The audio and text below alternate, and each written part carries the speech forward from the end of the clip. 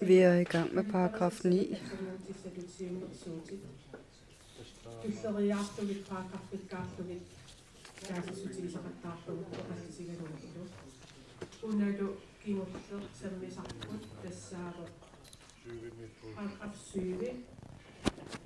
Det er paragraf 7, vi er ved.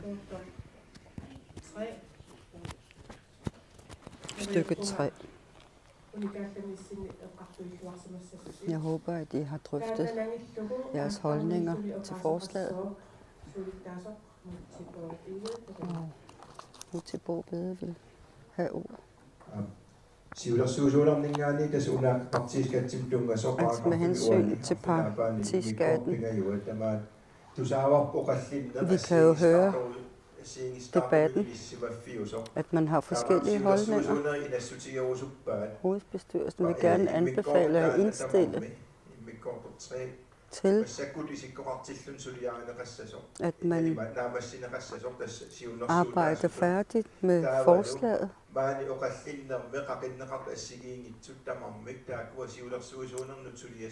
Og så alle andre forslag, der vedrører det her punkt, skal overlades til den nye hovedbestyrelse. Fordi vi må gøre punktet færdigt, som det er, og så overlade de nye ting med hensyn til partiskat, eller det være op til hovedbestyrelsen at arbejde videre med det. Der er flere forskellige udregninger, der foregår, for eksempel i forhold til tjenesterejser og alt muligt andet. Så vi indstiller til, at man godkender det her, uden at komme med alle mulige ændringer.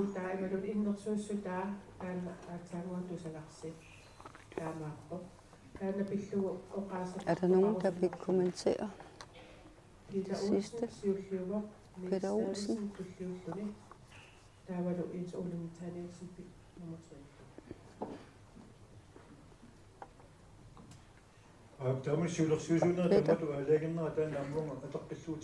Jamen, jeg vil gerne respektere hovedbestyrelsens indstilling. Men så vil jeg gerne høre, hvad I overvejer. Skal det være 1 eller 2 år, som den nye hovedbestyrelse skal arbejde med det, eller hvordan? Eller hvor lang tid vil man arbejde med nye ændringer? Der er jo flertal for, at der skal være ændringer på vedtægterne, så det håber jeg, at man lytter til, og at jeg selvfølgelig gerne vil have en garanti for, at man arbejder med de her ændringsforslag. Så jeg vil godt vide, hvad tidsperioden er.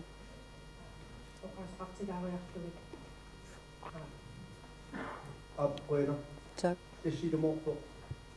Nej, det var ikke motiv. Det er... Det ser ud som om, at vores partikasse får mindre indtægter. Det er jo selvfølgelig ærgerligt,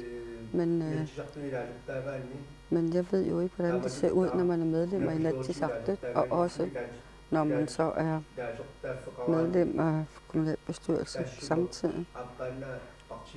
Og for eksempel var jeg klar over, at man kun betaler 1 partiskat, når man har dobbeltmandater. Så jeg ønsker, at I også skal forholde jer til dobbeltmandatspørgsmålet i forhold til partiskat størrelse. Jens Ole?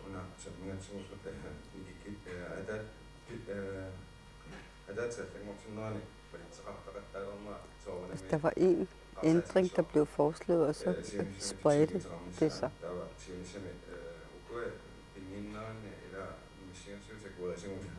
Altså, vi har jo lige godkendt det regnskabet.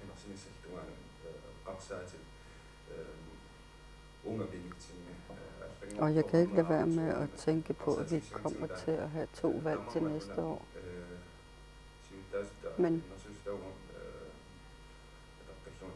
vi vil gerne respektere den indstilling, der kommer fra hovedbestyrelsen, selvom andre siger, at flertallets holdninger er det, der skal være gældende.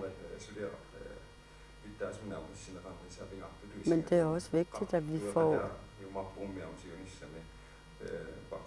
bearbejdet det her punkt helt til bunds, sådan, så vi ikke overlader noget til tilfældighederne. Peter Olsen.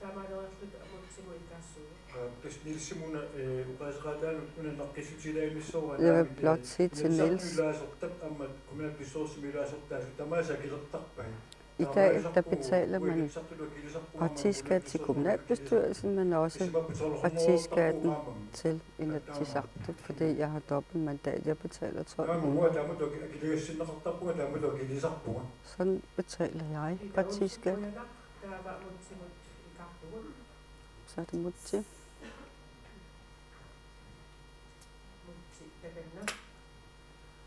tässä pitääpä kuitenkin kauallangussa. Altså vedtægterne ligger jo, eller det er i vedtægterne, at partiskatten er blevet besluttet. Så hvis hovedbestyrelsen får en arbejdsopgave overdraget fra landsmødet, så skal det jo være til næste landsmøde, at det skal fremlægges.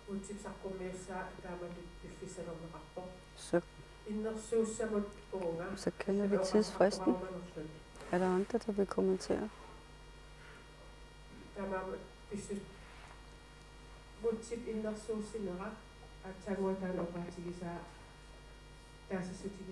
Så skal vi lige stemme om hovedbestyrelsens indstilling. Kan man godkende det?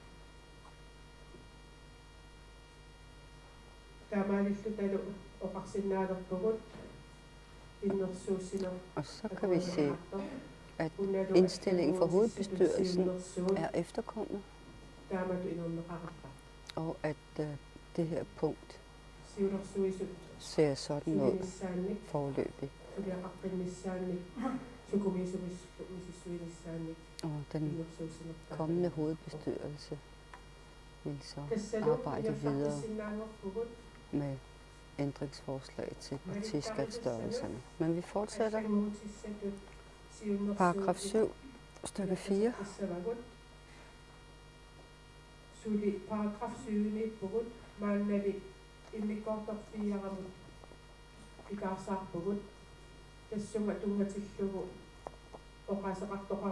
er der nogen, der vil sige noget?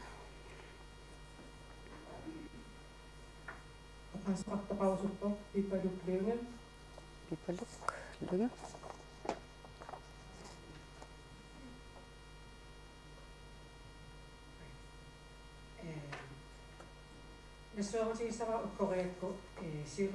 Jeg vil gerne være ærlig og sige, ærgerlig over at sige, at vi har simpelthen for få møder i hovedbestyrelsen. Altså man skal huske på, at hvis man er medlem af hovedbestyrelsen, så kræver det, at man skal sætte sig ind i en masse forskellige sager. Man skal have brug til at læse.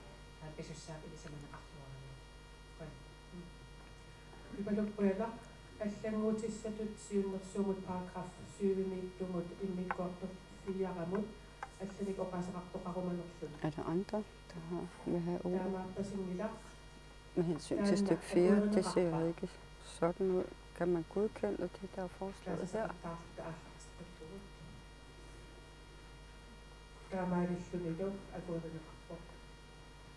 Det er hermed vedtaget. Paragraf 8.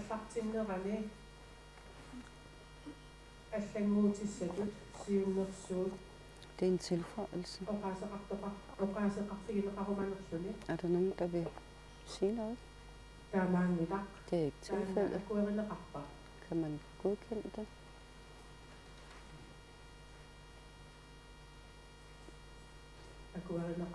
Det er vedtaget. Paragraf 8 med immigrantut sisamat. Istugu aslanguutissadut siunnersuumut oqaasaqartoqarumanerluni.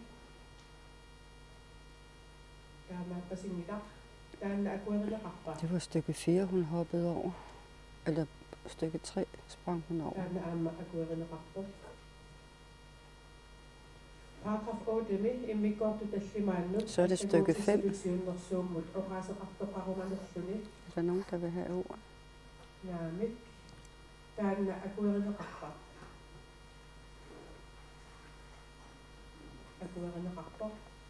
Stykke 5 Paragraf 8 immikkortut arfunrannut er vedtaget. allanguutissalutiunnersuummut oqaasaqartoqarumanerluni Er der nogen, der vil sige noget til stykke 6?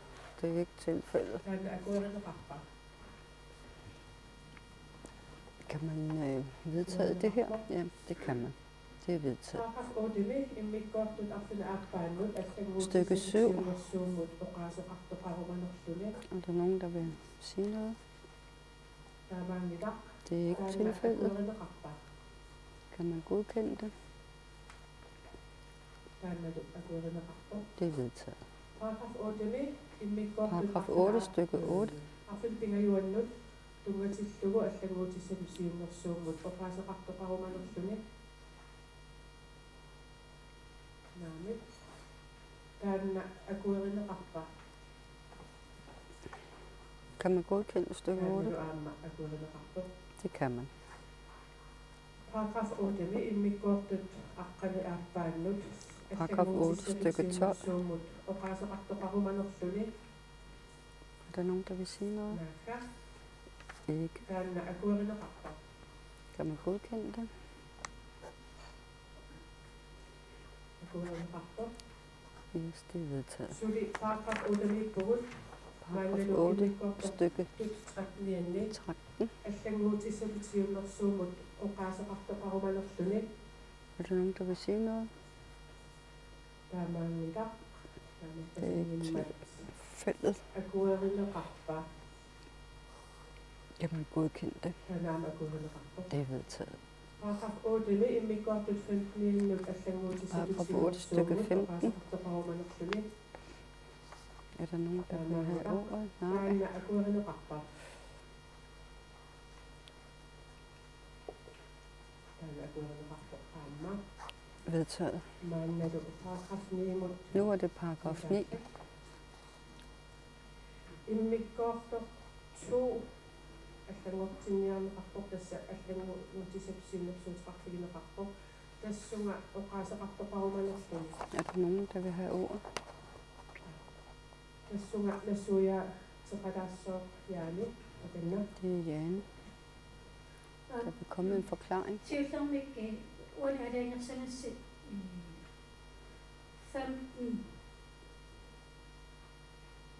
15 centimeter. Det er under 15,6.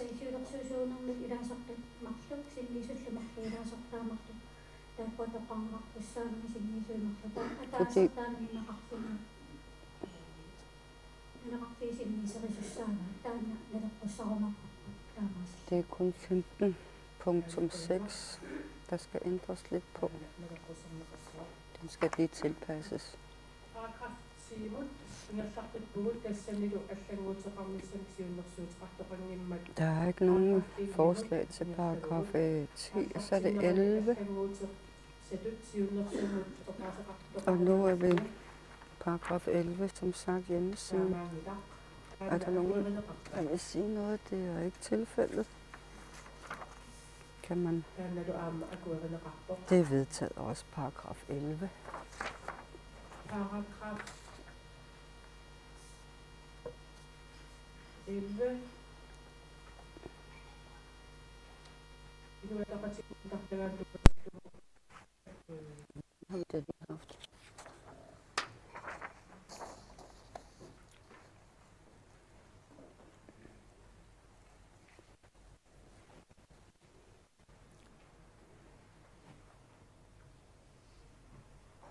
paragraf 11 imod tungatillugu аллангуутиссалутиуннэрсууммут оqaасеқартоқаруmanerluni. Nå, det er først paragraf 11 nu. Er der nogen, der vil sige noget? Det er der ikke. Kan man godkende det? Ja. Paragraf 12 imod Paragraf 12. аллангуутиссалутиуннэрсууммут оqaасеқартоқаруmanerluni. Er der nogen, der vil sige noget? таана акуеринеқарпа kan man godkende paragraf 12? Taannalu aama Men- aqerinaqarpu. Ændringsforslag, yes, det er vedtaget. Taamaalillu talu oqatigisinnaangorparput malittarisassanut Så kan vi sige, assatutsiunnersuutik At alle ændringsforslagene tamornik oqallisigineqarerlutik er blevet debatteret, og at man har godkendt et ny vedtægt nu, fornyet og tilpasset. Maannalu ataatimersuarnermi ingerlartissinnaangorput tassalutiki tassarput Og vi kan så gå videre i dagsordenen. Og det er medlemsforslag, vi skal i gang med nu. Vi har fået 20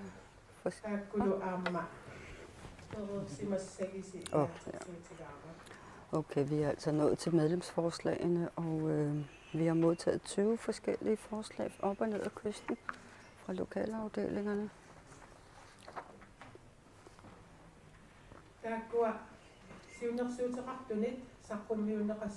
Det er forslagsstillerne selv, der fremlægger,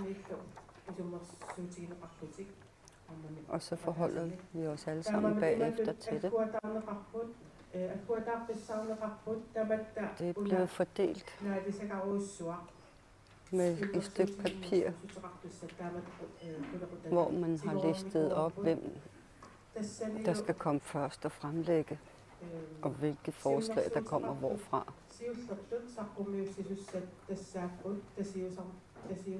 Og den første, der skal fremlægge, er fra Dasiusa.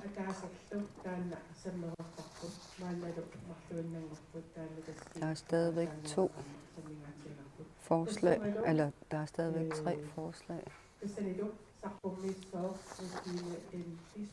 Og det er Regine N. Bistrup fra Dasiusa.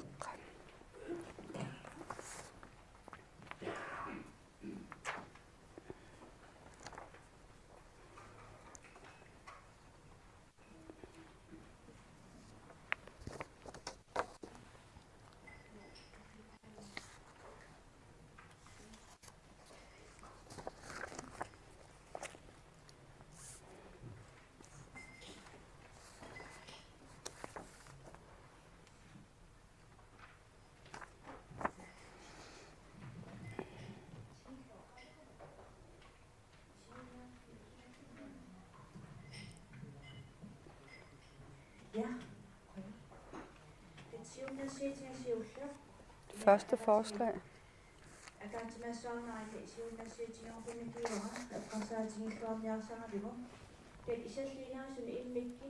Altså, vi bliver nødt til at gøre noget ekstraordinært med hensyn til yderdistrikter og de mindre bosteder. Vi har fået en masse forskellige udfordringer og problemer af social karakter, selvmord, krænkelse af børn, tvangsfjernelse af børn, og det koster dyrt for kommunerne, og man kan jo ikke bare sådan uden videre nedlægge de udgifter, man har. Men jeg håber, at der skal gøres mere endnu. Med hensyn til kommunernes økonomi,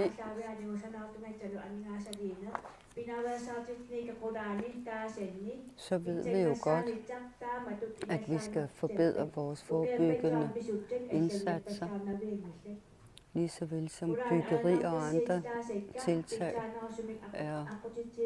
forventer vi heller ikke kommer til at se meget anderledes ud, end det har gjort tidligere. Men det, der er nødvendigt, det er, at man får skabt nogle idrætsfaciliteter for de mindre bosteder.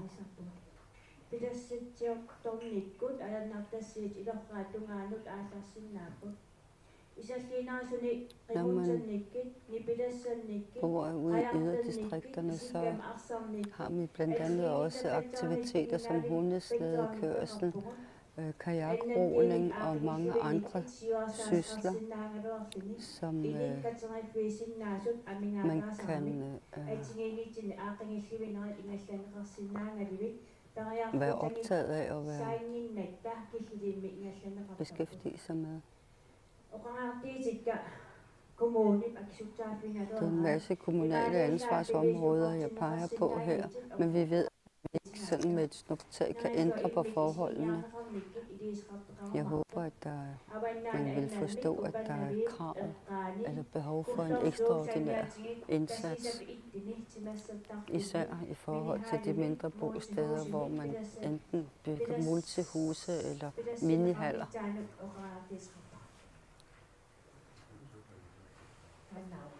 Så det var det. Det er vist det, hun kalder for opfordring til særlig indsats i yderdistrikterne.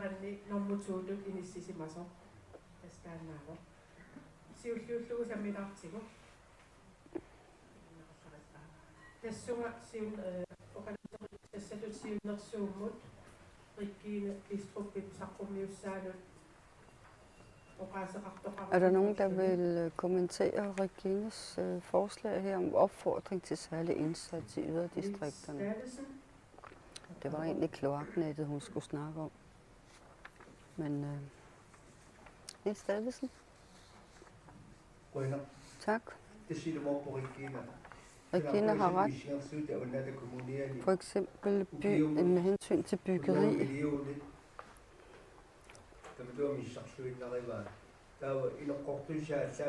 Så mener vi ikke, at for eksempel bevillinger til byggeri og anlæg står i mål med for eksempel befolkningstallet.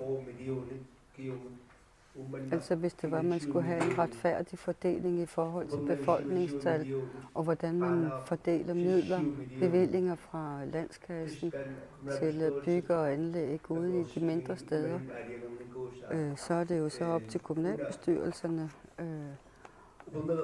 at være med til at beslutte konkret, hvor det er, der skal bygges flere boliger blandt andet også. Fordi det også handler om samfinansiering.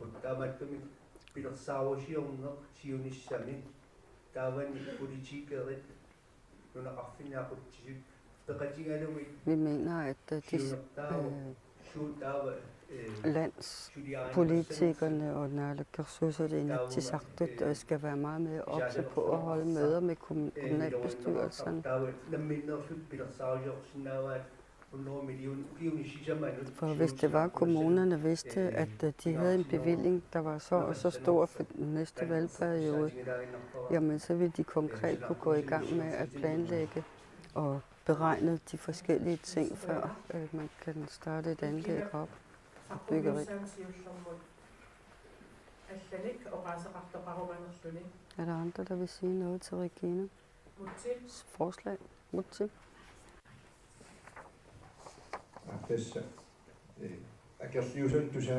Jeg har ikke hørt nogen, der er imod, så jeg vil blot indstille til, at det her skal overlades til, at vi forpligter den kommende hovedbestyrelse til at arbejde videre med det her, og at det skal meldes ud til offentligheden. Det vil jeg gerne foreslå. Ja, det var indstilling fra formanden.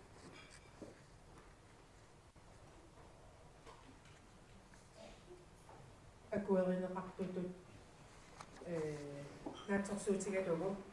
regner med, at man vedtager eller godkender det, da der ikke var nogen røster, der råbte imod. Men Regine vil gerne fremføre sit næste forslag.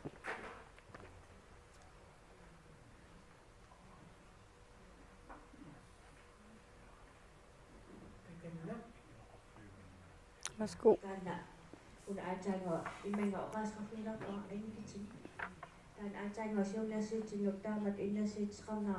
Altså med hensyn til særlig indsats. Mange tak, fordi det betyder utrolig meget. Vi har rigtig mange bygder oppe i Nordgrønland. Og selvom man tænker økonomi, så skal vi huske på, at alle ønsker koster noget.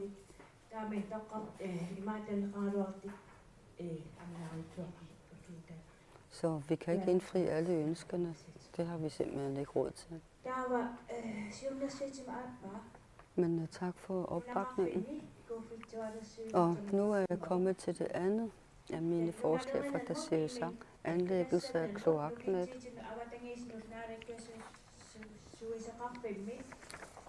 I Departementet for Landbrug, Selvforsyning, Energi og Miljø udarbejdes der strategiplan for anlæggelse af kloaknet i bygder, der ikke har problemer med vandforsyning. Og der anlæggelse af kloaknet i bygder, der har erhvervsudvikling, er med i Inuit Ataqatigiits mål, ønsker jeg at opfordre landsmødet til, at man seriøst gør en indsats for at realisere dette mål.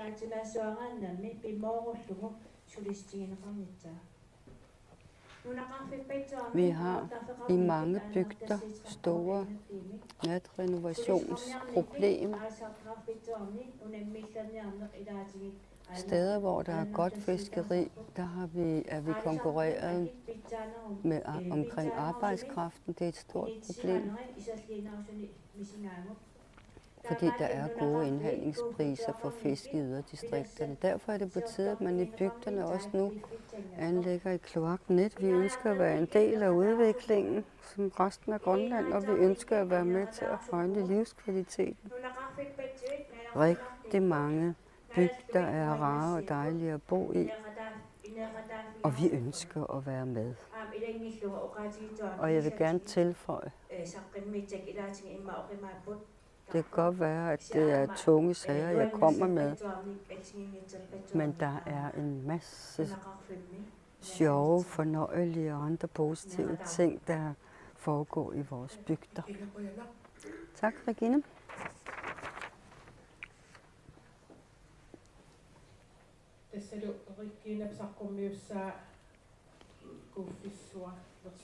Det var så med hensyn til kloaknettet i bygder.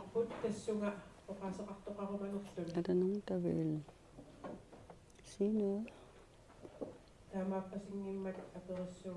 Det ser ikke ud til at være tilfældet, så jeg vil høre.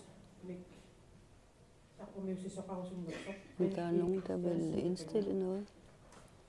Bent B. Christiansen.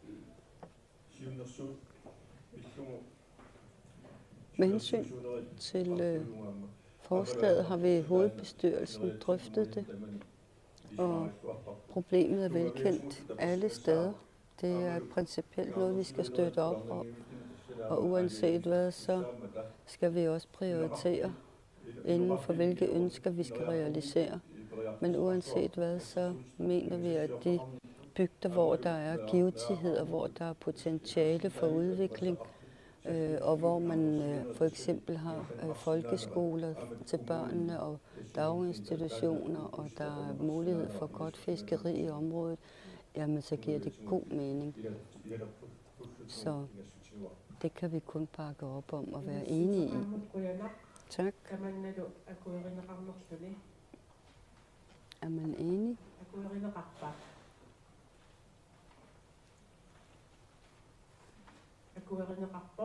Det ser sådan ud. Tak.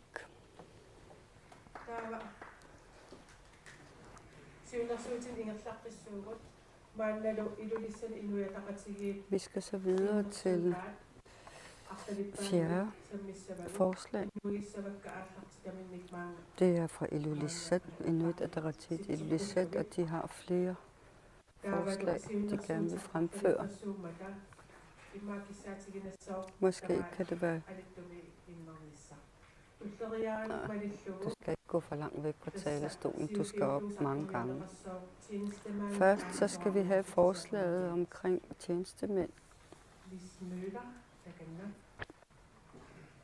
og pensionister. Tak.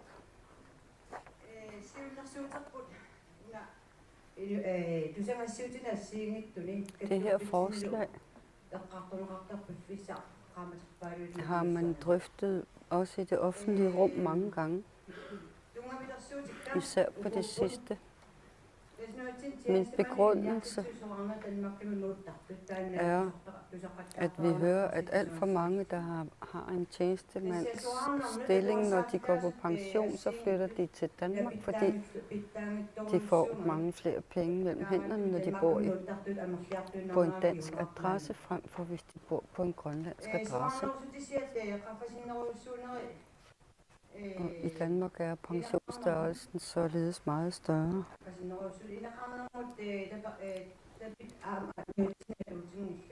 Også fordi, at man i Grønland ikke bruger boligsikring og bolig. I Danmark der får pensionister højere pension. De betaler mindre i husleje, og de kan opnå støtte til deres husleje, og de kan få forskellige økonomiske tilskud og støttemuligheder i Danmark i det danske system.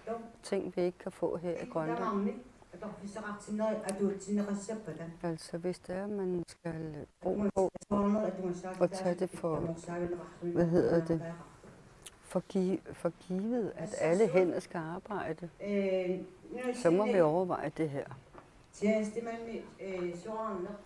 For eksempel, hvis en tjenestemand, som går på pension og flytter til Danmark, så får vedkommende meget mere udbetalt ved at flytte til Danmark, end er ved at blive her. For eksempel har de grønlandske folkeskolelærer fået forhøjet deres pensionsindbetalinger for at tilpasse sig de danske forhold.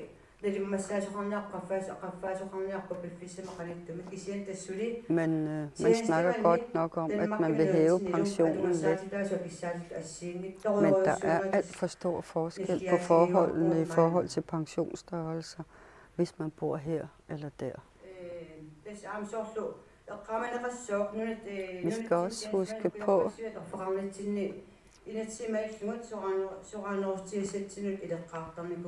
at det er lovbestemt, at man som tjenestemand skal indbetale til en pensionsordning. Når vi tænker på lønforhold,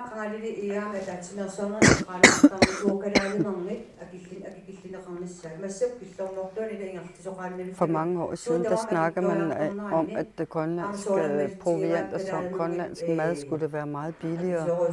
Det er mange år siden, vi blev enige om, at det skulle være sådan, men det er gået den forkerte vej. Det dyreste, du kan købe overhovedet af fødevarer, det er grønlandsk mad.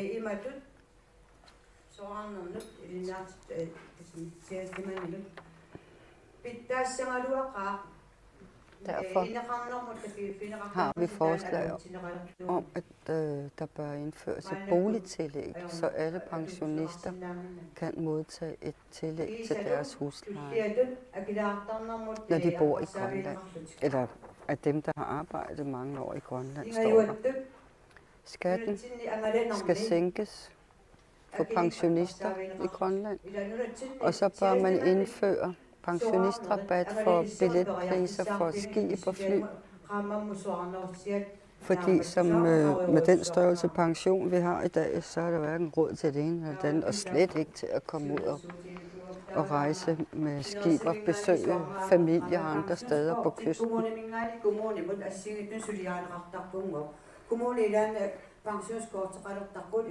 Altså, vi ved jo også, at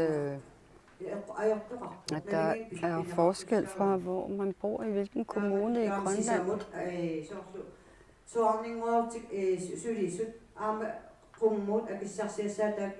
Men der er også en graduering i forhold til, hvor meget man lovbestemt skal indbetale til den grønlandske pensionskasse, som alle er forpligtet til i dag. Men vi har jo brug for mange flere hænder og mere arbejdskraft.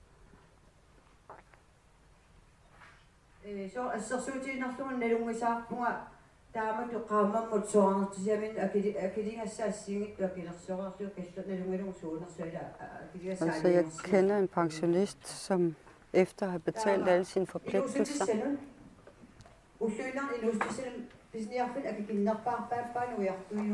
Og vedkommende køber altid det billigste. Det er ikke tilstrækkeligt. Pengene slipper op. Så derfor så må hun henvende sig til familien for at få hjælp til resten af familien. Jeg håber, at man er positiv og vil bakke op om det her forslag, jeg er kommet med.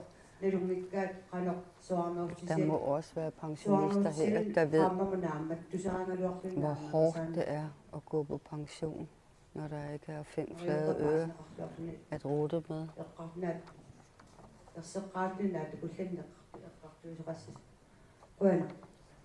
Tak.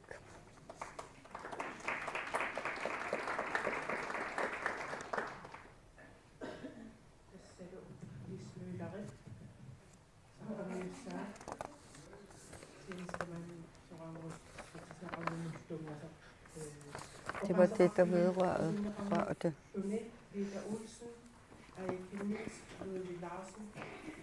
Pensionsstørrelse og forslag fra Lis Møller.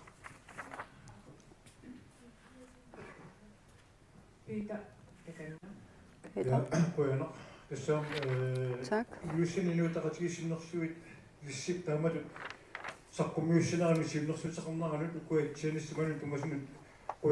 Tak for jeres forslag. Vi følger rigtig godt med i debatterne og også i udviklingen omkring det her område for pensionister og pensionsstørrelser. Jeg har selv et stykke arbejde, hvor jeg er i gang med at skrue et forslag sammen til Inatsisartut. Vi håber, at vores forslag vil blive godkendt, så det kan blive sat på dagsordenen til Inatsisartut efterårssamling. Så det er det, der er formålet. At vi bakker op om, at pensionister skal have bedre forhold. Vi har forståelse for, at man bliver nødt til at rette op på det her. Og det er derfor, vi har gået i gang med at se på det her, og hvad vi kan gøre i forhold til at komme med et forslag. Så er det Aya Kemnitz, og I kan tage høretelefoner på, hvis I vil lytte til den grønlandske.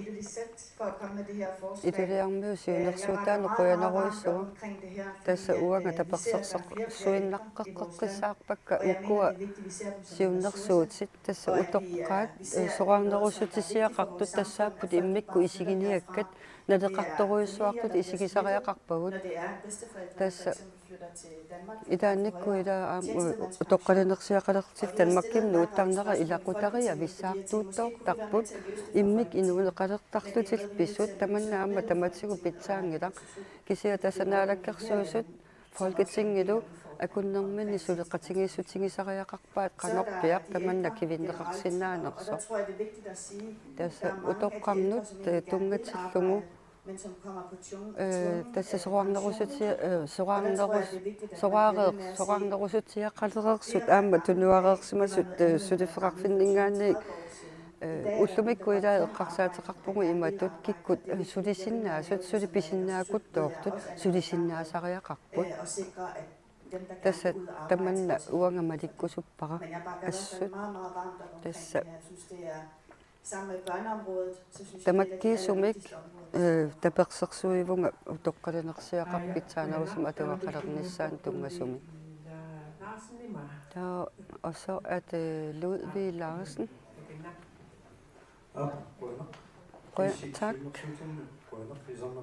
Og tak til forslagene. Det er velkendt problematik, der fremlægges. Og jeg vil godt bakke op. Men jeg vil også gerne sige så, at vi skal se den forskelsbehandling, der foregår i forhold til, hvor man bor.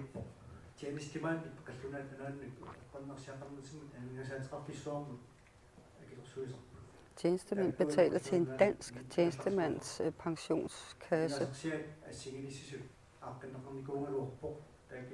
Altså man har forsøgt at udligne forskellene i forhold til folkepensionen.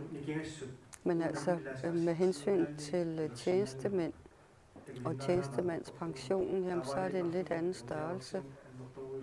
Vi kan ikke med et snuptag hæve det, som tjenestepensionister ville kunne få, hvis det var, at vi skulle udligne størrelsen.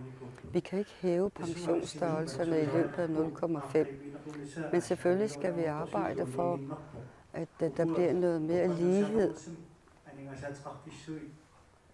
Vi ved jo, at pensionskasserne i Danmark er nogen, som har utrolig mange penge, og man kan ikke sådan uden videre fra offentlighedens side og fra andre sider, fra beslutningstagernes side, ændre på de her pensionskassers størrelse og deres måde at køre tingene på. Men uanset hvad, så mener jeg, at vi bliver nødt til at finde en eller anden form for løsning. Jeg ved ikke, om det er via lovgivningen, vi skal ændre på nogle ting, eller hvad det er, men vi må forfølge den her problematik, fordi jeg bakker op om, at pensionister skal have meget bedre forhold. Vi kan simpelthen ikke være det bekendt, som det er i dag. Så er det Mutti.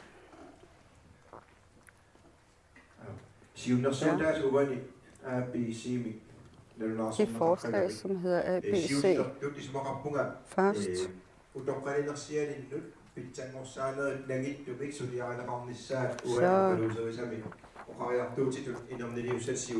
Så mener jeg, at vi må sige, at vi fortsætter forbedringerne for pensionisterne. På den måde kan vi få den igennem i Inatsisartut-parlamentet, således som Aya også var inde på, at Folketinget må indenom. Så derfor vil jeg gerne indstille til, at vi nu lige har fået en lov, en ligestillingslov, for eksempel, hvor man blandt andet også foreslår at sænke skatten for pensionister. Den er jeg ikke enig i, fordi at hvis vi skal have lige behandling, jamen så bør pensionister betale det samme. Det nytter ikke noget, at vi letter skattetrykket for nogle grupper og ikke for andre, lige så vel som vi også overvejer forskellige tillæg og tilskud fra den offentlige kasse til pensionister. Så det hele skal hænge sammen, og jeg vil gerne indstille til, at de vilkår, som pensionister har, at man fra Inuit Ataqatigiit vil forfølge forbedringer for alle.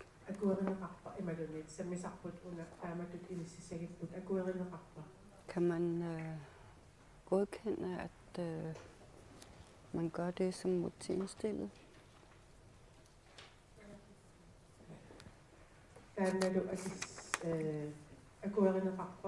Ja.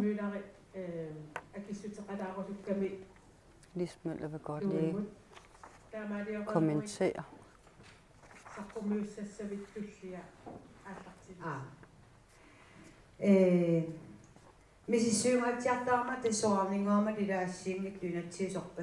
Jeg har undersøgt en masse ting, da jeg blev pensionist.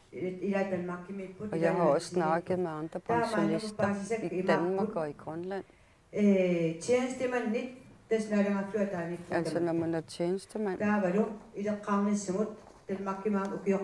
så har vi også indbetalt til tjenestemandspensionen i mange år i Danmark.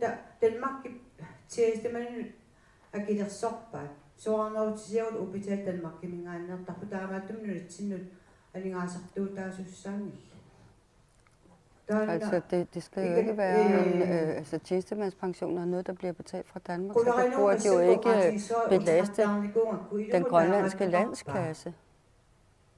Nu er jeg lidt. Så jeg har forstået det sådan, at det ikke er Grønland, der skal betale de der pensioner.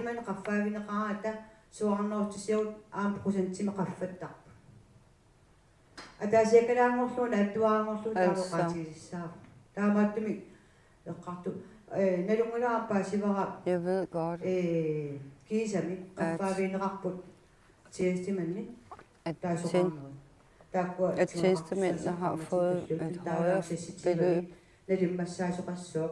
og i 26 vil man tilpasse det endnu bedre med hensyn til tjenestemændene.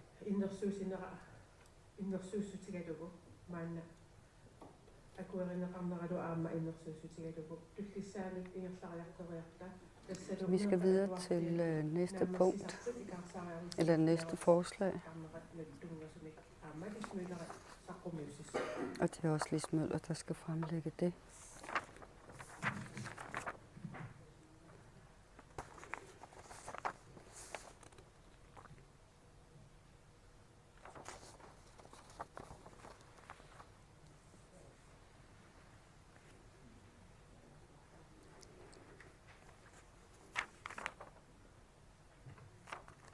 Så prøv.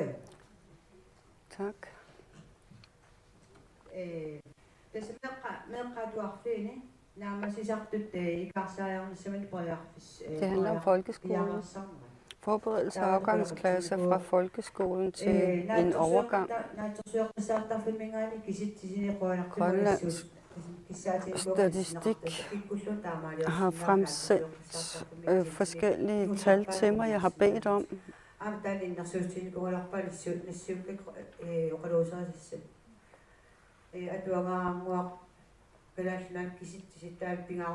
Der er en lille bog, hvor man kan læse om statistikker i Grønland.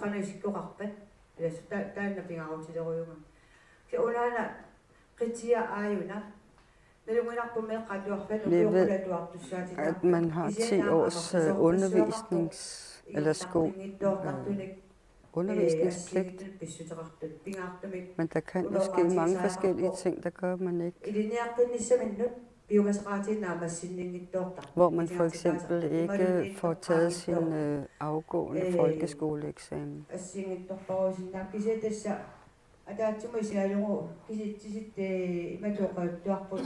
Men tallene siger, vi begyndte at kalde det den unge gruppe af unge mennesker for det, vi kaldte for restgruppe tidligere, men det er altså unge, som hverken er i gang med det ene eller det andet. Vi har ikke råd til, at unge ikke er i arbejde eller ikke kommer i gang med en uddannelse, hvis de bliver flere og flere og flere, som hverken gør det ene eller det andet.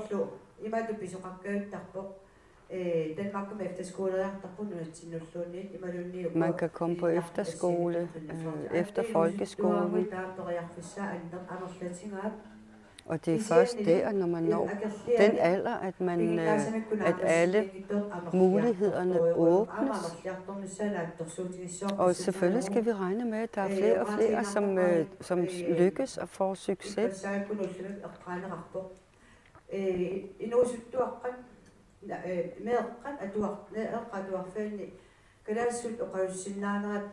Vi havde nogle andre udfordringer, for eksempel i folkeskolen.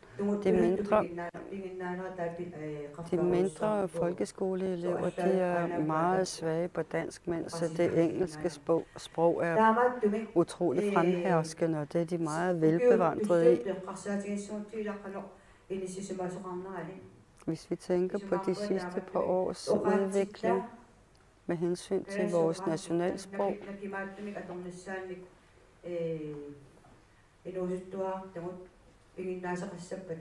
hvis hvor unge mennesker skal have et godt sprog, men også en god sproglig udvikling, så er det også nødvendigt at have fokus på det her, fordi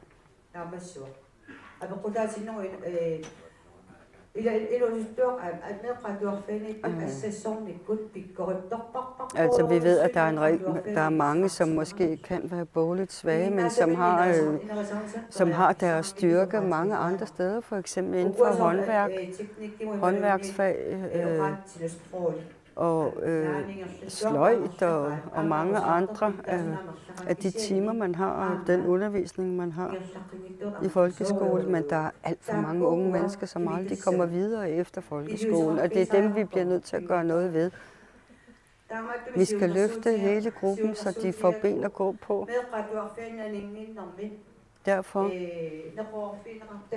mener jeg, at man inden man forlader folkeskolen, at man kan få yderligere 1 til 2 års folkeskolelæsning og forbedre sine kompetencer.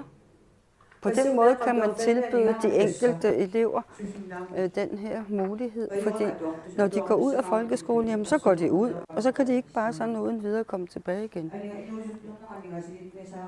Altså, vi bliver jo nødt til at bruge vores økonomi på, at på nogle givetige områder på en god måde. Så jeg mener jo sådan set, at de unge mennesker er meget en ressource, der er vigtigere end selve pengene. Så jeg mener, at de unge mennesker skal altså have den her mulighed, således at hvis de synes, at deres niveau er for lavt i forhold til resultater i folkeskolen, at de kan få 1 eller 2 år til at forbedre deres kundskaber.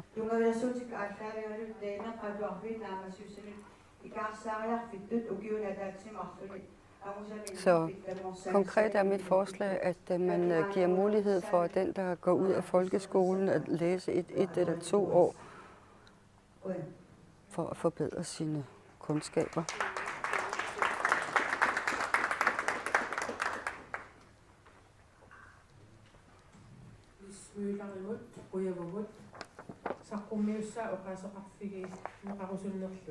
Er der nogen, der vil sige noget til det her forslag?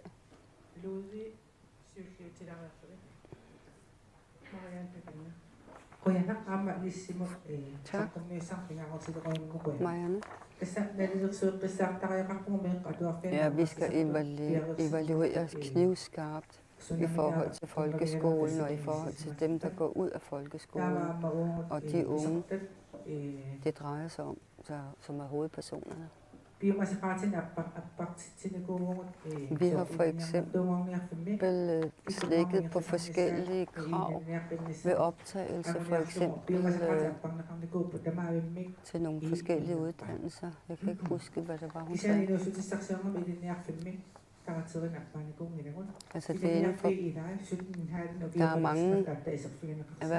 der er mange uddannelsesområder, for eksempel erhvervsuddannelser, dem har vi ikke slækket nogen som helst krav på. Så det, vi bliver nødt til at følge grundlaget. Hvis man skal videre til GU, hvis man skal læse på universitet bagefter, jamen så har man hævet adgangskravene fra GU og op til en universitet, at dem skal søge ind på universitet.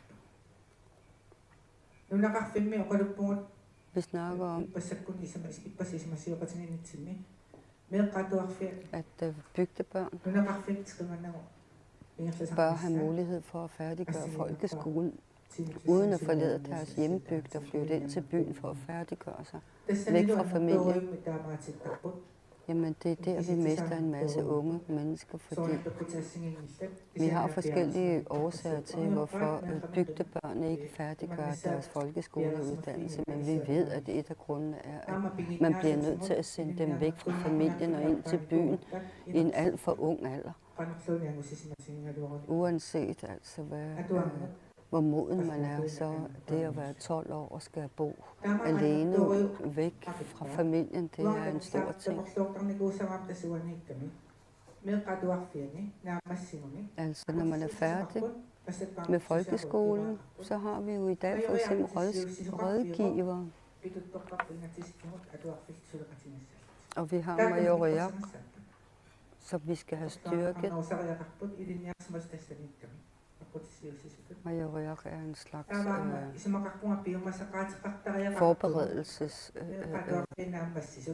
sted, hvor man kan finpudse sine kundskaber og blive bedre. Altså det er noget med at holde de unge i hånden lidt bedre, så vi ved, hvad de laver og hvor de er henne. Og selvfølgelig skal vi jo samarbejde med deres forældre også. Så det er en stor arbejdsopgave, som vi ikke bare lige kan beslutte os omkring, som det er nu. Men det er en idé og en indsats, som man kan arbejde videre med. Mimi Carlsen.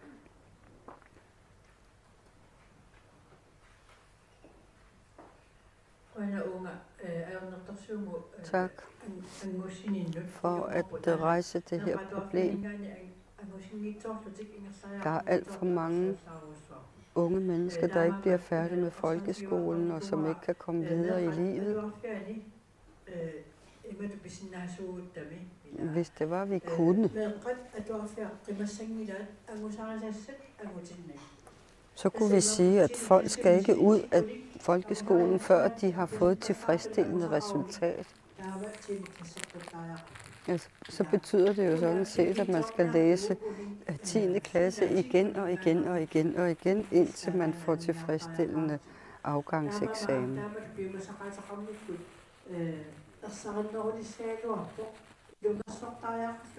Og på den måde, når vi stiller de krav, så bliver det også klart og tydeligt for alle og enhver, at det faktisk betyder noget, at man ikke er ligeglad. Men det betyder også, at forældrene skal være meget mere omkring sig og støtte den unge i at få de gode og bedre resultater, der er nødvendige. Vi bliver nødt til at hjælpe hinanden, altså forældrene bør hjælpe deres børn. Det kan ikke kun være skolelærerne eller eleverne eller lærerne, som kan løfte det her. Så derfor så må vi altså også snakke med forældrene om, at jamen, de skal jo bakke op om deres unge. Altså man kan jo sige, at når man når den og den alder, så skal man vide det og det og det og have et tilfredsstillende resultat fra folkeskolen. Ludvig, tak. Vi ved, at det er et problem, der vokser de seneste par år. Vi bliver nødt til at finde en løsning nu. Jeg har læst op til 12. klasse. Så fjernede de 12. klasse, og siden fjernede de 11. klasse. Nu har vi kun 10 år. Det er på et tidspunkt, hvor den personlige udvikling er ved at komme godt i gang. Så stopper vi mulighederne for den unge. Altså, det er jo en periode, hvor man i sin alder bør forberede sig på ungdomstiden og også den store voksentid, der kommer senere. Altså, hvis der er 1000, der går ud af folkeskolen med en okay eksamen, så er der kun 300, som kommer i gang med en anden uddannelse efter folkeskolen. Og ud af de 300, der kommer i gang med en uddannelse, er det kun halvdelen af dem, der bliver færdige med et eller andet. Så vi har en kæmpe stor udfordring her. Altså det der med, at man stopper ved 10. klasse, måske bør man udvide det med en 11. klasse. Edvard Aronsen.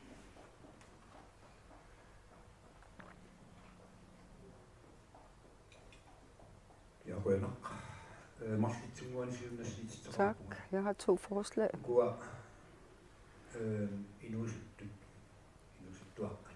Med hensyn til de unge. Måske er det folkeskoleeleverne, han snakker om. Handicaporganisationen holdt en stor konference i Sisimiut, hvor jeg var med. Og vi var på besøg, blandt andet på alderdomshjem.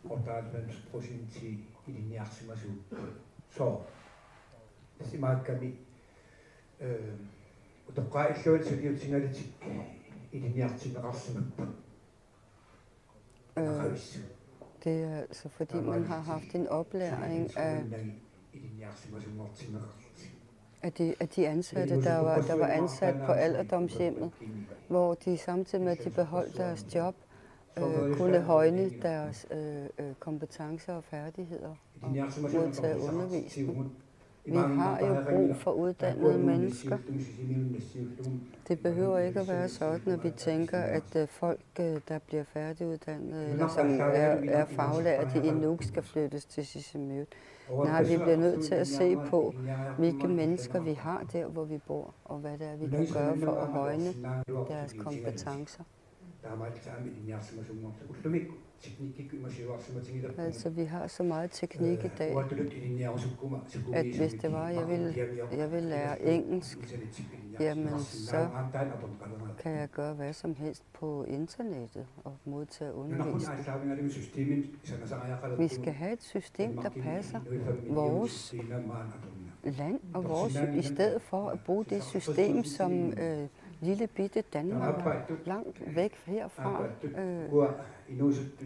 er grundlagt efter. Vi skal have vores eget.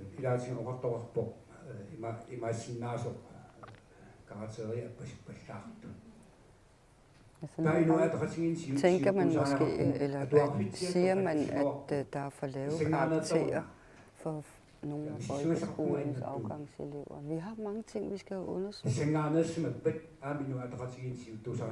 Fordi uanset hvad, så bør Inuit Ataqatigiit sætte sig i førerposition i forhold til, at vi vil komme med forbedringer inden for det her område. Så det skal vi have mod til. Tak. Så der er en masse, der har bedt om ord, men vi bliver nok ikke her hele natten, så I skal sige det kort og tydeligt, og ikke. Men andre? Louie vil jeg gerne bakke op om, at hans synspunkter, at man efter 10 års skolegang ikke føler, at man har fået et ordentligt resultat. Det synes jeg er en rigtig god ting, fordi der er alt for mange, der bare stopper op og ikke aldrig bliver færdige og ikke får en eksamen fra folkeskolen eller afgangsbevis.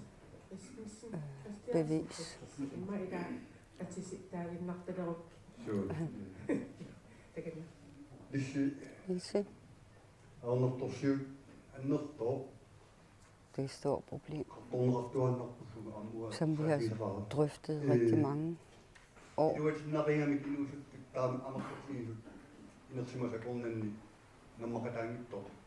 Altså, hvis der bliver flere og flere unge, som ikke er med til at løfte samfundet, så har det mange andre forskellige udfordringer og problemer for os. Altså, der er flere ting, vi skal gøre. Altså, vi har jo det, vi skal kalde det for den gode skole. Og derudover har vi børnehaven, hvor man i børnehaven sidste år forbereder sig til at skulle gå i første klasse.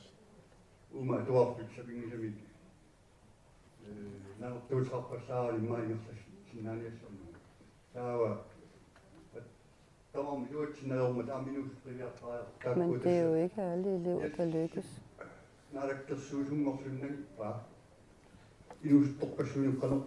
Jes Svane fra Siumut, han fortsatte denne problematik, da han blev naalakkersuisoq,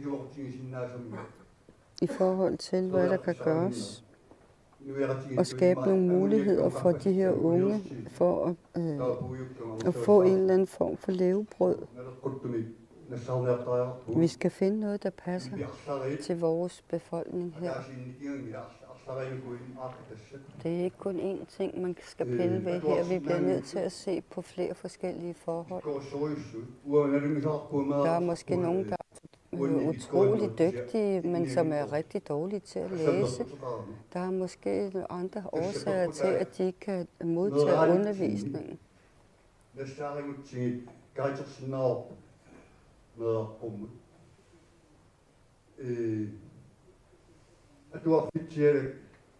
Den gode skole.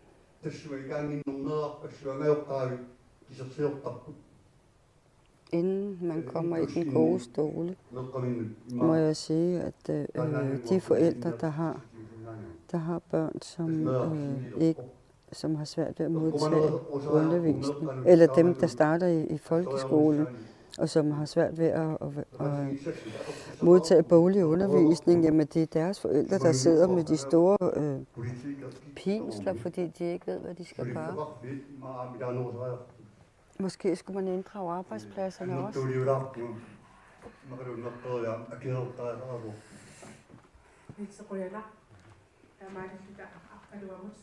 Det blev så langt, så jeg måtte lige holde inde.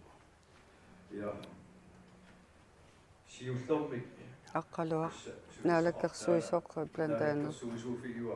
Det er ham, der har det politiske ansvar for unge og folkeskolen.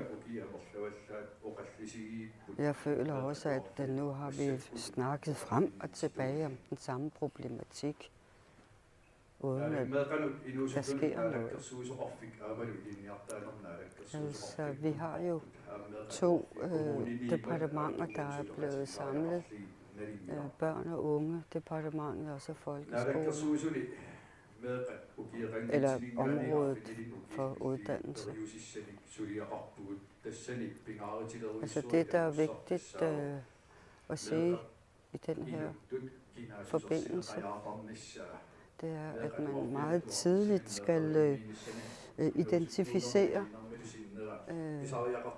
de små folkeskoleelever i forhold til, hvis der er nogle særlige udfordringer for vedkommende, eller at der er nogle bestemte svagheder eller andre forhold, der gør, at barnet måske skal betragtes med lidt andre øjne og have en lidt anden hjælp.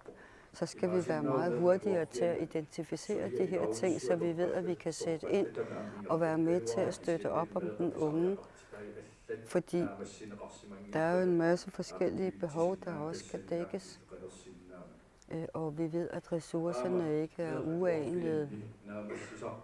Men vi ved godt, at der er store udfordringer med nogen, som for eksempel har dysleksi, og så har vi ADHD, og så har vi ADD, og vi har alt muligt, og vi mangler en masse tests, vi kan bruge for at finde diagnoser på mange af de her lidelser. Altså, vi har fra naalakkersuisut fremlagt et mål om, at et hvert barn, altså at vi skal vide, hvor hvert enkelt menneske er henne. Altså også i forhold til de unge, om de er i uddannelse, eller om de bor hos forældrene, om de er i arbejde, eller om de er flyttet andre steder hen.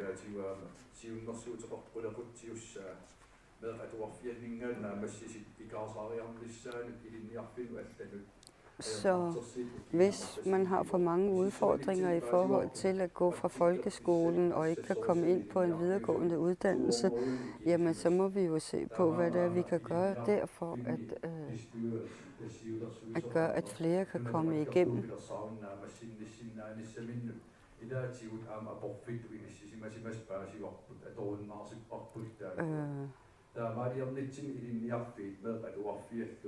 Altså uddannelsesinstitutionerne, men også folkeskolen skal være tættere på hinanden. De skal være meget mere samarbejdende om mange af de berøringsflader, de har med hinanden.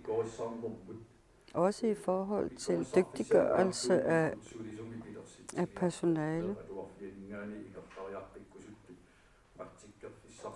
For eksempel, så kunne det jo være en god ting, og det er noget, vi har drøftet også, at oprette nogle praktikpladser i forhold til, at man kan, i stedet for at sidde på skolebænken, måske mere praktisk få prøvet et erhverv af, eller et fag af. Og at man på den måde så kan komme ind på uddannelsen.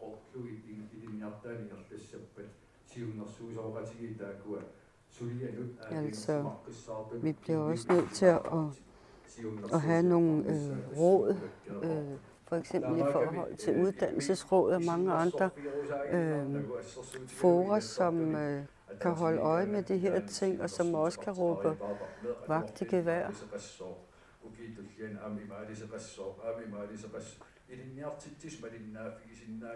Altså, vi skal passe på med ikke at lave alt for mange ændringer, fordi nogle gange så kan folkeskolelærerne slet ikke følge med i, hvad vi nu har fundet på. Så det handler jo om at finde den gyldne nøgle. Majoriak, det er jo altså også et sted, hvor man kan gøre meget mere i forhold til håndværksfag.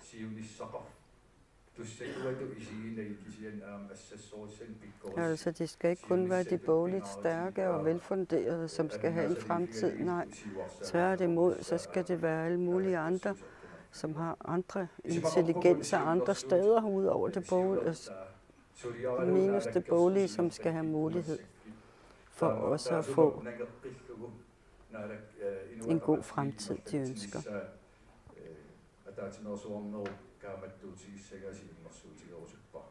Så jeg vil blot indstille til, at landsmødet opfordrer til, at man skal arbejde videre med det.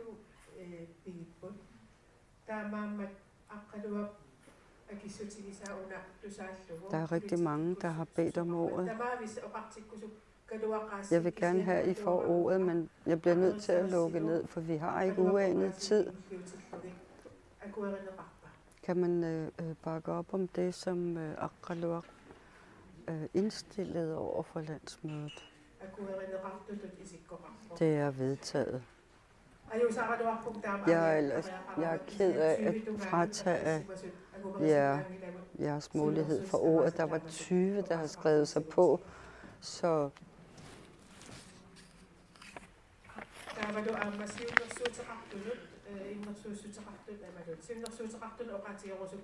så vil jeg også sige til forslagsstillerne, I har fået alle forslagene, modtaget dem tidligere.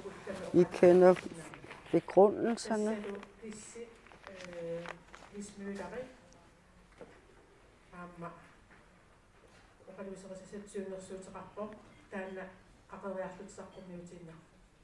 Og så skal vi have Lis Møller på talerstolen igen.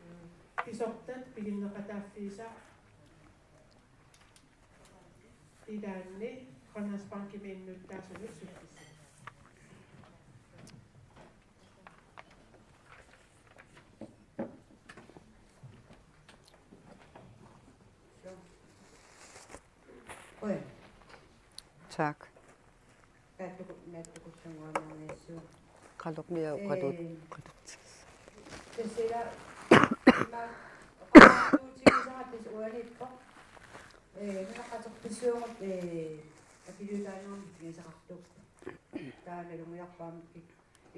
Jeg vil prøve at gøre det kort, siger Regine.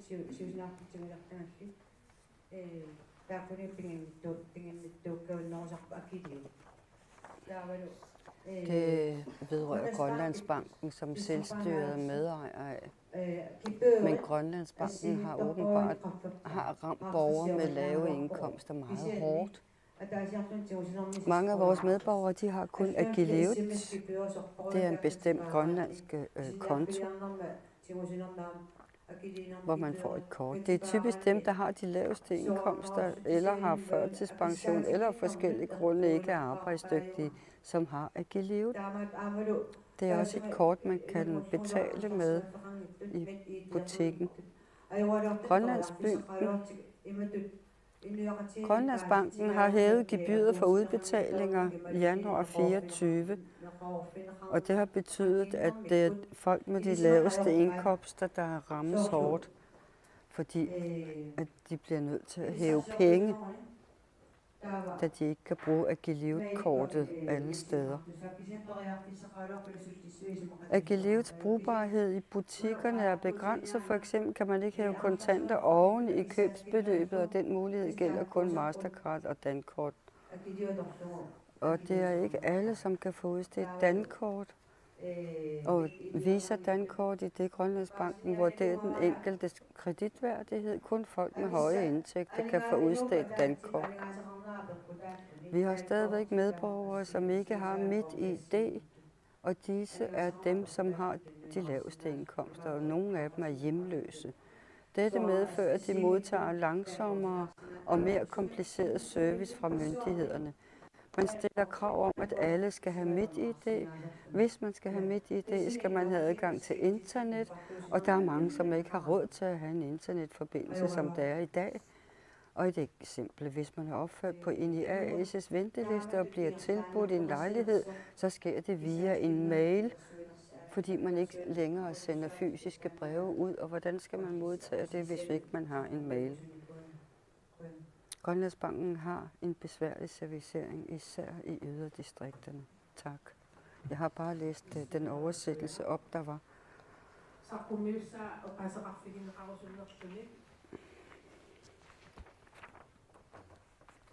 Nogle kommentarer? Nej. Jo.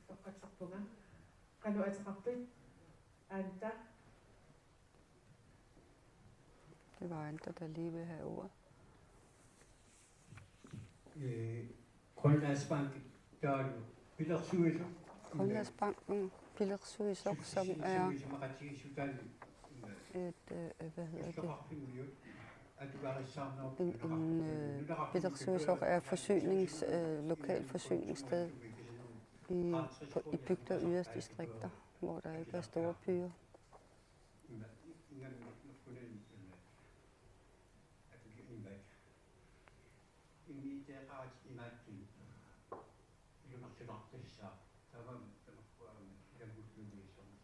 Ja, jeg synes, man skal undersøge de her ting, kort sagt.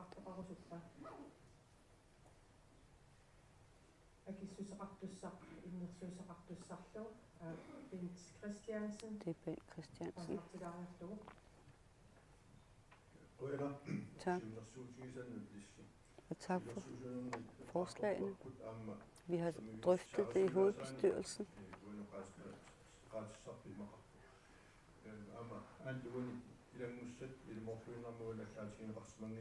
Og andre, du har ret. Der er ting, der ikke står her, som er nødvendige at have med. Altså, vi ved jo, at det er blevet meget dyrere at leve. Priserne er høje.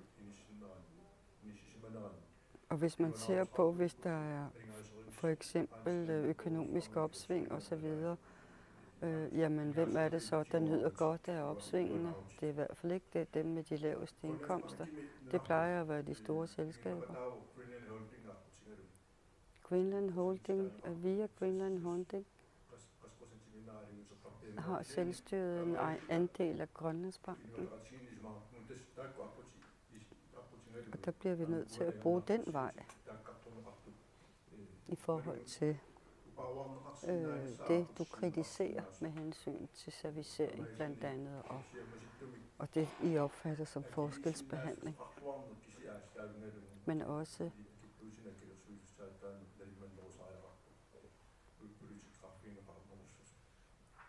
at vi kan...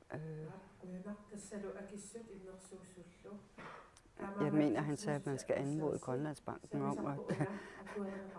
om at se lidt på, at folk skal have mulighed for at afdrage deres gæld, eller hvad det var.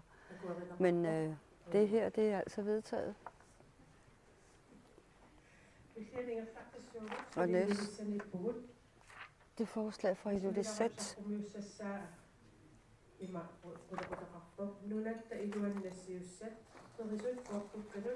Det er fragt af frostvarer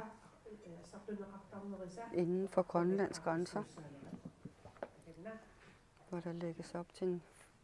her er den. Strukturen for indenlandske pakkeforsendelser, frysevarer og pakker er besværlig. Hvis jeg skal sende en frostpakke fra Nordgrønland i Ilulissat, eller til Sakra, som ligger lige nord for Ilulissat. Så skal denne frostpakke først sendes fra Ilulissat til Nuuk, og så skal den sendes fra Nuuk nordpå til Aasiaat, og først fra Aasiaat til Sakra.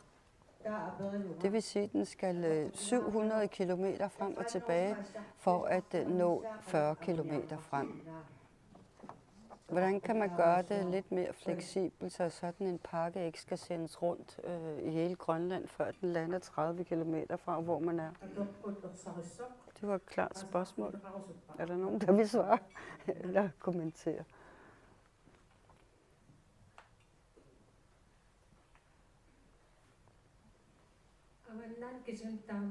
Det er ikke kun Nordgrønland, det er sådan. Det er ikke kun den enkelte region, det ser sådan ud. Sådan er det også i Sydgrønland. Der kan vi vente 2 måneder, for at en pakke bliver postforsendt 20 kilometer.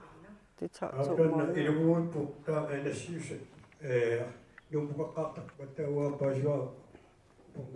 Jamen, jeg vidste ikke, at alle forsendelser bliver sendt til Nuuk først.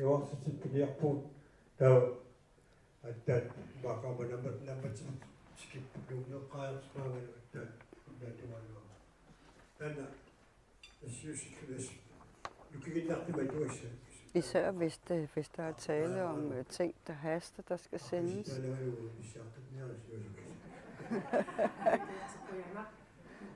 Så skynd jer at ordne det. Mutti.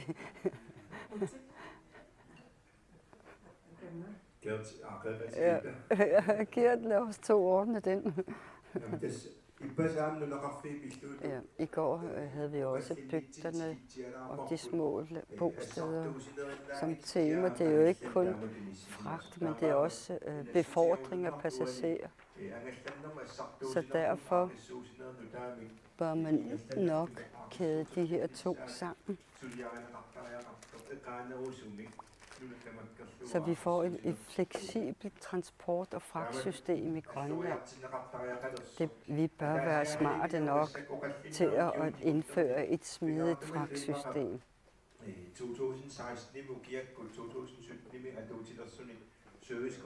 Vi havde jo en ny servicekontraktforhandling, hvor det her element,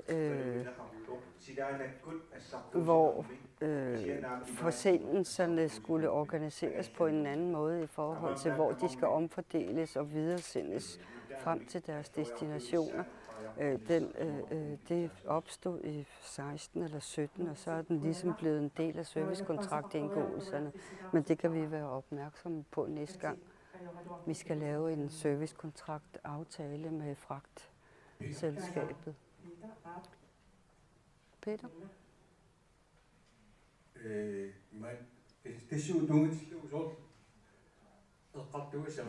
Jeg synes, at der er rigtig mange ting, som vi bliver nødt til at drøfte i den her forbindelse. Vi kan jo ikke nævne alle selskaber, som drives her i Grønland.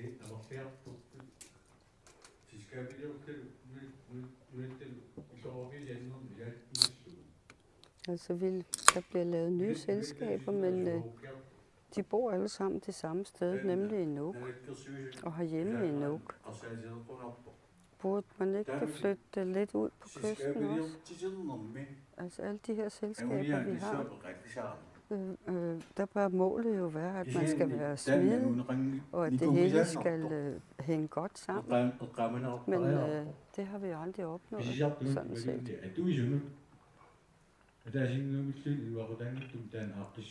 Så den organisering, vi har brugt de sidste 5-6 år, den har ikke hjulpet hverken selskabet, kunderne eller nogen som helst andre. Vi bliver nødt til at få den ordentligt på plads. Det samme er det med telekoncernen og også vores energiforsyningsselskab. Alle de her selskaber, de bor alle sammen og har hovedsæde i Midtgrønland.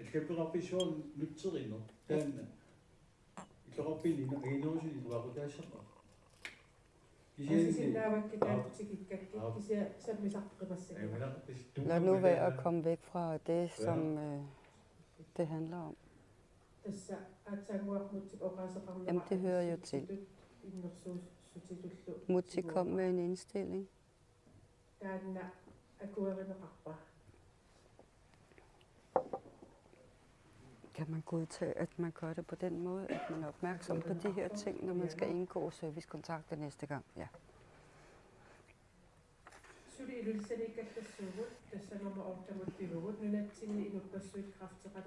Nu er vi nået til det, der i dagsordenen, han har sagt, hedder punkt 8. Forslag til, at man undersøger mulighed for DNA-test af landets borgere, fordi mange får kræftdiagnose eller får en diagnose for arvelige sygdomme. Vi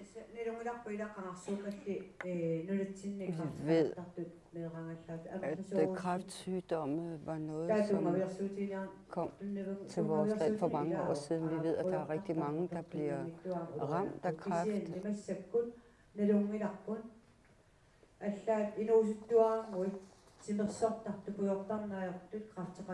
Men altså i dag, så kan man jo altså åbenbart konstatere, at selvom man måske er et ung menneske, som er sund og dyrker idræt og aldrig ryger eller drikker alkohol, at man kan blive ramt af kræft.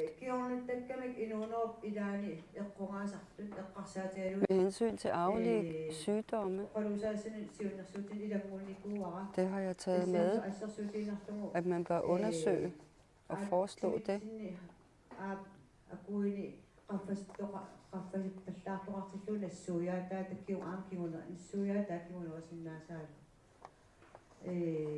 Så vi kan, så man kan få diagnoserne på plads.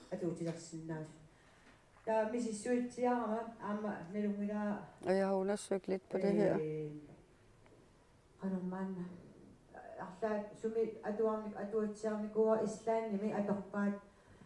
I Island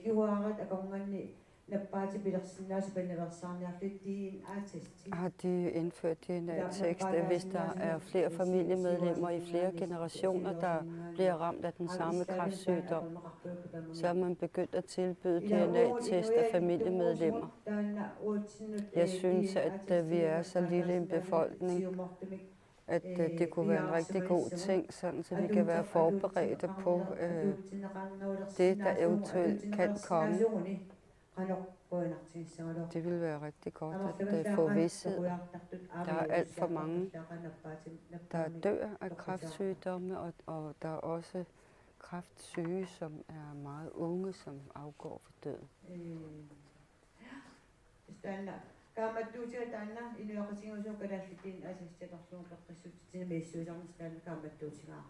Så jeg vil gerne opfordre til, at vi alle sammen får en sygdoms- og arveligheds et eller andet test, DNA-test. Tak for fremlæggelsen. Det vil tolken vil ellers gerne sige noget, men altså det er ikke mig, der kan få ordet. Jeg synes ikke, man skal gøre det her.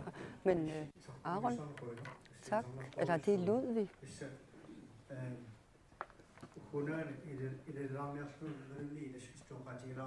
Jeg vil godt tilføje dit forslag. Efter man har forstået en kræftdiagnose, så går der for lang tid til behandlingen tilbydes. Det bør stå i loven,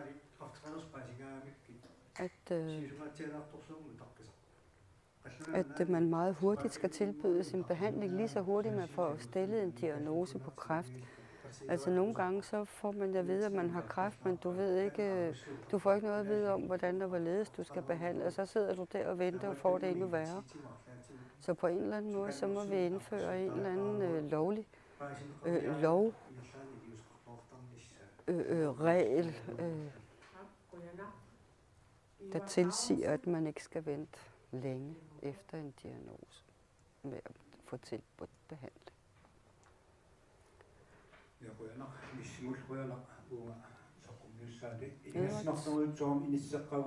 Vi står i en meget vanskelig situation i dag med hensyn til kræftsygdomme.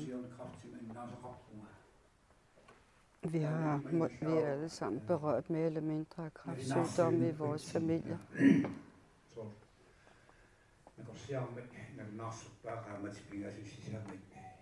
Altså der vedkommende, som vi mistede for nylig,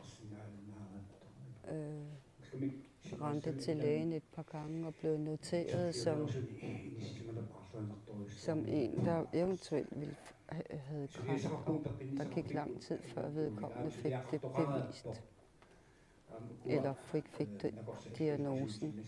Det var så sent, at de fik konstateret det, at det var for sent at iværksætte en behandling, så vedkommende var ikke til at redde. Men det er noget med at få en tidlig diagnose, så man hurtigere kan komme på fod igen.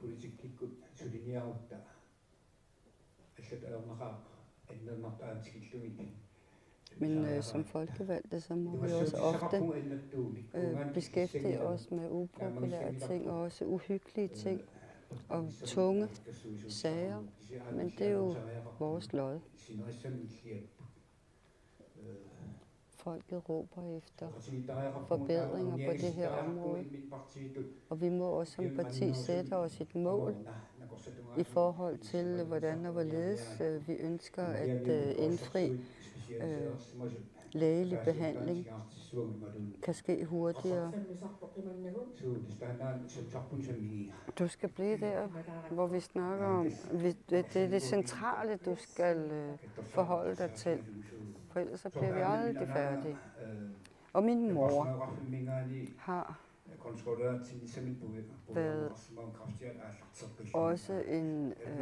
været sluppet for sin kræftsygdom, og den var gået overgået i sig selv, men så havde de glemt at få hende ind på en liste, hvor hun skulle til tjek, og så var hendes kræftsygdom kommet tilbage. Det er os alle sammen. Det drejer sig om det her. Det er vores helbred og sundhed, og det er også sundhedsvæsenet, det drejer sig om. Altså, vi ved jo godt, at ved at lave mere motion, så kan det hjælpe, men det er ikke det eneste, der hjælper. Agnak.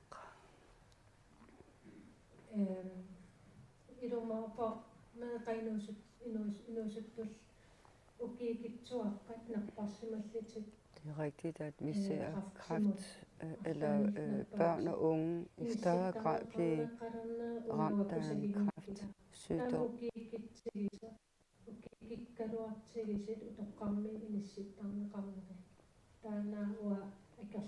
Mens de er syge, og de får behandling. Den metode, vi har med at placere vores syge unge mennesker nede på alderdomshjemmet, det passer altså ikke. Det er ikke passende på nogen som helst måde. Altså, syge unge skal ikke placeres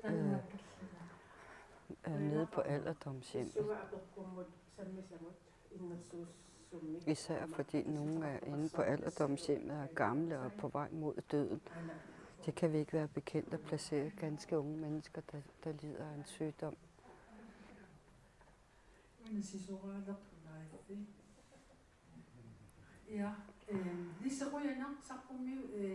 Agathe Fontaine, tak for din fremlæggelse.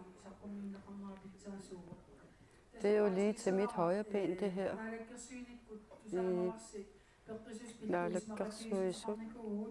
Har vi indgået, eller i Inatsisartut har vi indgået sundhedsforlig, og i dette sandhedsforlig har vi netop det her punkt, fordi I har kritiseret tingene, og det er så kommet med ind i forliget fremadrettet, således at man tager højde for de her ting.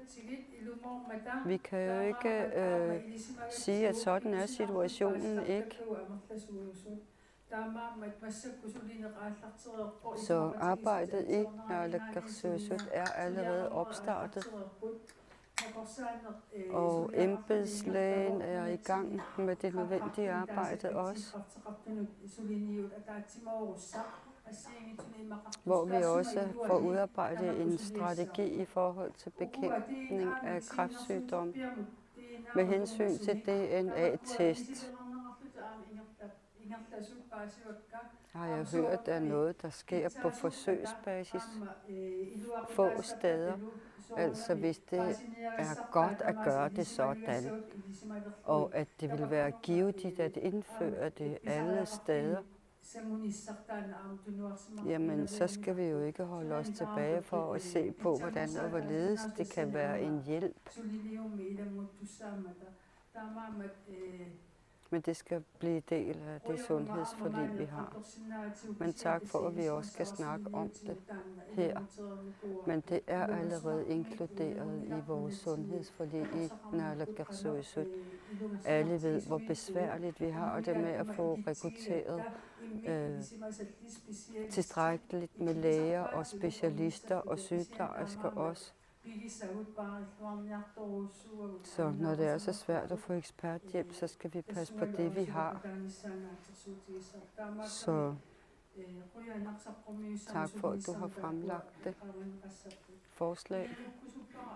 Og jeg vil også tilføje den her forbindelse, at bygdebestyrelserne og kommunalbestyrelserne skal drøfte, hvad det betyder at have forebyggende indsatser i forhold til kræftsygdomme for eksempel. Altså, jeg siger ikke, at alle skal gå den samme vej for at forsøge at undgå kræftsygdomme, men altså de forebyggende indsatser og det, altså det kan godt være, at det ikke ryger for en kræftsygdomme, men det kan jo være, at de har været i nærheden af rygere, der gjorde, at de fik en kræftsygdom.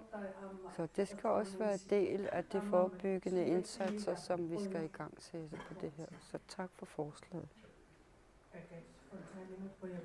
Vi siger tak til Agathe.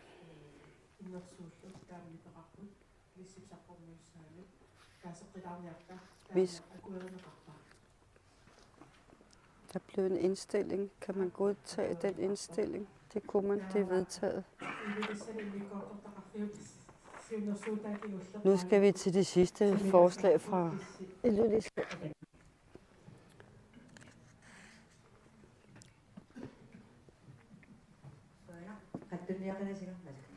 I må ikke blive træt af mig.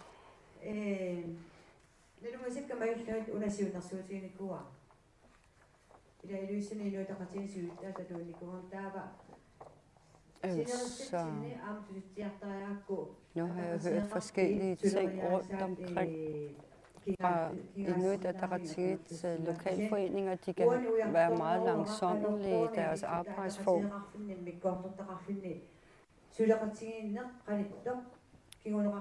Hvad kan vi gøre for at samarbejde bedre, så vi får nogle bedre resultater ud af det? Vi bruger mail, sms, messengergruppe. Men selvom vi har gode muligheder for at kommunikere med hinanden.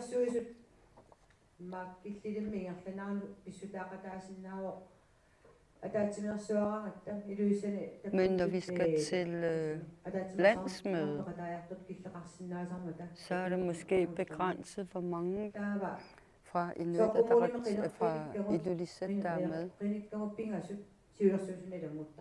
For eksempel har vi 3 kommunalbestyrelsesmedlemmer fra Inuit Ataqatigiit i Avannaata Kommune, og det er med i bestyrelsen i lokalforeningen. Men det er ikke altid hensigtsmæssigt, fordi kommunalbestyrelsesmedlemmer, de er hængt op på mange forskellige ting. Nogle gange så kan vi ikke holde møde i bestyrelsen, fordi flere kommunalbestyrelsesmedlemmer, der er med i bestyrelsen, ikke har tid til at være med i IA's møder. Det handler om, at vi skal fungere bedre og uden at spænde for meget ben for hinanden. Vi bør benytte os af alle de muligheder, der er for at virke. Tak, Lis.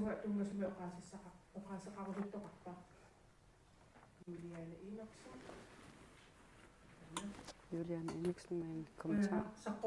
Tak. Det er et spændende forslag.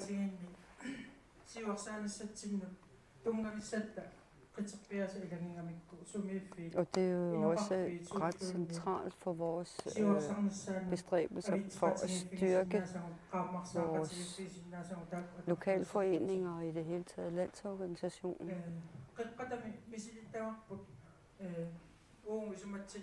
Altså vi har prøvet, eller vi har lavet et lille forsøg, hvor vi indførte månedlige møder, uanset hvor mange vi er, om vi er få eller mange. Og det har vi begyndt at respektere. For eksempel, forleden dag blev det nævnt, at man skal være dedikeret. Og hvis man skal være dedikeret, så skal man jo også have god tid til at forberede sig, og også have forskellige aktiviteter også. Så med hensyn til møder,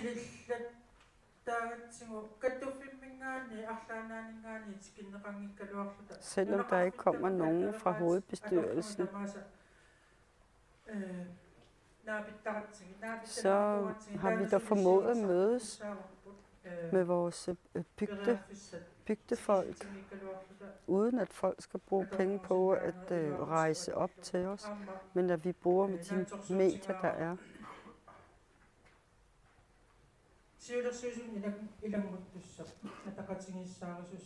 Jeg forventer da også, at den kommende næstformand, der skal være organisatorisk næstformand, som vi jo har bestræbt os på at styrke funktionen hos, vil være med til at gøre det, at følge de her ting, så det også bliver bedre.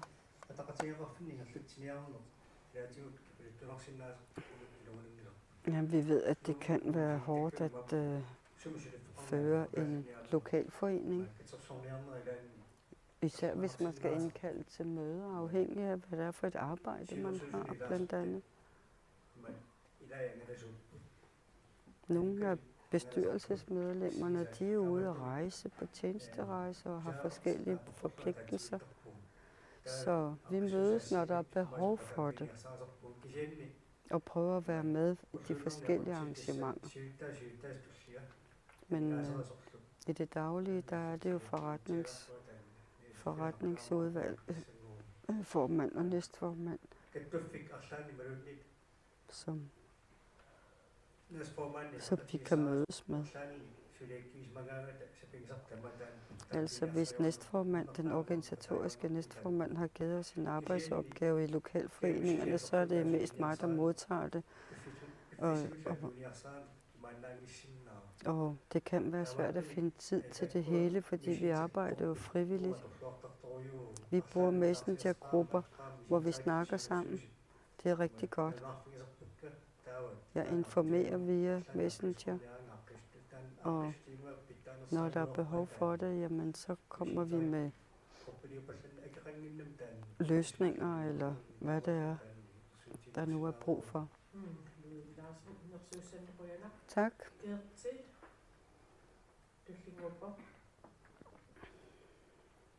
Gert.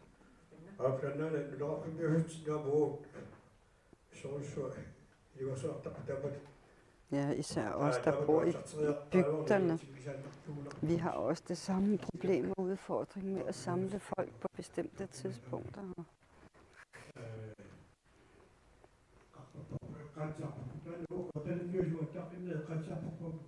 Og vi har også lige drøftet det i Qaqortoq kommunalbestyrelse eller kommune.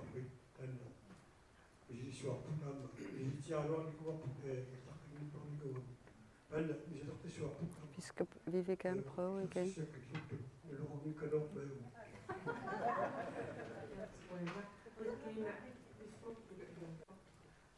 Regina.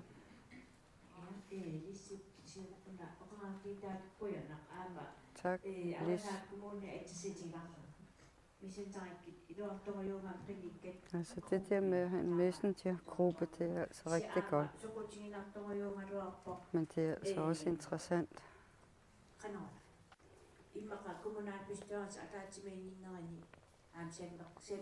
At man kunne mødes inden kommunalbestyrelsen.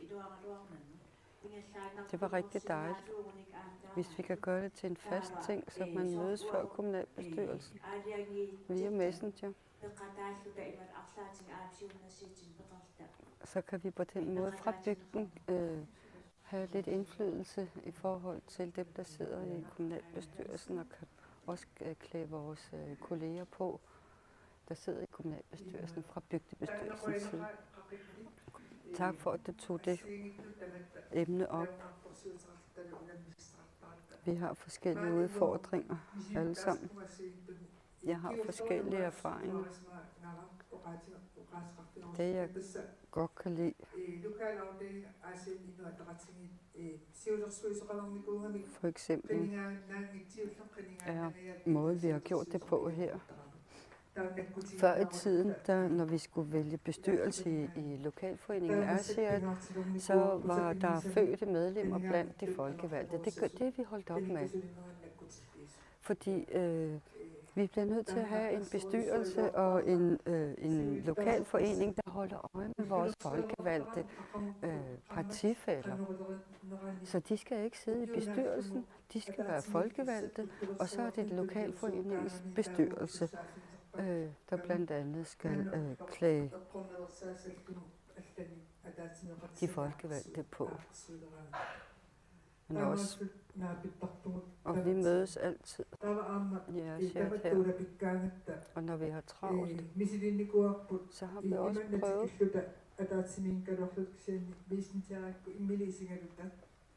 at holde møde via Messenger, hvor vi kigger på hinanden og ser på hinanden. Og det er rigtig dejligt, at man kan holde hurtige møder.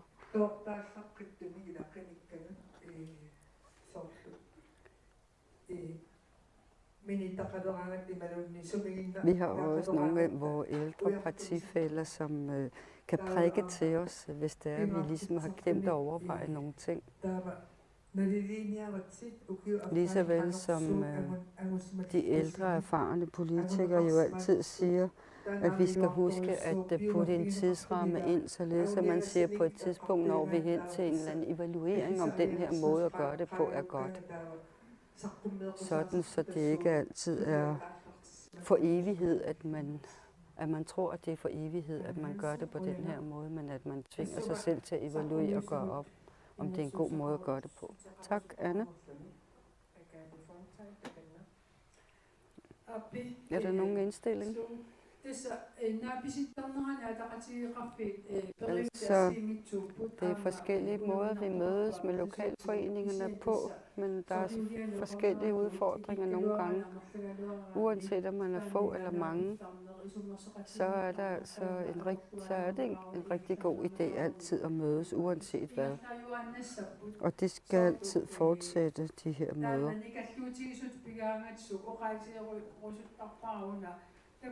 Altså, hvis det er, vi bliver lidt modfaldende, så plejer jeg at sige, ved du hvad, hvis du ikke stod der lige nu, så ville der slet ikke være nogen.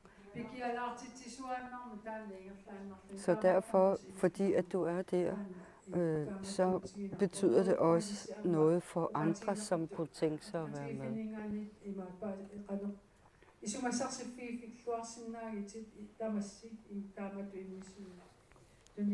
Og I kan også bruge landsmødet her til at inspirere hinanden med, hvordan og hvorledes I gør, der hvor I er. Men jeg vil gerne sige, man bliver nødt til at vise respekt. Der er nogle debatter, som foregår ud over alle grænser. Det skal vi passe på med. Pas på den tone, I bruger, også via messengergrupperne og de debatter, I fører der. Så pas på med ikke at være for ubehagelige i dine udfald og negativt. Prøv at holde en sober tone, fordi det påvirker også andre, der er interesseret i at blive medlemmer og være med. Kan man vedtage de sidste her? Yes, det kunne man. Det er vedtaget. Nu skal vi lige strække os. 5 minutter. Det var godt.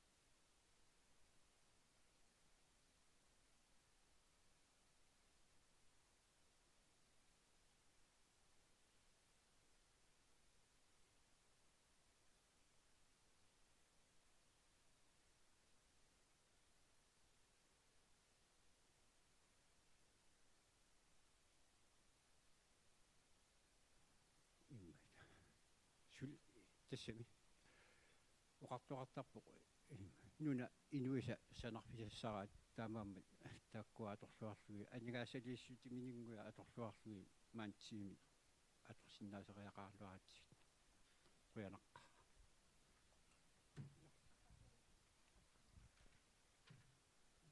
саққуммиуссисумут қуянақ таанна оқаасеқарфигинеқ қарусуннерлүни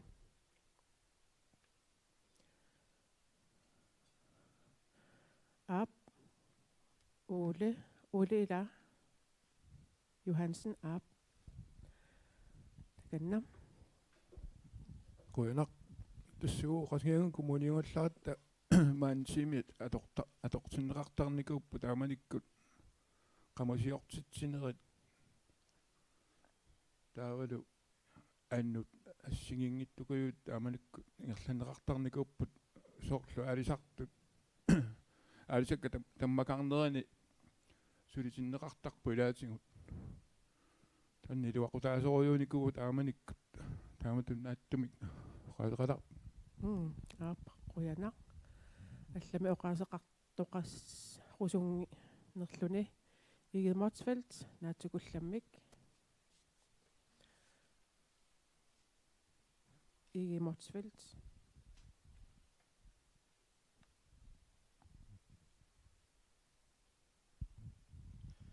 Ja tasua siunnersiiteqarteq aantappertilsinsarfanguuni asquyassat seqarfigerusuppaa taamatut itsimsaqqimmiissum tasuu nunaqarfigisatsinni maqaasigilernikuuarput aammal ilnittaasut apeqqitigisartoruussuangernikua soonguna perneqarsimas uterteqqinneqarnissaa soorlum pisariaqalers ilumorami makkua illuqarfinni suliartertinneqartartit nalitoruussuusarmata taamaatim neriuppung arlaata qinikkat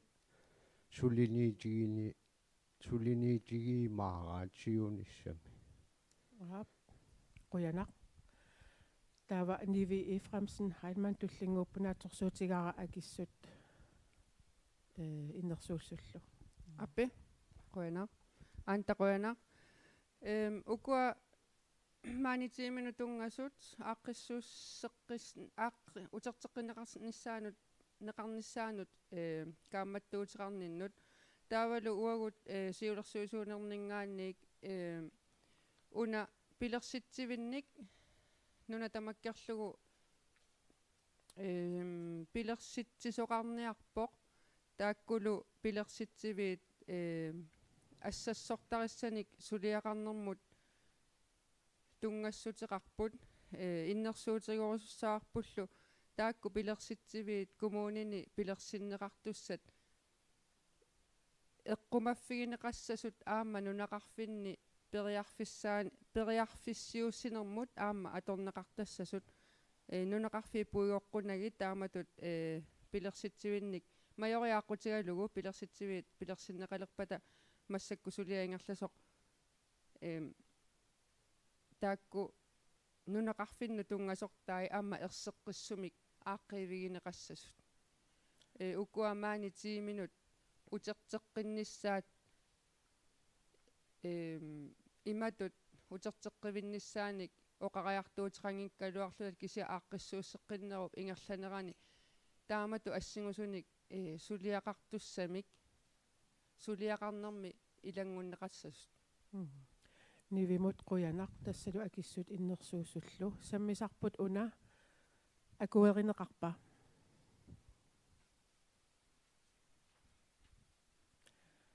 таамааппоқ акуеринеқарпоқ қуянақ тулли ngууппут маниитсормиут тассалу нунақарфин эққавеқарна анартарфилеринерлу пиллугу саққумми соқассооқ маниитсормиуллу пингасуни саққуммиуссассақармата қиннуигилаассавакка акуннерани маани эққаанииттаққуллугит саққуммиуссисут наатсукуллами аама саққуммиуссисарниссаат мааннамиит пиума сақаатаалерпоқ таканна атиттааққаалаарниа Ja, manitsumingaanik Paul Bornhus ukua alligaqaatit tippupiaatit Christiansenip alligaqai atammimingaanik тамас паппиара таана пиникууарси qulaaniippo eqqaaveqarneq anertarfeqarnermullu tungatilluu tawa appaavuq tarnimikkut napparsimaasut immikku inillit angajoqqaavimminni ineqarsinnaangitsut pingajuuvoq teqqinissaqarfimmut tungatilluu nakorsaqartarneq amiaataavoq тассани таа тиусааннарми накорсақартарлутик qammatit pingasu qaangiukkaangata nupparsimaamingaanik alakkarneqartarput ullu ataaseq 2-3 timer inuit 20-30 isiisa takuneqarsinnaallutит ukiunaanilu aornartorsiutaallunni korsiarniartarneq angallammik sikuusimatillуинgamмик тамармик тааккупаппиаққат тамассипигиваси атуарсиннааварси тассуматсиппу пиаати киссаатай манит атаммиммингаани окей қой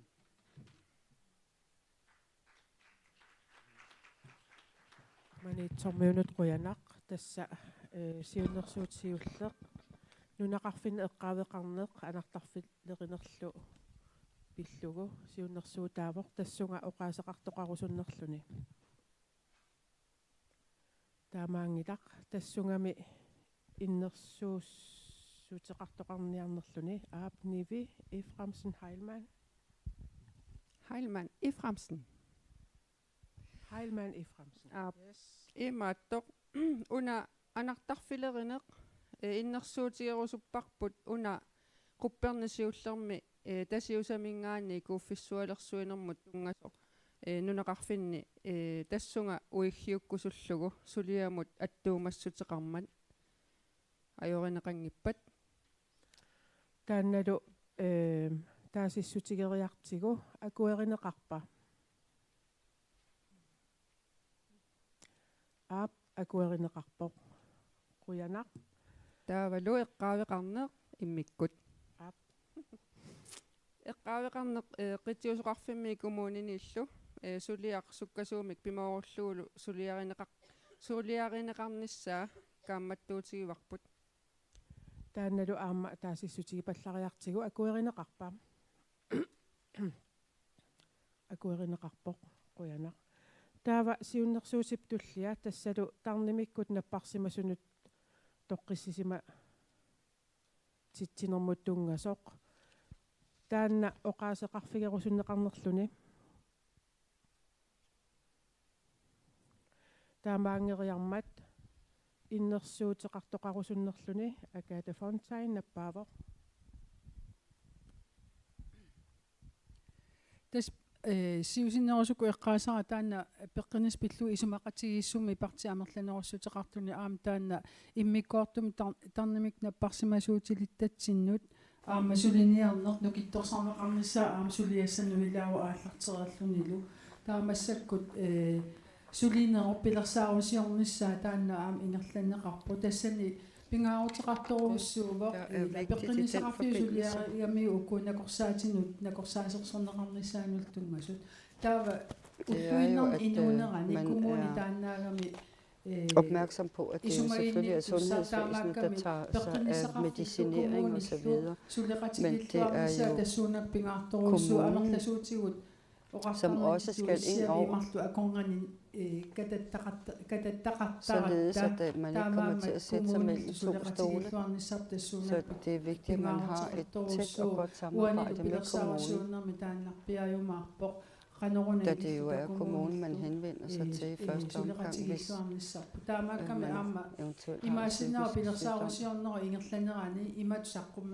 godt være, at man så under planlægningen finder ud af, hvordan og hvorledes at ansvaret samles et sted, således at man ikke sætter sig mellem to stole, så man i stedet for at kan være ansvarsforflygtig, fordi det er dit område, og den anden siger, at det er dit område, så kan man samle ansvar et sted. Men selvfølgelig skal vi være opmærksom på i Naalakkersuisut, hvad landsmødet her indstiller og finder vigtigt.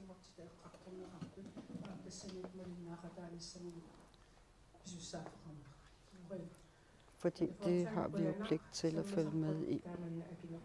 Tak. Kan man godtage den indstilling, der kom? Det kunne man. Det er vedtaget.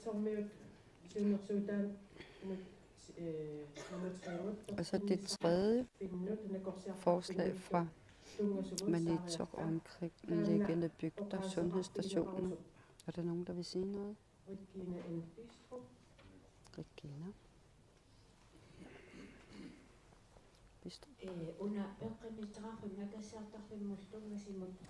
Med hensyn til sundhedsstationen.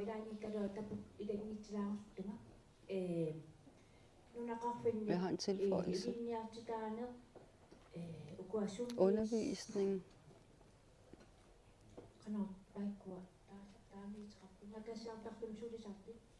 Sundhedspersonale.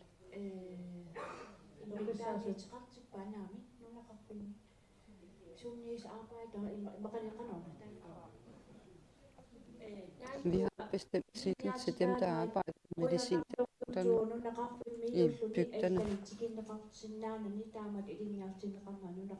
Det vil være rigtig godt, hvis man oplærer det og gav uddannelse til de medicindepoter, depotforvaltere og det sundhedspersonale, der er, selvom det ikke er sygeplejersker og lærer, så er det dog trods alt et levende menneske, man møder og kan snakke med og henvende sig til.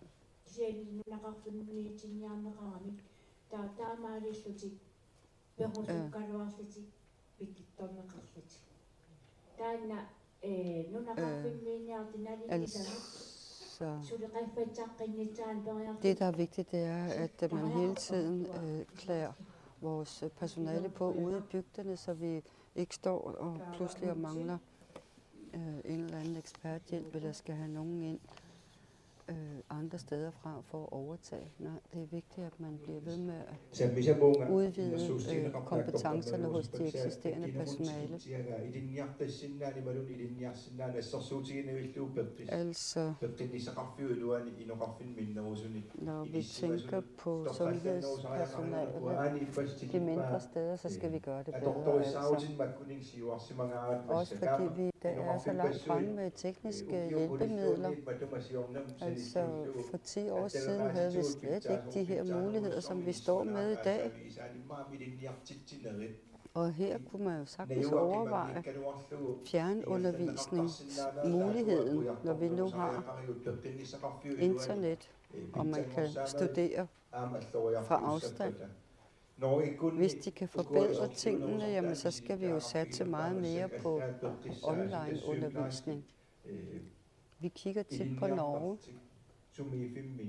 De bliver oplært, altså de er i praktik i Norge, når de er for eksempel under uddannelse og får deres praktik det samme sted. De skal ikke rejse alle mulige andre steder hen. Altså, det er forhold, som vi kan sammenligne os med her i Grønland. Gert. Kommentar.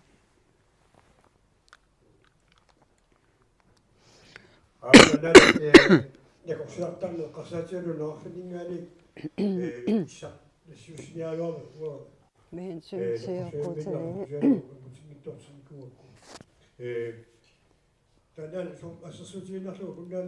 For eksempel, hvis jeg skal fra Gunnar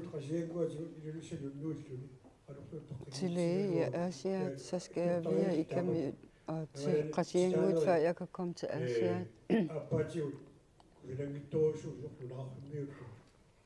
Det kan vi simpelthen ikke være bekendt at kræve det af syge mennesker, der søger læge, at de skal overnatte 3 andre steder, før de kan komme til en læge. Især er det om vinteren, det er en udfordring for om sommeren og foråret, hvor der er åbent vand, så er det måske noget nemmere at sejle fremad og leje en båd og blive fragtet frem. Vi bliver nødt til at gøre noget for at lette patienterne, der søger læge inde i byen, når de bor i en by. Det kan ikke være rigtigt, at vi skal sende syge mennesker flere steder rundt, før de kan komme ind til en læge og blive tilset. Vi skal huske på, at der kun er 23 kilometer fra Gunnark til Aasiaat, og det er mærkeligt, at man har ordnet trafikken sådan, så man skal 4 andre steder hen, før man kan komme over. Er der nogen, der vil komme med en indstilling fra hovedbestyrelsen? Det er Agathe Fontana.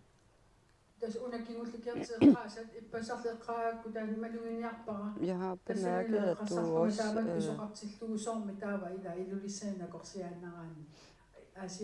der tænkte jeg, hvorfor var det så ikke nemmere at gå til læge i Ilulissat frem for at skulle rundt i Diskobugten for at komme til Aasiaat først. Men jeg noterer det, at der bør være en mere smidigere måde at komme frem fra bygden til lægen på, hvis man bor i for eksempel Gunnark. Selvom Aasiaat er tættere på, så rent trafikalt vil det være nemmere at gå til læge i Ilulissat. Men det er udfordrende. Før i tiden, der havde vi sundhedsmedhjælpere, som vi satte vores lid til, som også var medicindepotforvaltere de mindre steder. Men alle de her sundhedspersonale, de er jo nået pensionsalderen og ude af arbejdsmarkedet.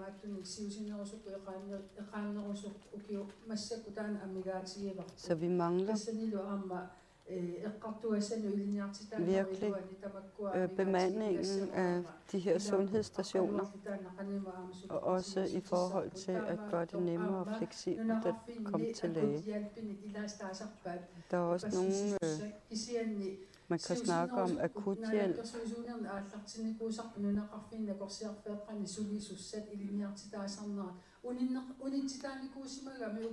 Man har desværre stoppet den uddannelse, vi ellers fik i gang i forhold til at give noget uddannelse og noget kursus til de her sundhedspersonale, så de kunne få nogle flere kompetencer.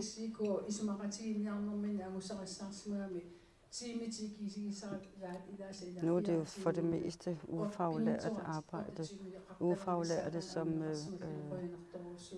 arbejder med de her ting, selvom de måske har nogle kurser.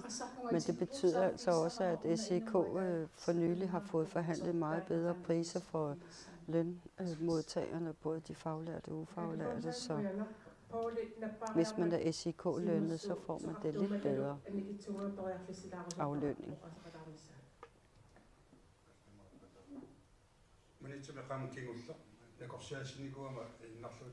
Jeg har været til lægebesøg med en handicappet ung. En person, der ikke kunne gå.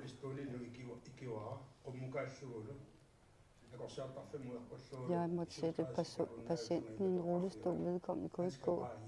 Og så måtte jeg hive ham op ad trapperne, anden sal.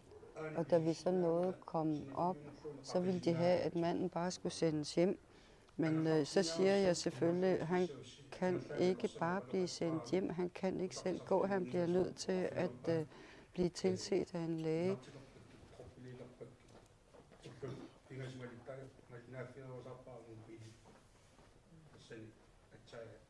Så jeg lavede en speciel ordning. Og jeg måtte råbe og skrige og sige, at jeg ville klage, hvis det var, at de ville sende vedkommende hjem, som ikke kunne klare sig selv. Vedkommende var som sagt handicappet og ikke kunne klare sig selv. Men der kom en midlertidig ordning på det. Hvad siger I til indstillingen? Den er vedtaget. Så skal vi til forslagene fra Nuuk. Der er vist 7 forslag. Og derfor er det utrolig vigtigt, at man fatter sig i korthed, da det er rigtig mange forslag, vi skal. Det hedder leveforholdene i landets hovedstad skal forbedres.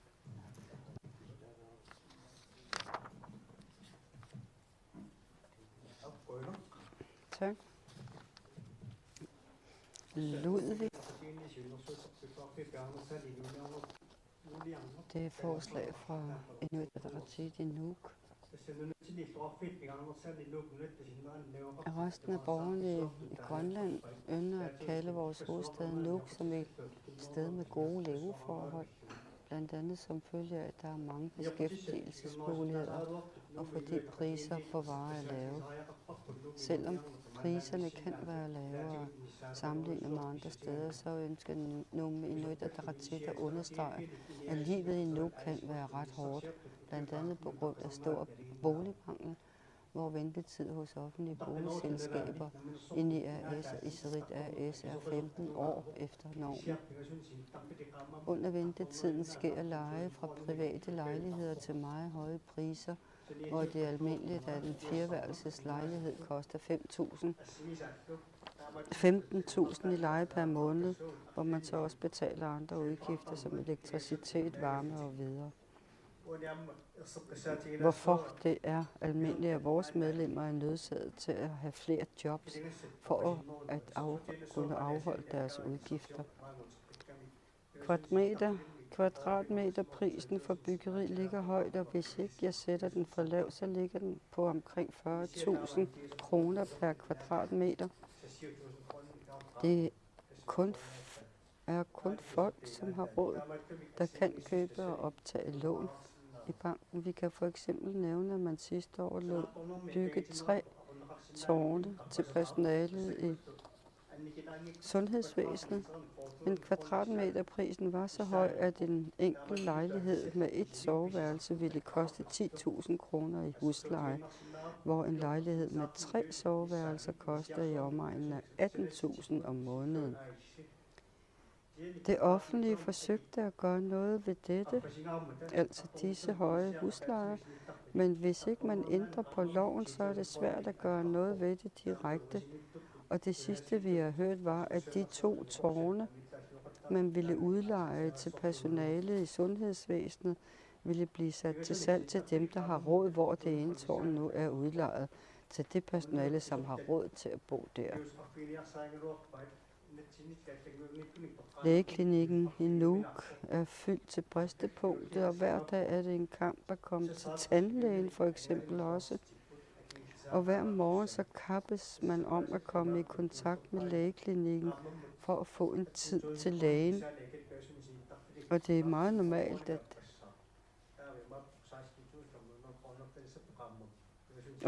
normalt, at man kun kan tage et vis antal opkald, og resten det må vente til dagen efter med at forsøge at komme til. Det samme er gældende hos lægen, men også hos tandlægen.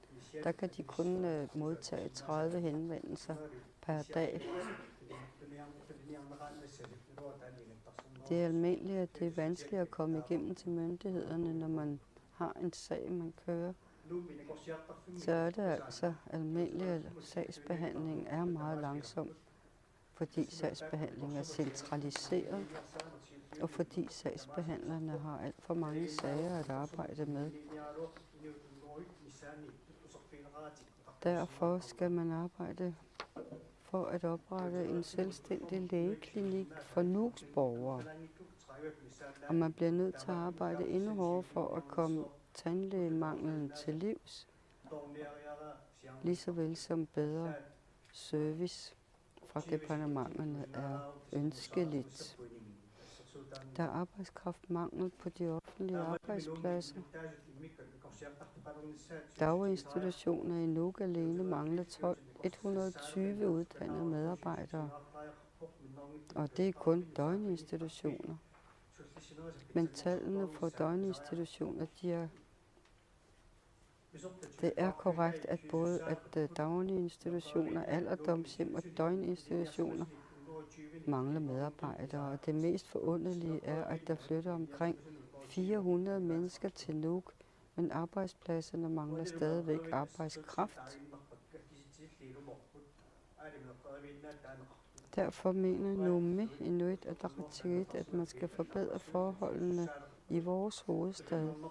Og her ønsker vi, at man ikke skal holde fokus på det store byggeri og de mange arbejdspladser, men at man skal holde fokus på forbedring af leveforholdene. Vi håber, at forslaget vil nyde fremme. Med venlig hilsen. Nuumi, Inuit Ataqatigiit, formand Ludvig Larsen.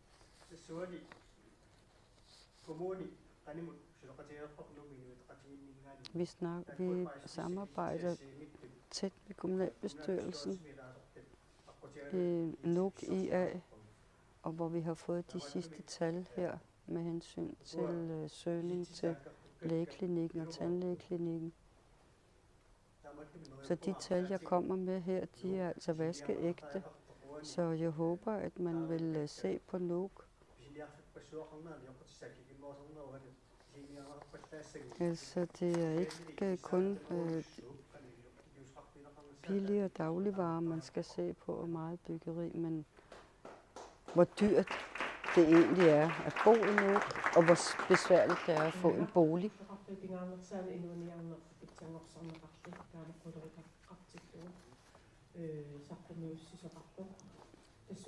Forholdene i hovedstaden skal forbedres. Er der nogen? Ujo Petersen, Agner, Niels. Meget kort. Ja, nu Inuit Ataqatigiit qulaqutak sammisaq suqutiinertoq imartoq ilaatiut taan qulaquttani utoqqailluan sulisoqarnertikilaassoraa. For eksempel kommer jeg lige her lidt ind på alderdomshjemmet og det personale, der er der, fordi jeg bakker op om det her forslag.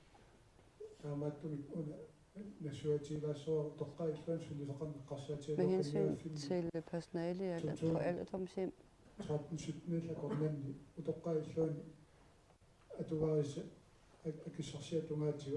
Der har vi for små 10 år siden hævet lønningerne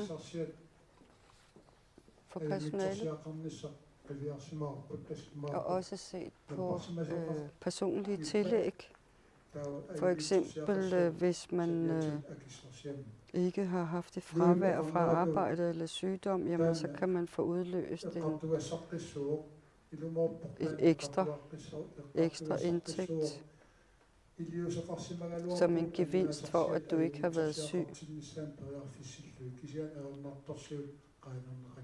Men altså, man er ikke kommet problemet til livs med, at folk bliver væk fra deres arbejde og bliver for ustabile. Tak, Ujo.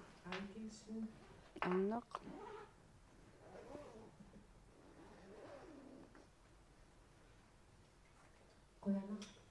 Tak.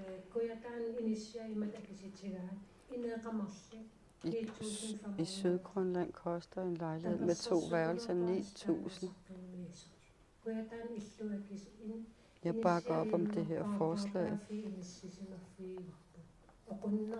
Altså, det er lejelejligheder, som er de værste, der er ramt af skimmelsvamp, og som ikke er optimale, og de koster altså 9.000 for en 2-værelses.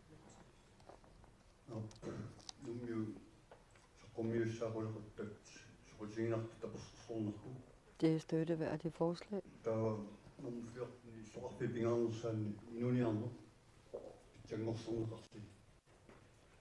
Så lad os få nogle forbedrede forhold i Nuuk for borgerne.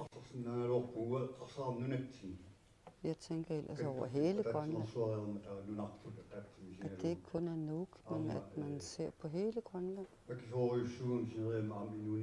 Det koster også. Det er også dyrt at leve, når man bor uden for Nuuk. Og statistikkerne har påvist, at det altså er dyrere at leve uden for Nuuk, end det er at leve i Nuuk.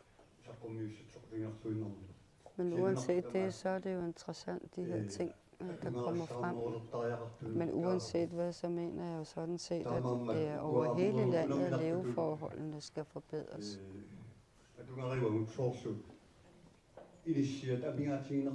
Vi mangler boligbyggerier, vi mangler flere boliger.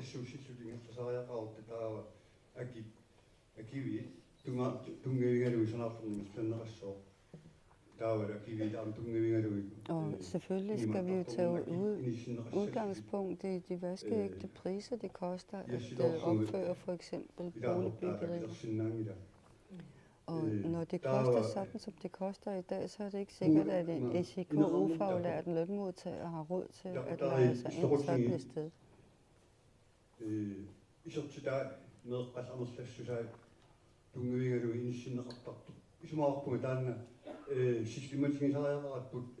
Jeg synes, at vi skal have en eller anden form for sikkerhed i forhold til den samlede husstandsindkomst, og også i forhold til, hvor mange børn, hvor stor familien er. Så kunne man jo se på boligsikring, således at man skaber mulighed for, at de ikke bliver så økonomisk presset. Agnete.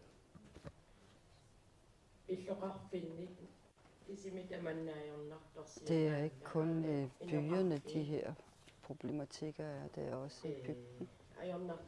Bygderne. For eksempel har der været opført et hus i vores bygd. Det er et rigtig flot hus, men ingen har råd til at bo i dem.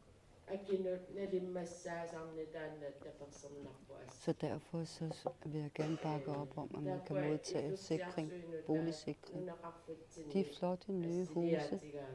De står bare der, tomme. Ingen bor i dem, ingen har råd til at bo i dem. Så de står bare som tomme monumenter.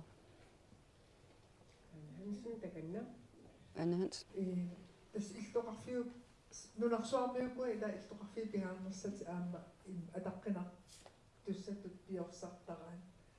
Altså enhver hovedstad er jo ligesom det, som mange forskellige lande gør meget ud af, at ser godt ud og tager sig godt ud og har alt det, der skal være. Det har vi ikke gjort her i Grønland. På samme måde. Nuuk og hovedstaden er jo centrum. Også for alle dem, der kommer udefra. De lander i Nuuk alle sammen internationale og alt muligt. Tilbage i 1900-tallet, der havde vi almindelige boliger, som passede til mennesker, der har gennemsnitlige indtægter.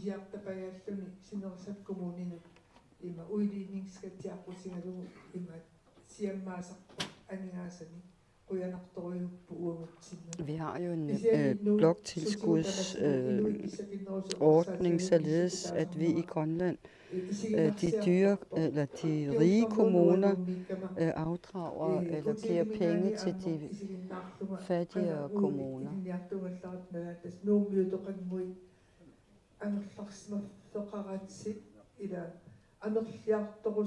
I Nuuk er det jo også sådan, at hvis du er ung, så kan du for det første ikke få en kollegieplads, hvis du er inden for en uddannelse, fordi du er lokal boende i Nuuk. Det er kun unge studerende ude fra kysten, der får tildelt en kollegiebolig. Derudover så er det også et kæmpe stort træk eller pres på boligforholdene, således at en masse unge mennesker i Nuuk sætter sig mellem to stole for eksempel, og ikke kan få en bolig.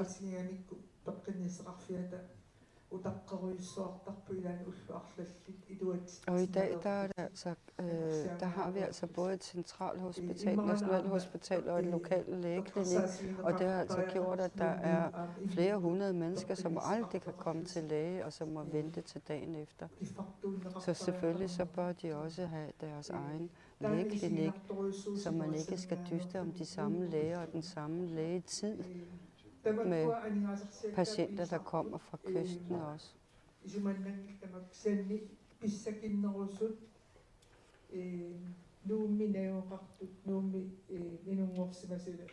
De mennesker, som er de svagest økonomisk stille, som aldrig kommer ud af Nuuk og som aldrig kommer væk fra Nuuk, der mener jeg også, at vi fra Naalakkersuisut skal se på den her gruppe af mennesker, der ligesom er blevet klemt.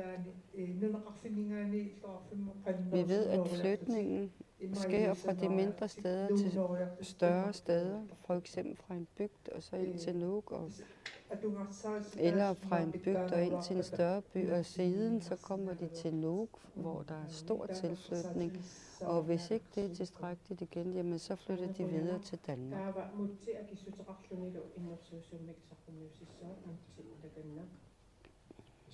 Nu til vi kommer med en indstilling. Det, der bliver sagt, det er meget støtteværd.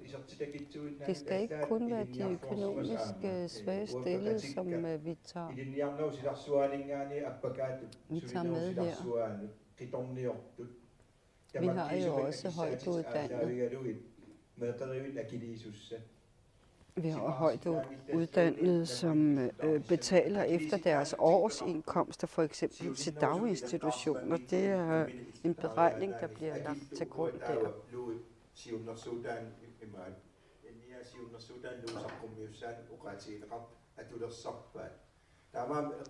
Og vi har hørt, hvor tallene kommer fra via Ludvig.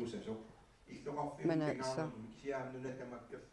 selvfølgelig skal vi gøre det bedre for alle over hele Grønland.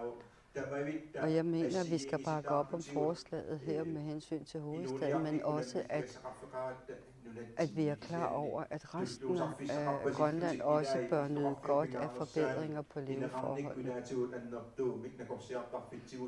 Altså, vores hovedstad Nuuk er under dobbeltpres, tredobbeltpres i øjeblikket de her seneste år.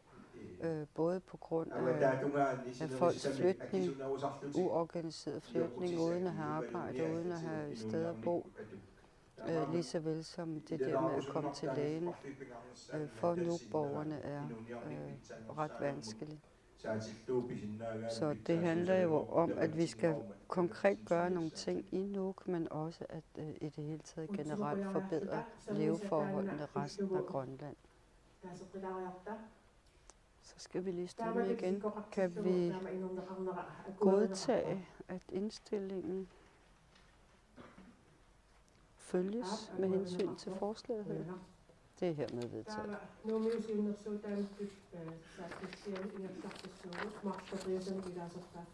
Og så kommer vi til forslag om, at vi skal tage stilling til dobbeltmandater. Jeg mener ikke, at vi behøver at læse hele begrundelsen op, da I allerede har læst jeres ting. Dem har I jo fået sendt frem, så vi behøver ikke bruge tid på at læse det samme igen. Tak.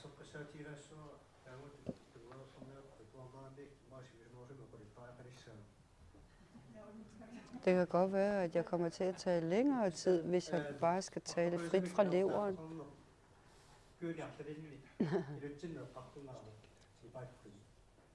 Dobbeltmandater har vi ligesom drøftet hist og pist i alle hjørner, men det er ikke rigtig kommet op til at blive et forslag, vi skulle tage stilling til. Vi har i Nuuk, i IA,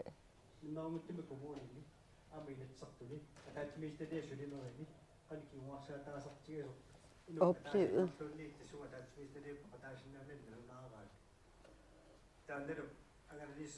hvor besværligt det kan være, når vi har dobbelt mandater, hvor en sidder både i Inatsisartut og også sidder i kommunalbestyrelsen, og ofte så er det kommunalbestyrelsesmøderne og forberedelserne, de går ud over.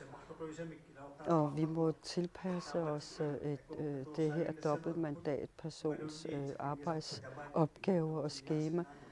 Det kan ikke være rigtigt.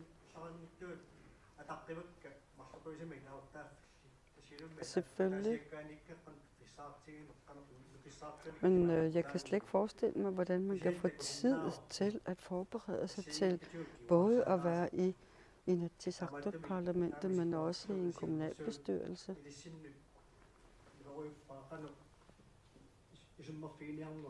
Altså, skal vi bare blive ved med at have dobbelt mandater, eller skal vi finde ud af, hvordan og hvorledes vi eventuelt kan gøre det anderledes?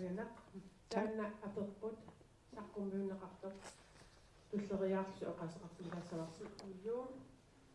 Niels, Marianne, Tobias, Bianco.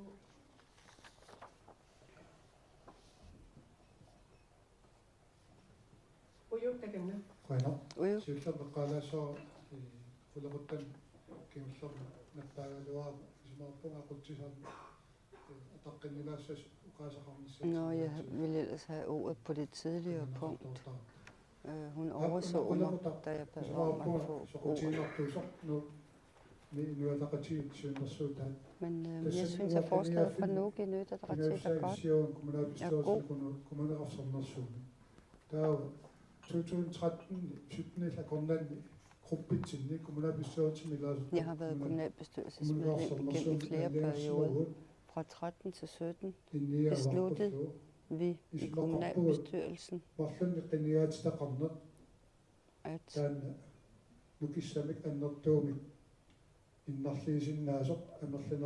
det at have dobbeltmandat skader ressourcerne hos den enkelte, at det ikke bliver optimalt at have et dobbeltmandat, både være her og der, fordi det kommer til at gå ud over den ene part, eller det ene folkevalgte forum, eller indsatsen der, og som regel er det kommunalbestyrelsen, der bliver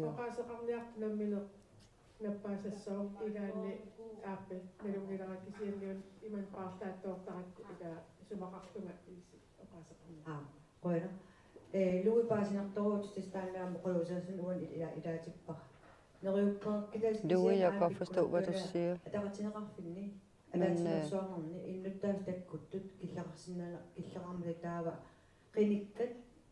når lokalforeningen holder møder, for eksempel borgermøder, jamen, og der skal være bestyrelse selvfølgelig i lokalforeninger, men jeg vil gerne bakke op om, at vi skal passe på med at have dobbeltmandater, fordi det giver ikke et bedre resultat. Altid. Tak for at have rejst det her. Der er meget rigtigt i det, man lægger op til her.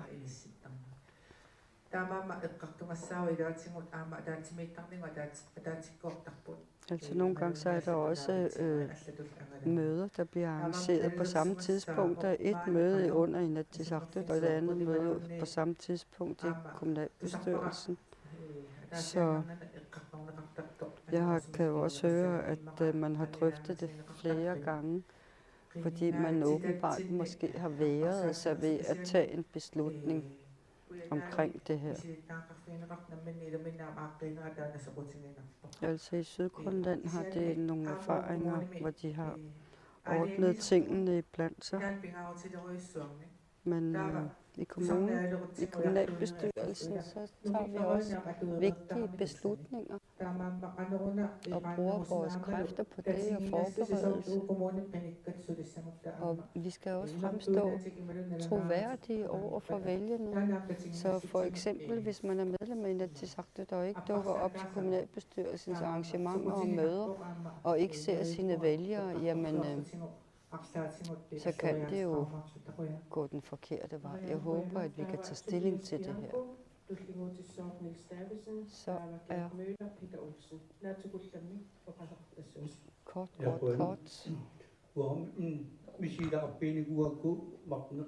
Jeg har haft et dobbeltmandat, fordi at der var et medlem, der døde, hvor jeg så var suppleant, tror jeg.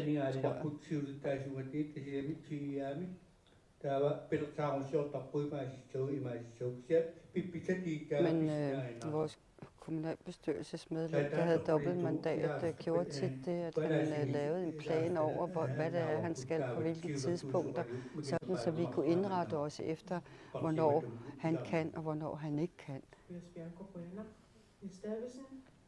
Men det kan jo ikke være rigtigt, at vi skal underlægges det der, at et enkelt medlem prioriterer det andet.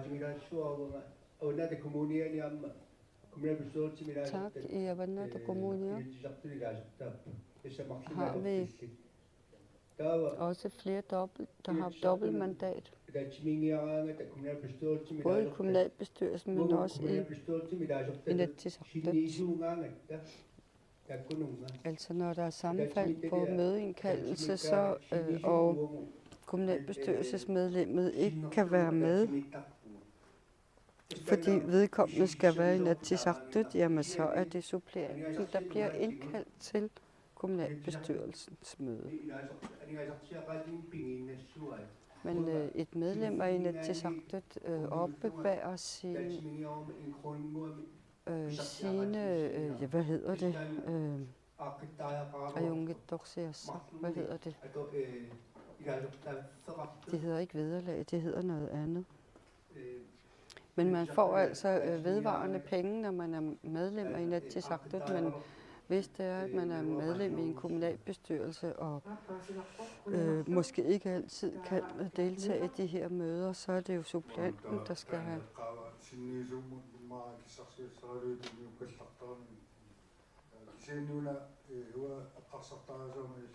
Men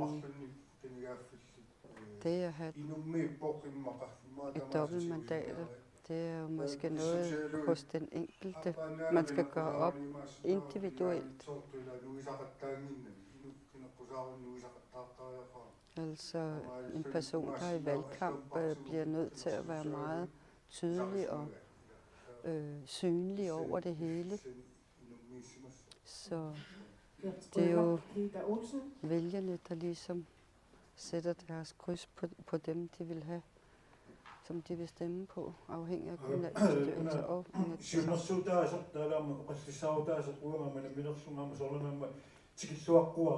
jeg byder det her punkt velkommen. Jeg vil ikke skabe barrierer, og jeg kan sagtens genkende nogle af de problemer, som der bliver nævnt. Men nu er det ikke altid, at det giver problemer at have dobbeltmandat, sådan som jeg har. Jeg vil gerne have, at vi har en redelig og ærlig og redelig debat om dobbeltmandater. Vi skal huske på, at kommunalbestyrelsesmedlemmer både kan være lærere og fiskere og alt muligt, som kan spænde ben for deres politiske virke, eller omvendt, at deres politiske virke spænder ben for deres erhverv. Jamen hvad med den problematik? Fordi hvis man er ansat i det offentlige, så får man jo dækket sin tabte indtjening, som bliver dækket ind af kommunen. Men hvis man er frierhverv, og hvis man er fisker, jamen så får man ikke dækket det indtægtstab, man har haft, når man arbejder i det kommunalpolitiske. Vi har snakket lidt frem og tilbage om det der med at have dobbelt mandater, men også har vi forsøgt at drøfte lidt mere i forhold til, at Inatsisartut indkalder til 2 møder om året, og det giver en masse arbejdspukler på bestemte tidspunkter. Nu har man flere år snakket om, at om ikke man skulle have vedvarende møder i Inatsisartut, så det ikke er 2 samlinger, hvor alting skal ske og alting skal besluttes.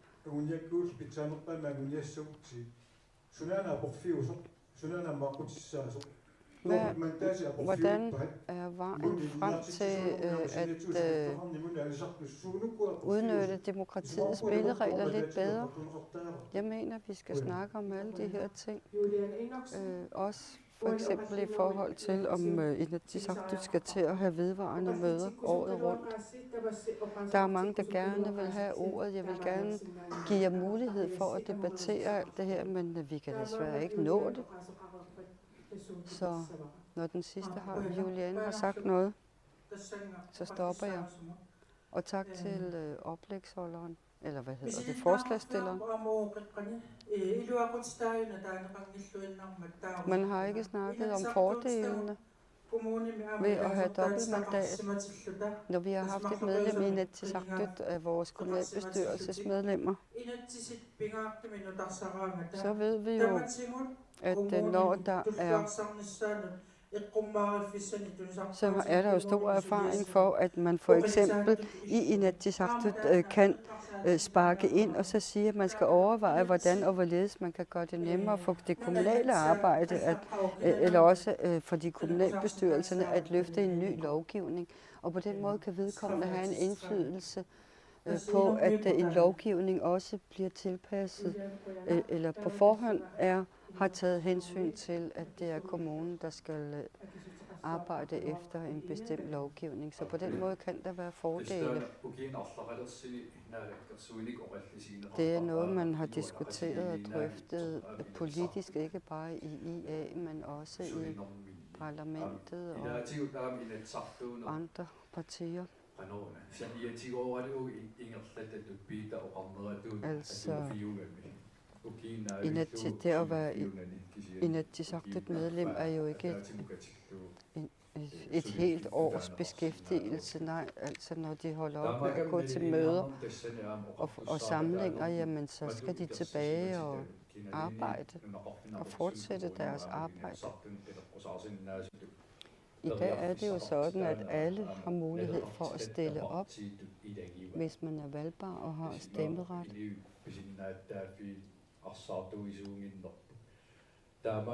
Så vi skal også passe på ikke at begrænse de rettigheder, som det enkelte menneske har.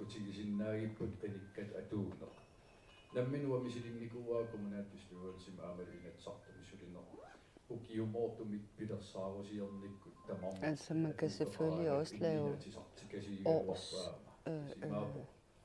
kalender, således at alle ved, hvem der gør hvad på hvilke tidspunkter.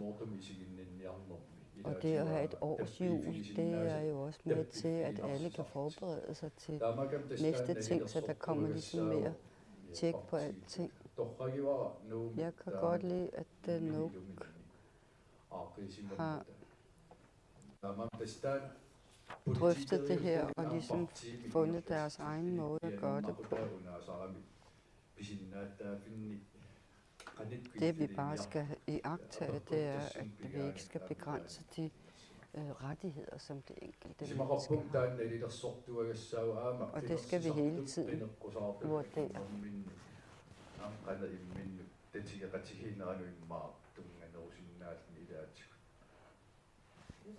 Så.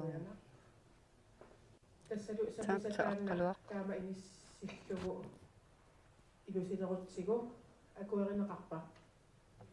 Kan man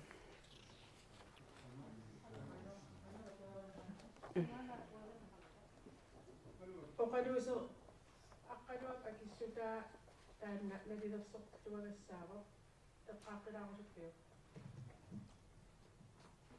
Tissami isimaqorpunga. Folk var lidt i tvivl om, hvad det er, man stemmer om. Altså, Aqaluaq mener ikke, at vi skal beslutte, om vi skal sige ja eller nej til dobbeltmandater.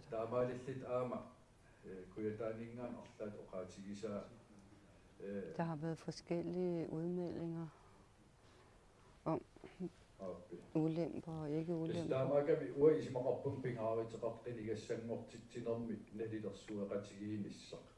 Altså, jeg mener, det er noget, vi kan gøre i forhold til, når vi stiller kandidater op. Kunne det ikke være i den proces, man ligesom vejer op og ned om...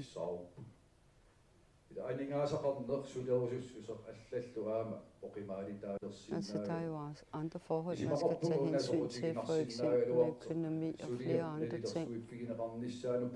Jeg synes, vi skal evaluere dobbeltmandateriet. For eksempel har vi overladt det til en ny hovedbestyrelse at lave en indstilling til, hvordan og hvorledes partiskatten skal tage sig ud og se ud efter en høringsproces med lokalforening. Og det kan vi gøre med det samme, på samme måde med det her spørgsmål i forhold til dobbeltmandateri eller dobbeltmandater. Og så vil man også have haft tid til at veje for og imod. Og,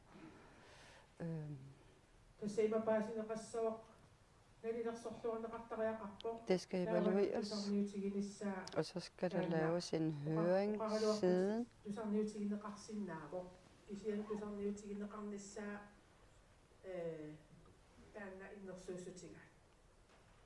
Han indstiller til, at der laves en høring, når den nye bestyrelse er valgt, og de har undersøgt nogle småt noget omkring det, så de kan komme med et værskægte forslag om enten ja eller nej.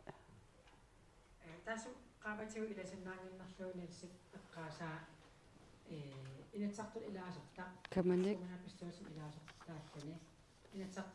medtage det, eller flette det ind, som den ene sagde, hvor hvis man har dobbeltmandat, så kan man selvfølgelig lade suppleanten varetage det andet forum. Men selvfølgelig med hensyn til vederlag og så videre, så er der jo også noget økonomi, især i forhold til suppleanten. Så lyder indstillingen, som jeg kan forstå, at det skal evalueres til bunds.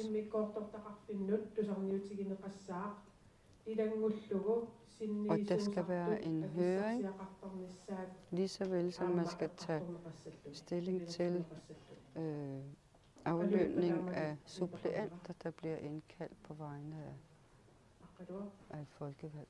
Hvordan lyder det? Jamen, det kan vi gøre.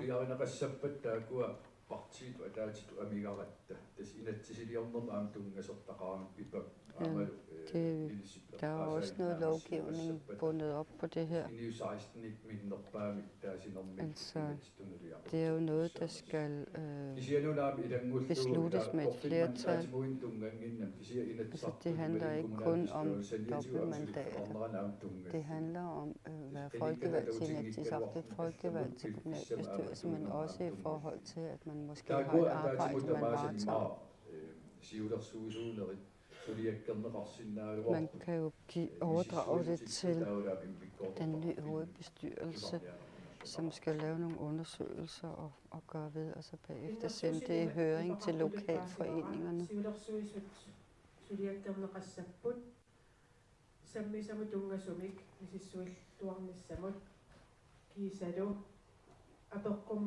Det var en gentagelse af, hvad Aqaluaq lige sagde. At det indstilles, at man overdrager det til en ny hovedbestyrelse, at evaluere eller at undersøge og gøre videre og komme med et stykke papir, der bliver sendt i høring til lokalforeningerne. Akuerinaqarpa. Kan man godtage, at det bliver sådan? Ja. Yes, akuerinaqarpa. Uyanaq. Tak. Der var ingen slaqipallariaqutta. Nu skal vi videre. Nummer 16, namminilivinnissamut aqqusineq. Det handler om vejen mod selvstændighed. Tagannam. Og det er også fra Nuuk. Numme, Inuit Ataqatigiit. Nuuk. Tak. Ja?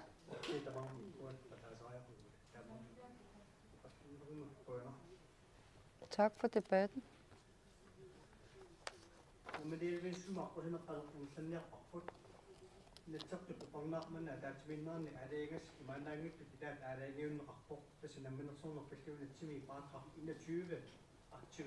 Under Inatsisartuts forårssamling er man blevet enige om at skal aktivere paragraf 21 i lov om selvstyre.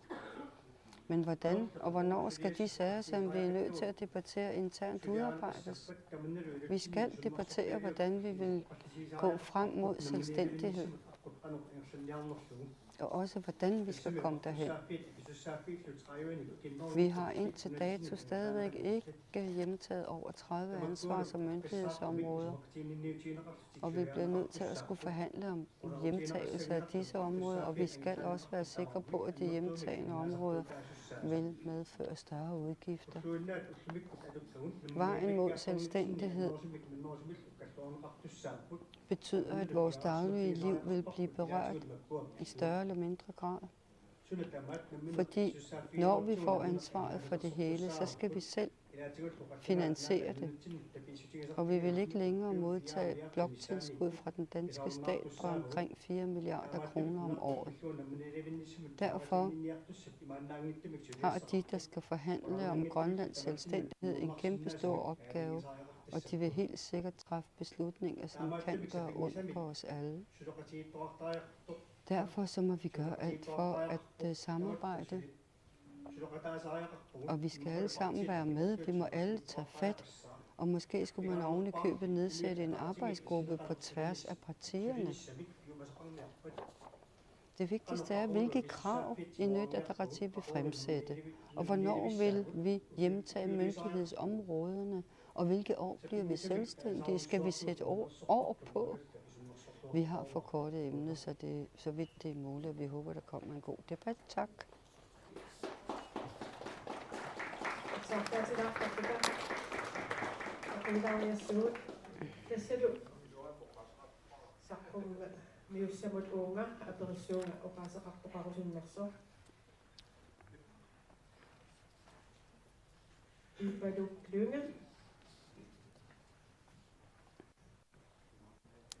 Pipaluklen, og så Mutti bagefter.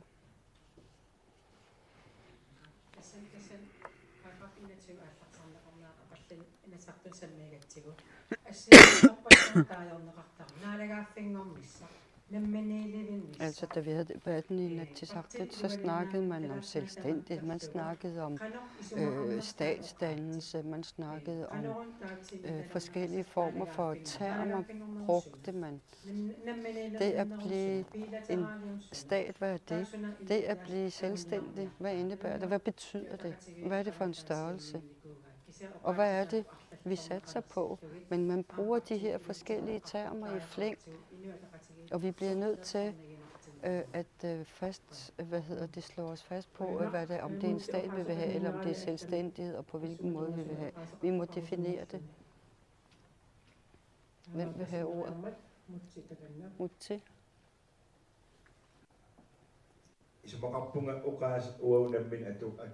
Altså det, vi bruger på grønlandsk i vores vedtægt, synes jeg, vi skal tage udgangspunkt i selvstændighed og ikke statsdannelse. Altså det der med statsdannelse, det er jo noget, der er kommet hen ad vejen, men for mange generationer siden, der har vi snakket om selvstændighed. Men da man startede forfatningskommissionen, så snakkede man om Eller det var før i tiden, at man snakkede om det at have hjemmestyre, og så fik man så selvstyre, og nu er det altså selvstændighed.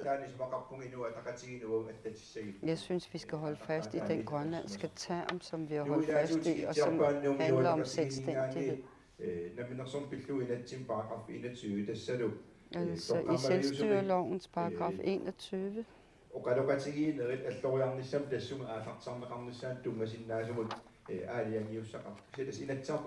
Der har Inatsisartut besluttet, at der skal laves et stykke papir, en betænkning fra Inatsisartut om, hvordan og hvorledes. Det er altså en arbejdsgruppe, man har nedsat, som skal se på tidsrum og også en eventuel dato eller et år, hvor man tror, at selvstændigheden kan indføres.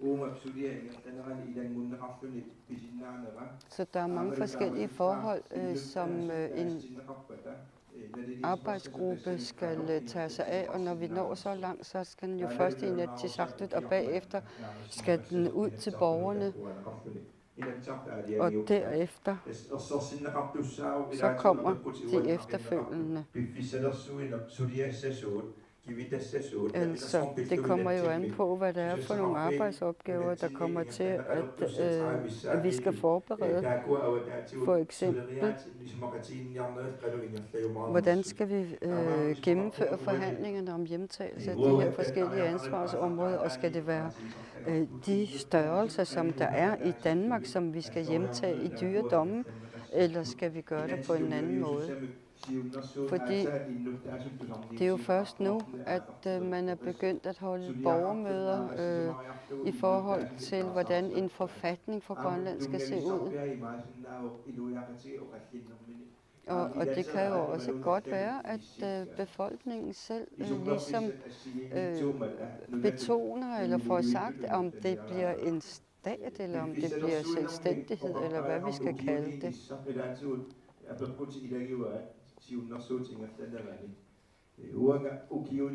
Altså det der med at sætte et årstal på, afholder jeg mig fra at blande mig i, fordi jeg arbejder på, eller jeg vågner op hver dag og tænker på, at vi er kommet selvstændigheden nærmere. Men det er jo vælgerne og borgerne, der skal beslutte det her, også i forhold til, hvornår selvstændighed skal indføres. Og det er jo befolkningen, der skal tage den beslutning. Så indstillingen herfra bør være den, at man fortsætter det arbejde, som er igangsat i forhold til en kommende grønlandsk forfatning.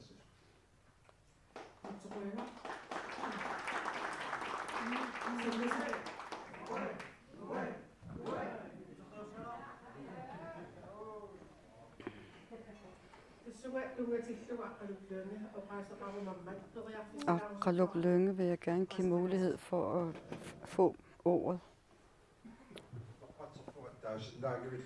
Jeg undskyld og beklager, jeg må blande mig, selvom jeg ikke har stemmeret. Kalaalleq, det er det eneste grønlandske avis, der kommer på gaden. Her har vi i foråret udgivet et nummer, så vi sammen med Hans Anton Lynge og A.B. Abelsen og Jakob Lybert. Altså med hensyn til forfatningsudkastet, den har vi modtaget, og vi har læst den. Og vi har både læst den grønlandske og den danske for at se, om der er sammenhæng. Og i juni henvendte vi os og sagde, at den grønlandske version, eller at de danske tekster var blevet oversat, så de kunne misforstås i den grønlandske, og vi bad om, at de skulle starte arbejdet forfra.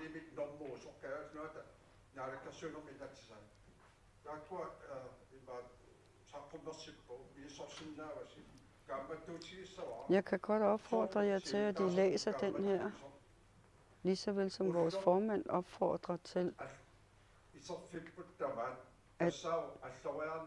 at vi hver dag, vi vågner op og står op, så er det et skridt mod fremtiden. Men jeg synes også, at vores formand var god til at få på plads i forhold til statsdannelse og også selvstændighed, hvad forskellen er på de to. Og også i forhold til, hvad det er, der er vigtigt i forhold til, om man kalder det for en stat eller selvstændighed eller alt muligt andet, fordi det kommer til at afspejle sig i forfatningen. Så vi indstiller til, at man laver en let læselig udgave af forfatningsudkastet til borgerne, og så give tid til, at borgerne kan læse igennem og drøfte tingene. Fordi det, der er vigtigt, det er, at grønlænderne ved, hvad hulen det hele går ud på, og får det serveret på et sobert grønlandsk sprog, før vi overhovedet begynder at tænke videre. Altså, vi vil jo gerne styrke vores grønlandske sprogs brug.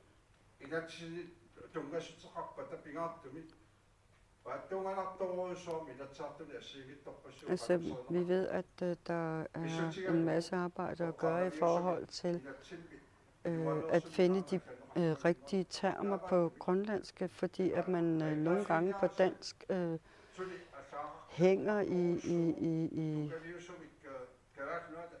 hænger i noget andet, mens at når man oversætter det, så kommer det til at lyde anderledes.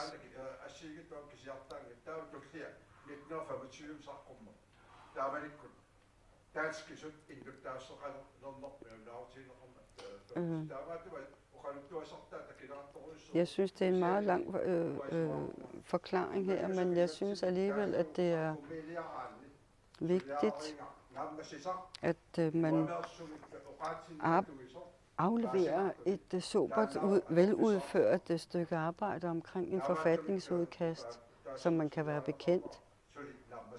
Så lad mig bare sige, jeg synes ikke, man er færdig med overhovedet at komme med noget udkast.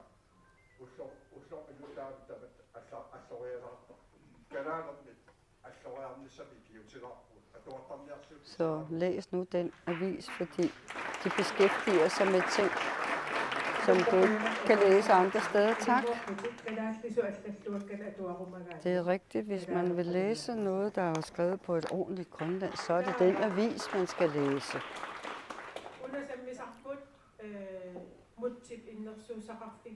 Mutti har jo indstillet med hensyn til forslaget. Kan man vedtage indstillingen fra Mutti? Det kunne man. Det er vedtaget. Og vi skal videre til næste. Vi skal i større grad afsøge indtægtsmuligheder for vores land. Louis, kort.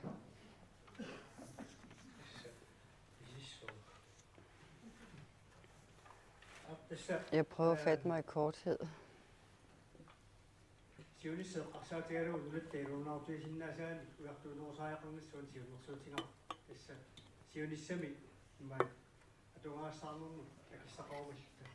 Det er for, at vi skal have bedre råd til fremtiden, at vi allerede nu må afsøge indtægtsmuligheder. Vi ved, at udgifterne stiger. Landskassen kan have det svært, og naalakkersuisut og Inatsisartut kan have det virkelig svært, fordi de får besked på at spare. Og det er derfor, at vi kommer med det her forslag om, at vi må være meget bedre til at se på, hvilke indtægtsmuligheder der er ud over råstofferne. som ikke giver noget særligt. Turisterne og fisk. Er der nogen, der vil sige noget? Gert Møller.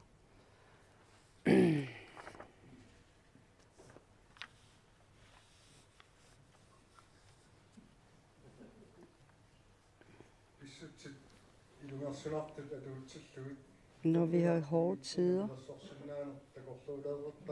jamen, så bliver vi nødt til at allerede nu overveje selvforsyning og selvforsørgelse i meget større grad. Sydgrønland har en masse potentiale muligheder. De har jo agrikultur. De dyrker forskellige råvarer, så vi ligesom kan slække lidt på alt det, vi importerer alle mulige steder fra.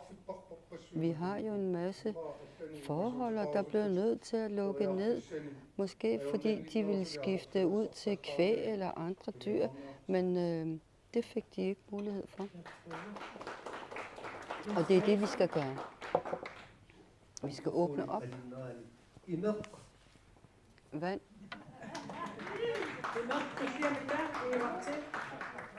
Edvard. Så kort kan det være.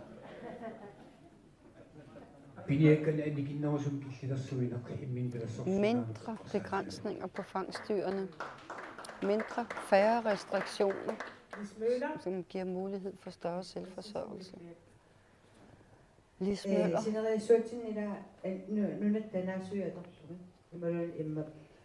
Naturens blomster og planter. Tang, for eksempel fra havet.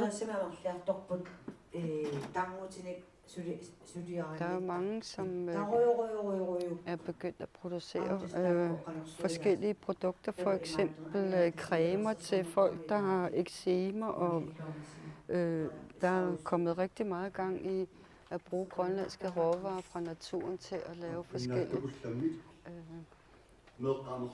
For eksempel til børn med eksem, og han synes, vi skal have mange flere børn. Få masser af børn, siger han.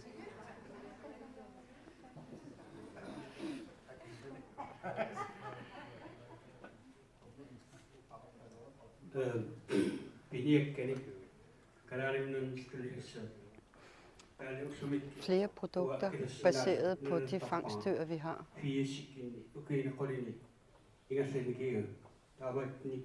Jeg har været fanger de sidste mange år, og jeg mener, at der er masser af uudnyttede produkter her.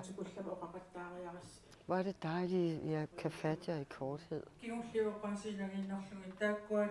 Juliane? For eksempel så er der jo sæson for rensdyrjagt og moskusjagt. Og jeg synes godt, at vi kan udnytte skindene fra disse dyr meget bedre, end vi gør i dag. Peter Olsen.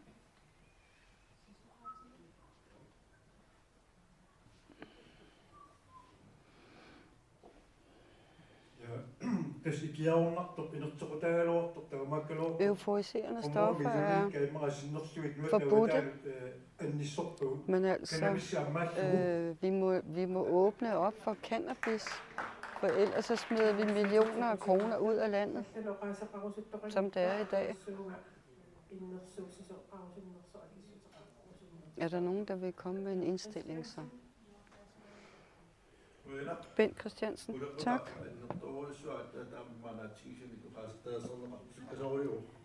Det er et stort emne, men vi kan gøre det åbenbart ret hurtigt.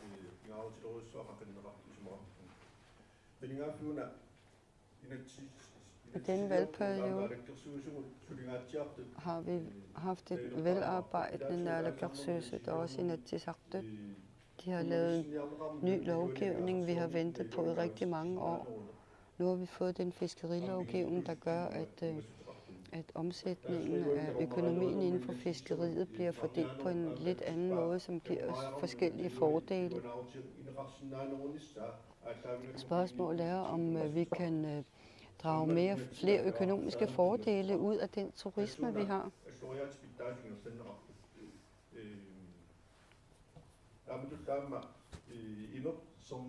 Men selvfølgelig også is og vandproduktion. Der ved vi, at naalakkersuisut har forskellige tanker om at igangsætte den slags produktion og åbne op for interessenter.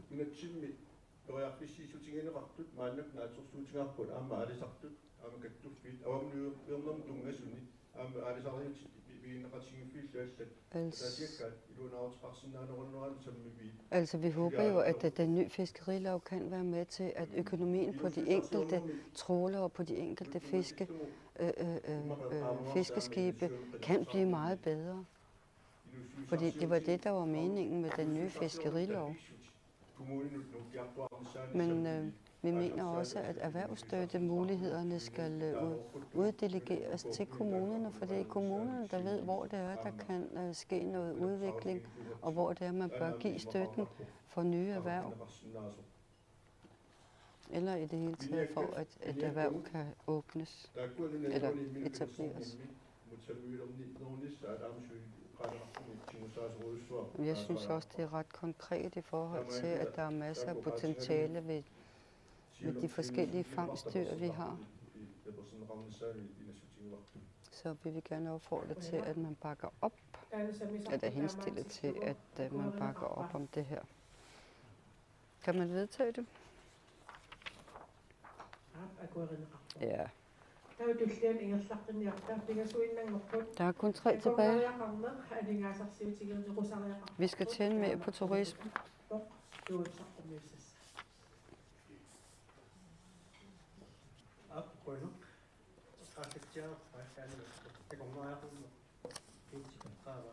Ja, nu har vi lige nævnt det der med turisterne.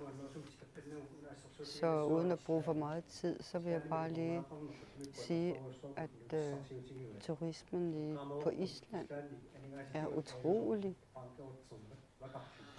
givtig.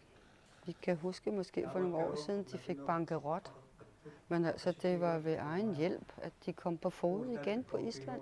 Og det skal vi være lige så dygtige til her. Og vi bør også være bedre til at udnytte de forskellige ting, vi kan få ud af turismen. Så tak.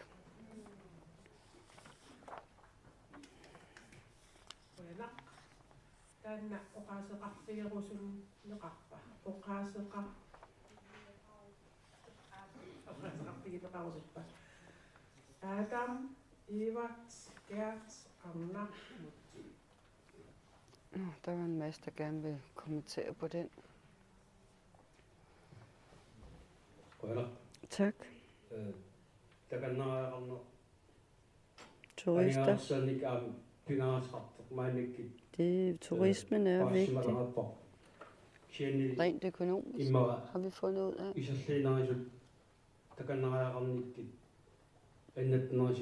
Men det er ikke så meget yderdistrikterne, der har nogen som helst glæde af det.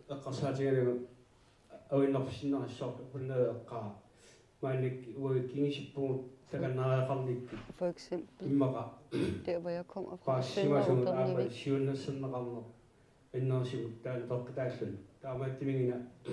vi, der har vi ikke rigtig nogen aktiviteter som sådan. Vi mangler rådgivning i forhold til, hvad vi kan gøre for turister, og hvad vi kan gøre inden for turismen. Så det vil jeg gerne fremføre her, at vi mangler vejledning og rådgivning i, hvordan vi gør ting.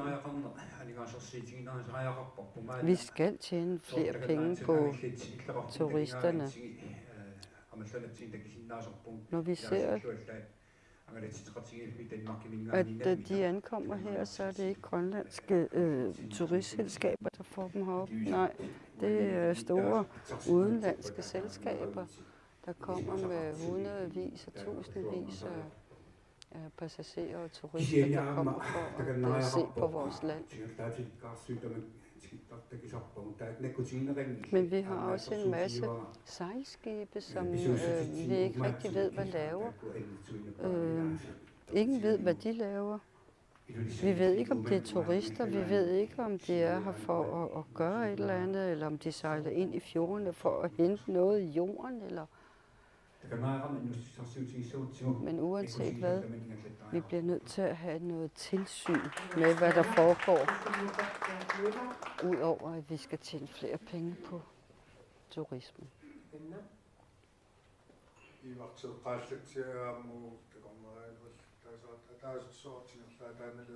Ja, der var et sejlskib, der lagde sig. Så spurgte jeg dem, hvad laver I? De lagde til ved os, og så siger de fra sejlskibet, ja, det er 7. og 8. år, vi kommer med turister for at vise Grønland frem. Ingen anede overhovedet, hvad de havde gang i, og at de havde fremvist for eksempel Grønland, at de har været for eksempel arrangeret, hvad hedder det, skiture og alt muligt.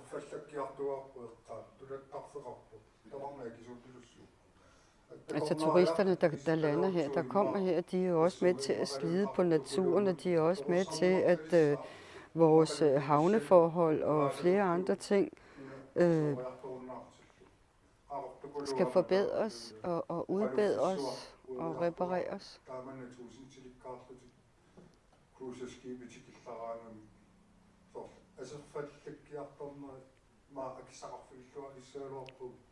Måske vil vi få lidt bedre råd til at forbedre tingene, også i forhold til det, de slider på rundt omkring turisterne, hvis det var, at vi kunne tjene flere penge på dem.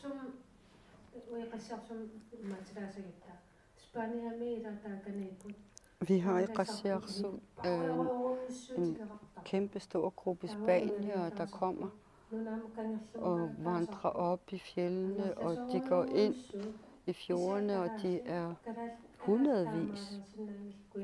Altså vi som lokale kan ikke gøre det der. Så vi ved ikke, hvad de laver. Men hvis det var, at vi havde noget tilsyn eller opsyn med de her udefra kommende turistarrangementer, hvor de sørger for sig selv hele vejen, så får vi måske bedre indblik i, hvordan det ser ud. Vi har brug for nye indtægtsgivende aktiviteter. Men det er derfor, det er vigtigt, at man på forhånd har nogle rammeforhold på plads, før man ligesom går ind i teksten. Nu har vi jo forskellige tal, vi kan se på. Vi ved, at der kommer flere og flere turister til Grønland, og vi har haft nærmest rekord sidste år. Det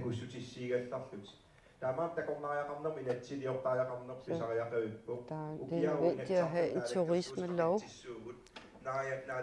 Naalakkersuisut planlægger at fremlægge en ny turismelov til efteråret, hvor hele Grønland er inkluderet, og Naja Nathanielsen har været i dialog med turistselskaberne, hun har været i dialog med de forskellige kommuner, blandt andet også.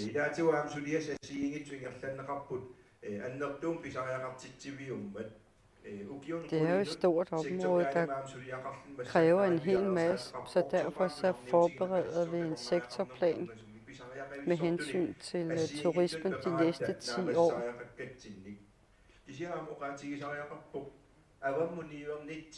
Men med hensyn til vores eksport, så er det jo altså det, der er vores største eksport, må man sige. Vores omsætning er 1,9 milliarder alene på, på rejseriet, og også dem som er turisme. Og det er altså indtægter, som ikke bliver færre, det bliver større og større, fordi at vi snart åbner vores internationale lufthavne.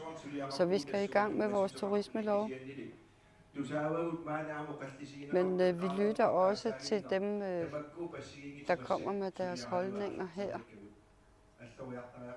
Men vi må tage skridtet fremad. Vi skal have flere indtægter på det her, som vi selv kan leve med. Så det er nødvendigt.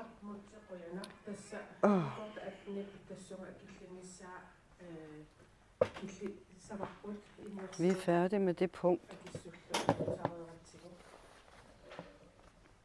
Og nu skal vi vedtage det eller ikke vedtage det. Nå, der er flere, der vil sige noget.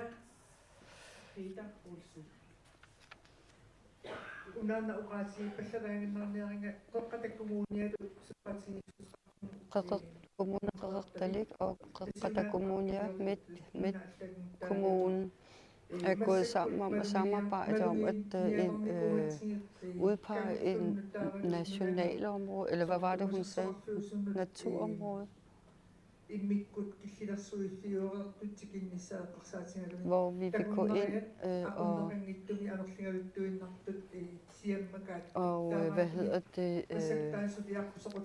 indrette nogle frie områder, hvor turisterne ikke må gå hen. Fordi at vi har et kæmpe stort område, hvor naturen godt kan være sårbar.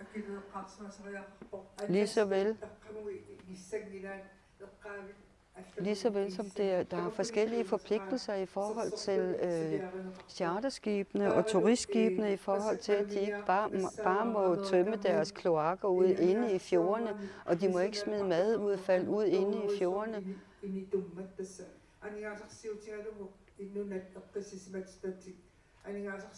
Men vi må også sige, at udefra kommende turistselskaber, jamen de bevæger sig inden for områder, som blandt andet er fredede områder, men de kommer jo udefra og aner ikke, hvad det er, de skal passe på.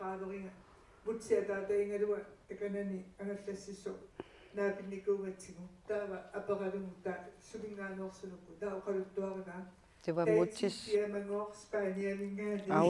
afdøde far, som Anne Hansen havde mødt, hvor man havde arrangeret en masse spanske enlige, der ledte efter ægtefæller, og så få dem til Grønland, og så kan du komme til Grønland, og så kan I komme på vandreture, og så kan du nok finde en kæreste. Så der sker en masse af de her ting, vi ikke aner noget som helst om i vores eget land. Og vi ved ikke, hvad det er, de reklamerer med hjemme i deres hjemlande med hensyn til at forsøge at sælge i Grønland. Altså, de her spaniere, de kom jo med kæmpe store kasser med deres egen mad. De var ikke nede i butikken og købe en eneste sukkerknald eller noget.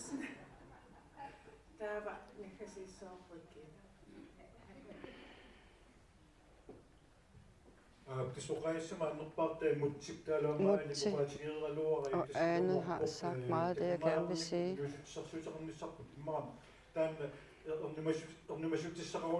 Måske har vi så meget at frygte i forhold til en vigende turisme. Nej, tværtimod. De er godt i gang, og der bliver flere og flere, der kommer til Grønland. Og spørgsmålet er, de her forskellige skatter og afgifter, vi kan kræve af dem. For eksempel for at lægge til, og også i forhold til en passagerafgift. I forhold til, hvor mange turister der er omkring eller ombord på et skib. Det vi skal have, det er nogle regler for, hvordan og hvorledes vi skal gøre tingene.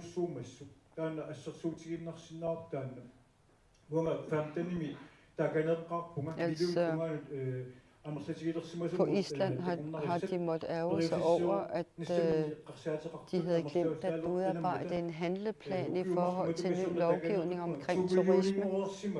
Og det er det, vi har brug for herhjemme.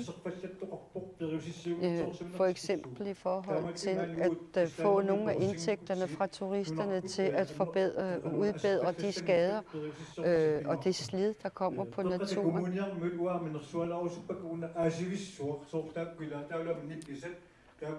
Jeg vil godt rose Tokata Kommune, fordi I har lavet handleplaner i forhold til, hvordan og hvorledes turister skal kunne komme ind til bestemte områder, fordi der er bestemte områder,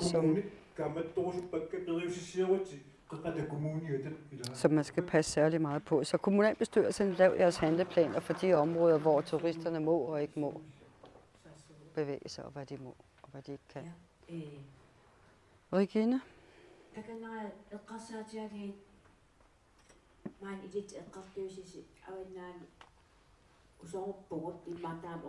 Vi er meget misundelige også i Nordgrønland med hensyn til alle de turister, som I åbenbart ser og får. Altså, vi vil gerne have åbnet op for vores muligheder i Nordgrønland. Altså, vi har en masse borgere, der har en masse forskellige kompetencer og evner og lyst og mod til at gøre noget. Altså, vi har folk, der er selverhververe og som er selvforsørgende, som er både fiskere og alt muligt. Altså, jeg er altid misundelig lidt på kommunerne inde i byerne, fordi de udbyder forskellige kurser for turistguider og alt muligt. Og det er sådan nogle ting, som vi mangler ude i de små steder, og især oppe i Nordgrønland. Tak, Regine.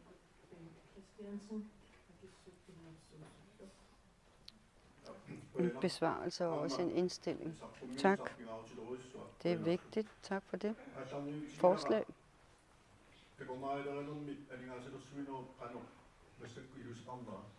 Jeg må lige komme ind på, hvordan økonomien ser ud.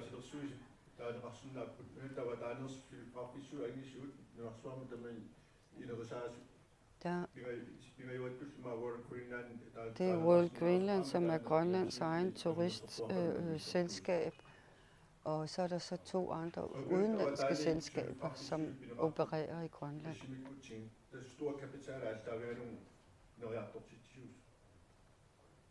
Det er jo folk, der har en god økonomi i ryggen.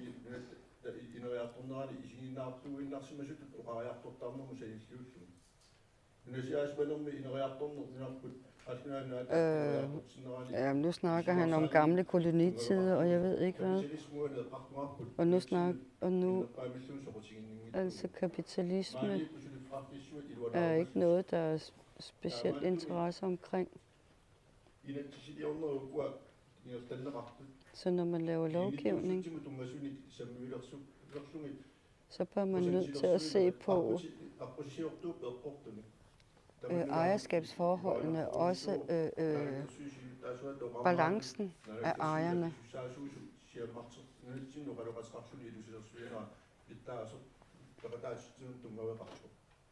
Jeg synes, det er godt, at naalakkersuisut er inkluderende i det her, og ikke bare selv kommer med en eller anden affejning eller forslag.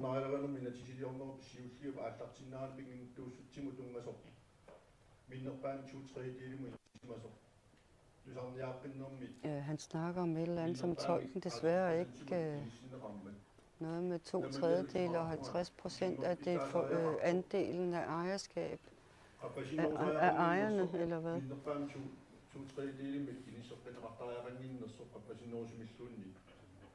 Jeg vil gerne have, at der skal være 2. At det nytter ikke noget, jeg tolker, når jeg ikke forstår, hvad det er, han snakker om.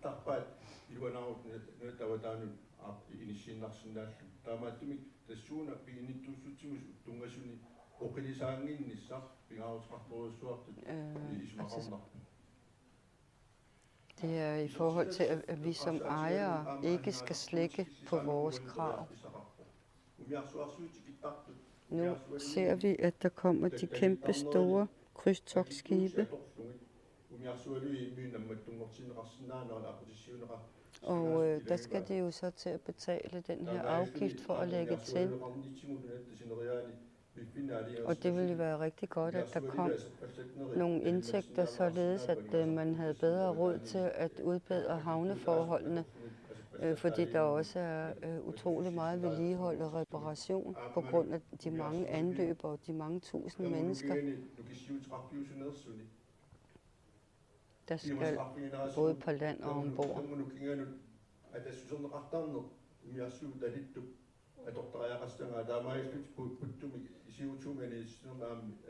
Det er nogle forskellige krav, han også snakker om i forhold til udledning af CO2 og forbrænding af brændstof ombord osv.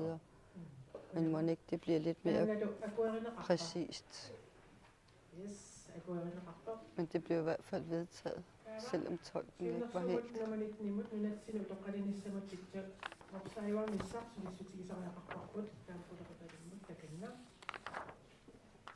Næste forslag handler om forbedringer af alderdom.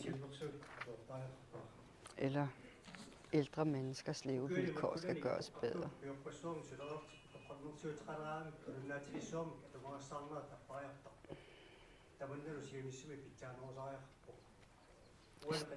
Tolken har snart ikke mere stemme tilbage, så spørgsmålet er, om jeg skal læse op, eller om jeg kan overlade det til, at I selv læser det på dansk, da det ligger og er omdelt.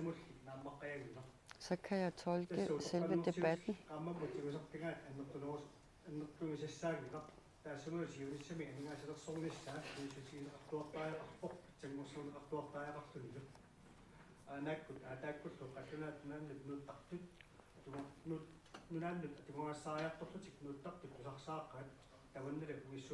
Det er blandt andet argumenter, vi har hørt tidligere i forhold til det, der blev sagt med tjenestemandspension og alt det der. Det er også streamingen. Jeg hænger jo på streamingen. Men som tolken har sagt, så skal I bare, så kan de danske lyttere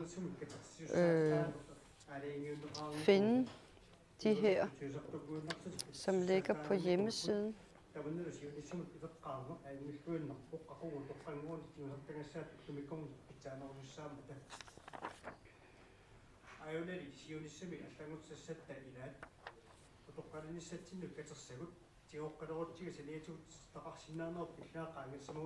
En ny skabelse, som Inatsisartut har gennemført, det er jo, at vi nu får lov til at have lidt indtjening ved siden af pensionen, uden at den bliver modregnet. Det er jo rigtig godt.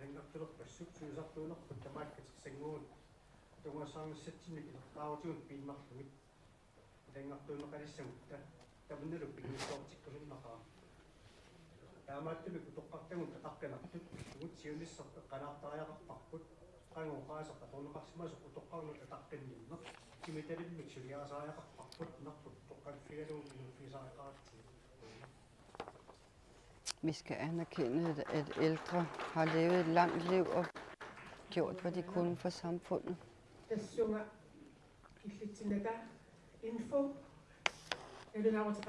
Der er en information.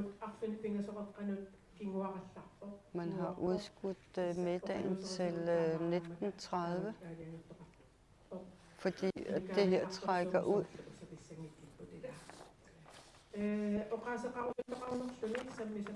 Er der nogen, der vil have ordet? Peter Olsen.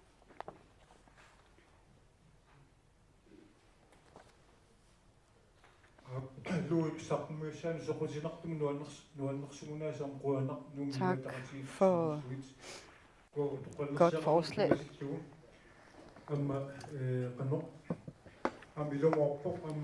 Det er rigtigt det, der bliver sagt. Og det er støtteværdigt, det der kommer her. Og det er svært at sige noget imod det her. At være imod. Men vi lytter jo. Vi er med i alle debatterne, og vi lytter også til borgernes udmeldinger indimellem, eller hele tiden, når vi kan. Så jeg synes også, at vi er i gang med at lave forskellige forbedringer. Men vi har også sagt, at det slutter ikke her. Det betyder, at vi stadigvæk har arbejde, som vi er i gang med i Inatsisartut.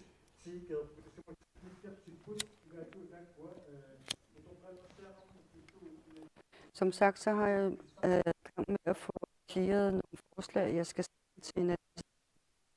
Og jeg håber, at de kan blive godkendt og godtaget således, at vi kan få de her forbedringer for pensionister, også i forhold til, at når man bliver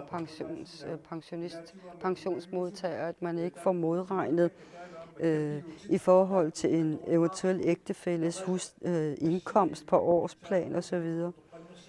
Vi bør skabe mere respekt, også i forhold til måden, vi behandler pensionisterne på. Vi vil gerne forbedre.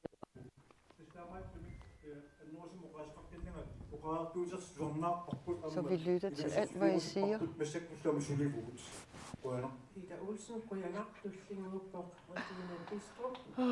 Telefoner, der ringer,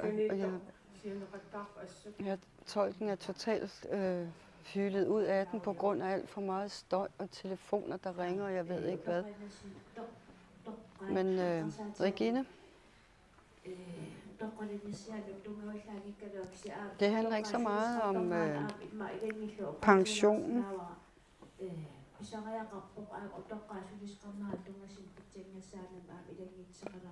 Men vi skal også have forbedringer, ikke kun på pensionen, men også i servicering af ældre. For eksempel, hvis der er manglende viden hos en, der hjælper de ældre, så kan det også gå fatalt.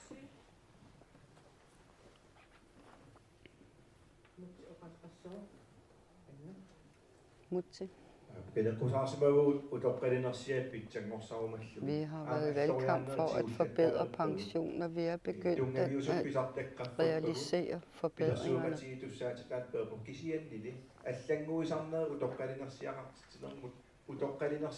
Men det vi skal huske på, hvis ikke vi arbejder med hele lovgivningen, så og man kun for eksempel ændrer på dele af pensionsstørrelsen, jamen så pillede vi først i forhold til forsørgelsespligten, hvor vi ophævede den. Så kom vi til at ramme de forkerte.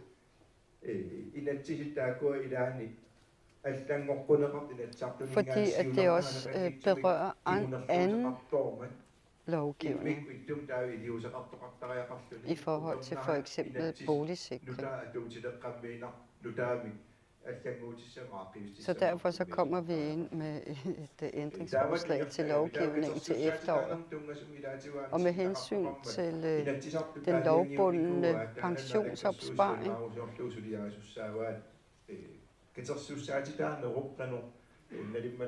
og også hvordan man kan tilpasse det lovpligtige indbetalinger, der skal være for alle mennesker i forhold til bestemte indtægtsstørrelser. Så det handler om fremtiden. Jeg vil gerne anbefale,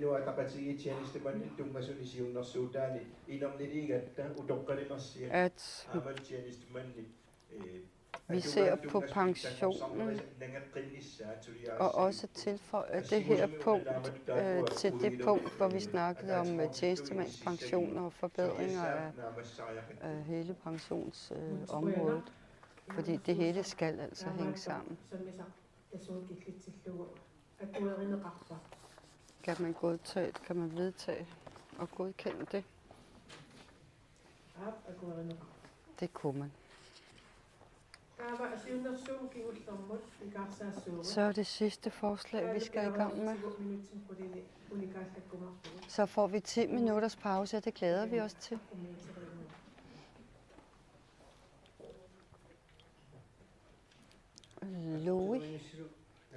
Ludvig. Vi skal have direkte økonomisk glæde og fordele af alle råstofferne. Vi har jo snakket om, at råstofferne er det, som sikrer vores fremtid, og som kan sikre vores selvstændighed, og også få økonomien på et helt andet fod, end vi har i dag. Men som det er i dag, så ser vi ikke rigtig nogen indtægter fra nogen som helst råstoffer. Vi mener, at det kræver en opdatering af råstofloven, således at et råstof, der bliver produceret eller udvundet, at den giver et afkast, økonomisk afkast til Grønland på en helt anden måde, end vi gør det i dag. Nogle siger, at investorerne vil flygte, hvis vi begynder at stille de her krav. Men det tror jeg ikke, vi skal være bange for, fordi de sidder med kæmpe store penge. Og vi ved jo, at alle investorerne, når de vil investere, så får de jo kæmpe stort tilbage. De får et afkast, og alt, hvad de har investeret, det kommer tilbage til dem. Men det er Grønland, der ingenting får. Så vi mener, at vi hele tiden skal opdatere råstofloven, således at vi får de bedste indtægter på enhver mulig måde ud af undergrunden. Vi ved jo, at selvstyreloven tilsiger med hensyn til råstofferne, at hvis vi har 75 millioner kroner i indtægter på råstofferne, mere end 75 millioner kroner, så skal vi til at svare halvdelen til den danske statskasse. Altså, sådan bør det jo ikke være. Hvorfor skal Danmark nyde økonomisk godt af grønlandske råstoffer? Det bør være en meget større andel, der falder til Grønland. Tak for fremlæggelsen. Er der nogen, der vil sige noget? Hvis ikke... Jo, Gert Møller og Lis Møller.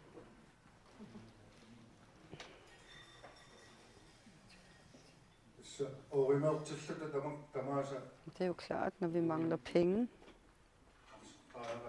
så skal vi jo se på enhver mulighed.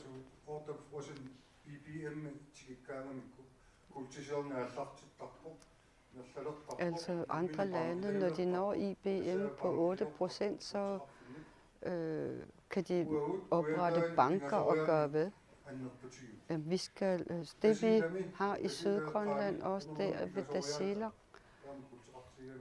så meget guld er der. Der er meget større potentialer i guldet i Grønland, men altså vi kræver for lidt. Og måske kunne vi også se på titanium, at det kunne give et meget større afkast.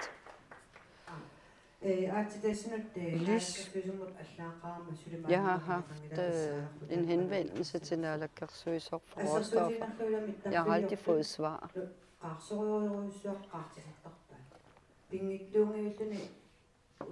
Ved anlæggelsen af lufthavns, de nye lufthavne, så bør der være, de har jo sprængt en masse tons sten og fjeld væk. Der må jo være en masse ædle ting og sager. Måske er der råvarer, som vi bare smider ud. Så har man, da man byggede lufthavnen her i Ilulissat, så har man stillet en kæmpe stor sten, som havde forekomster af forskellige slags ting og sager, som der kan blive ædelsten ud af. Så det er jo også noget, en sidegevinst, man egentlig kunne få, og en yderligere indtægt eventuelt på noget, man alligevel har hævet op af jorden. Og hvis ikke der er flere, der vil sige noget, så giver vi mikrofonen til Mutti til indstilling.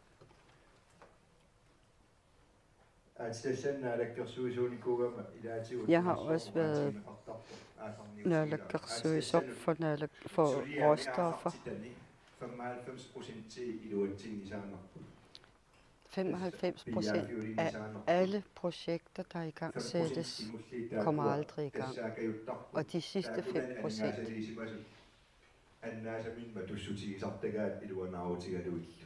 og de sidste 5%, det er dem, som får deres penge tilbage i forhold til, hvad de har investeret. Selvfølgelig kan det være svingende.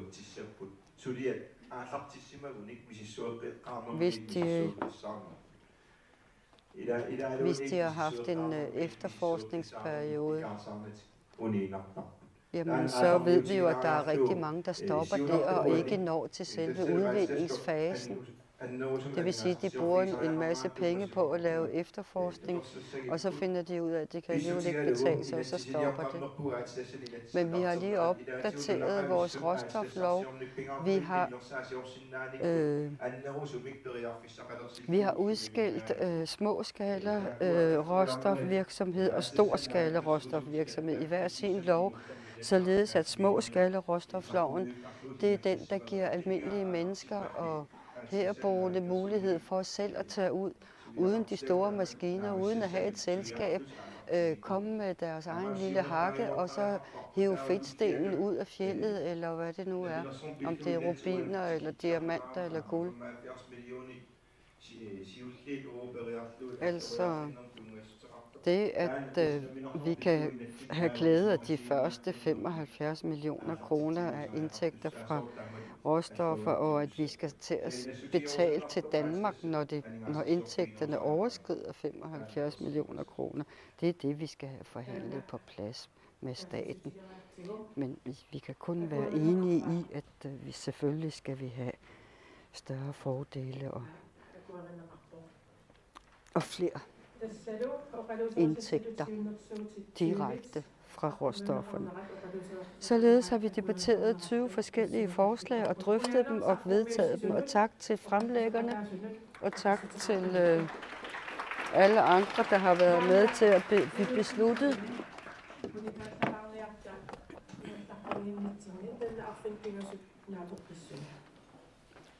20 i mødes vi igen.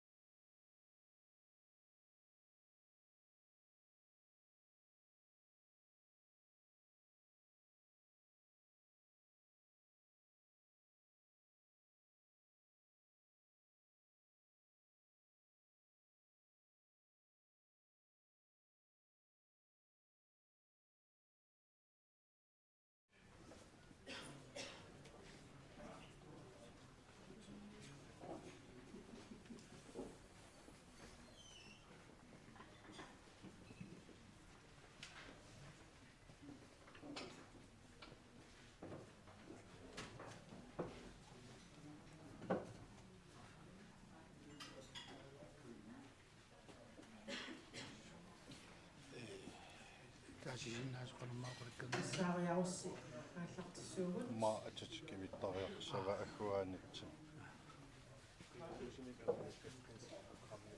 Aallarterpikkutta tullinguutta tassaavaq immikkoortor.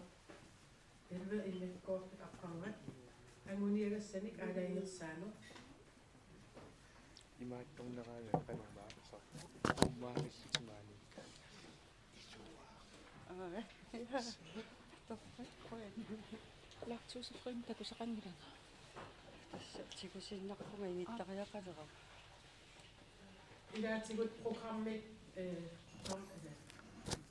lokaliserisissa magitatta lormulersorleqarnera. Vi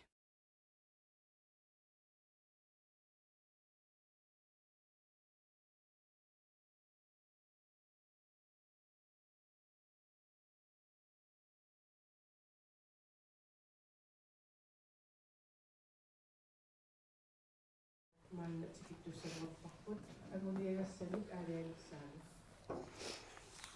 det er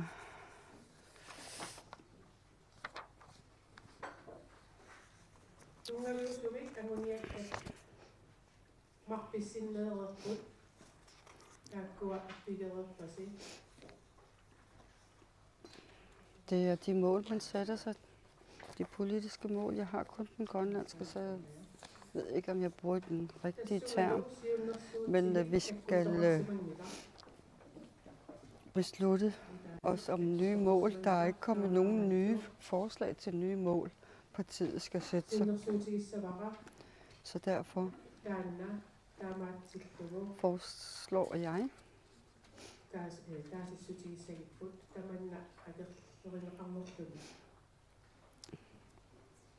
så må vi jo bare ligesom vedtage med hensyn til de principielle principprogrammet om de mål, der er. Kan man godtage det, eller vedtage de mål, man har sat sig? Ja, det kan man.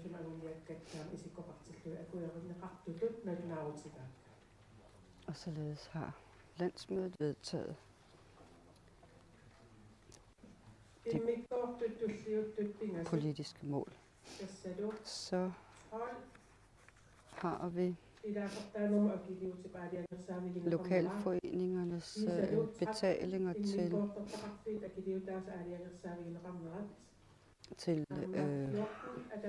organisationen, mødediætstørrelsen,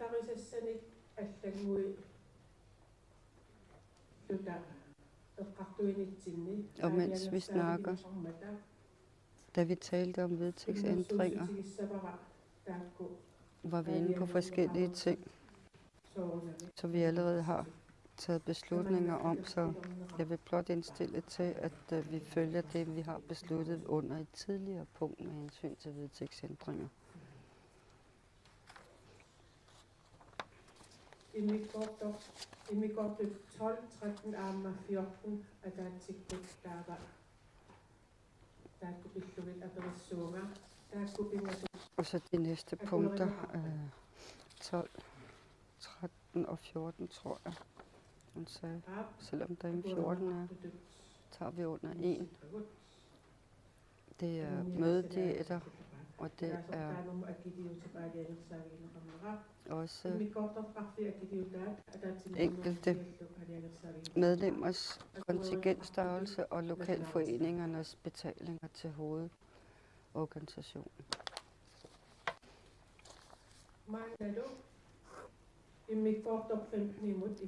Nu skal vi i gang med valg til hovedbestyrelsen.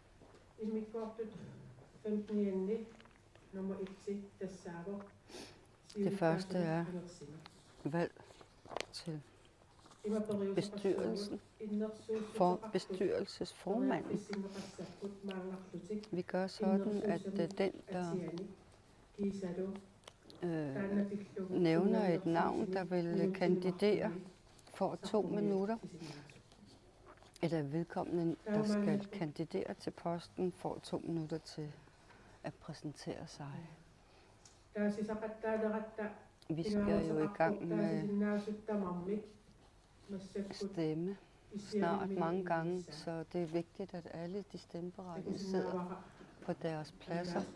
Jeg kan se, at vi mangler nogen, så pas på med, at vi ikke kommer i mindretal. Ikke mindretal, men at man ikke kan godkende med flertalsbeslutninger.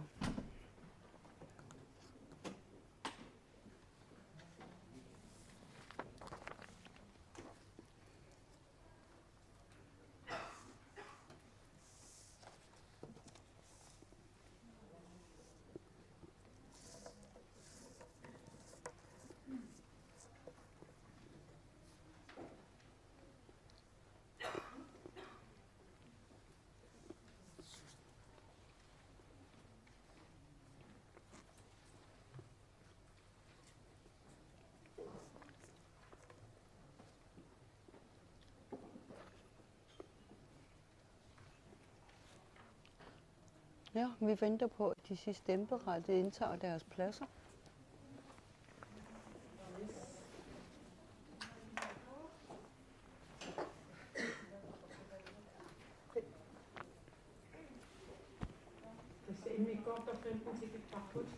Som sagt, så er vi i gang med næste punkt på dagsordenen, der hedder valg til hovedbestyrelsen. Det første, vi skal vælge, det er formandsposten. Og hvis der er flere, hvis der er kampvalg,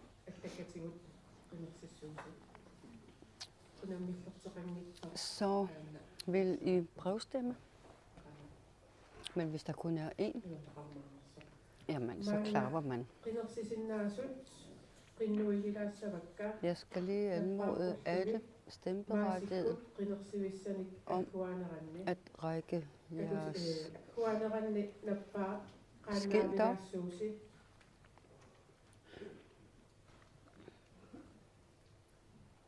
Således at vi ved, hvor mange stemmesedler der skal deles ud.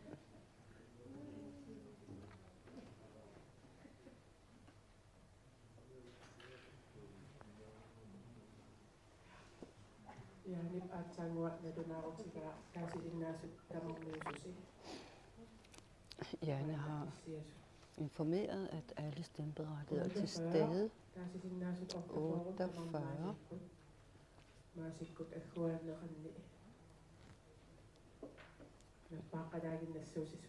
Så I skal bare lige holde jeres skilt oppe endnu.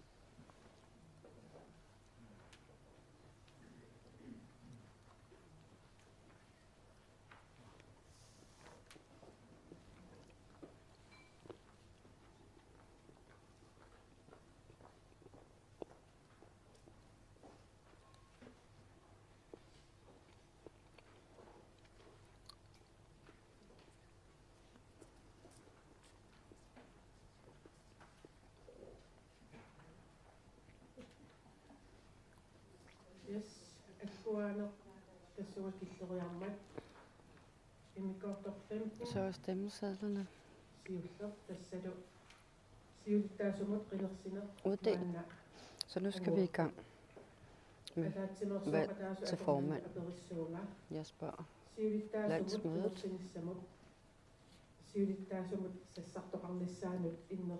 Er der nogen, der vil indstille en kandidat til formandsposten? Christian Hermersen.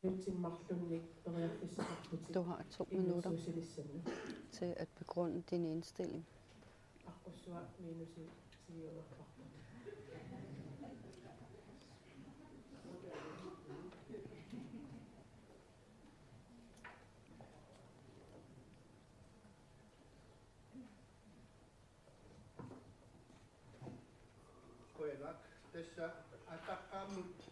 Tak. Jeg vil gerne starte med at sige, at når man indstiller en kandidat til formandsposten,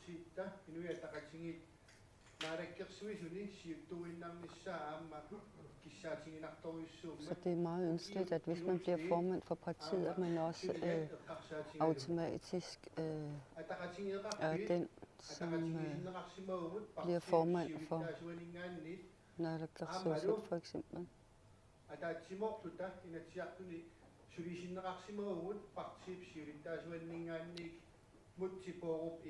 Det er jo formanden, som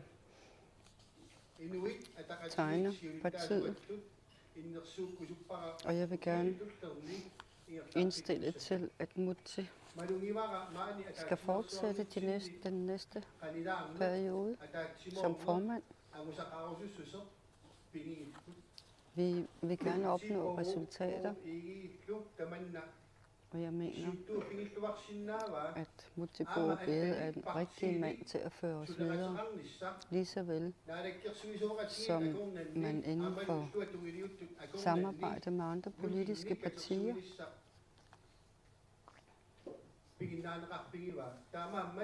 har været dygtig og god til at navigere tingene, fordi det handler om, at vi skal gøre det bedste for samfundet, og især skal vi gøre det ekstraordinært bedre for de svage stillede. Og jeg mener, at Mutti Bourup-Egede har haft et rigtig godt lederskab, og jeg mener, at han skal fortsætte dette lederskab for partiet. Tak.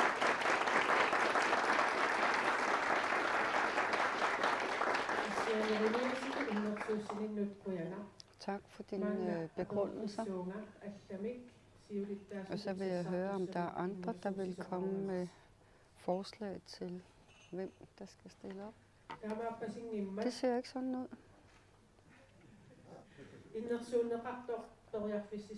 Selvfølgelig vil jeg godt lige give mulighed for den nævnte kandidat om at tage til genmæle.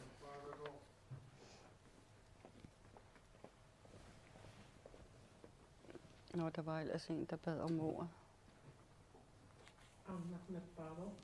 Det var Anna. Unan Marianne Jensen Jensen Amrina Prosane Kogame Akwarerne Kova. Marianne Paviasen.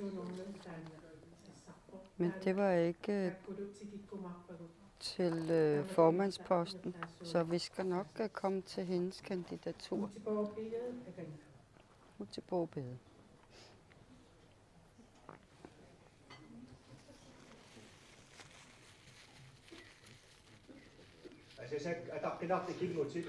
Kære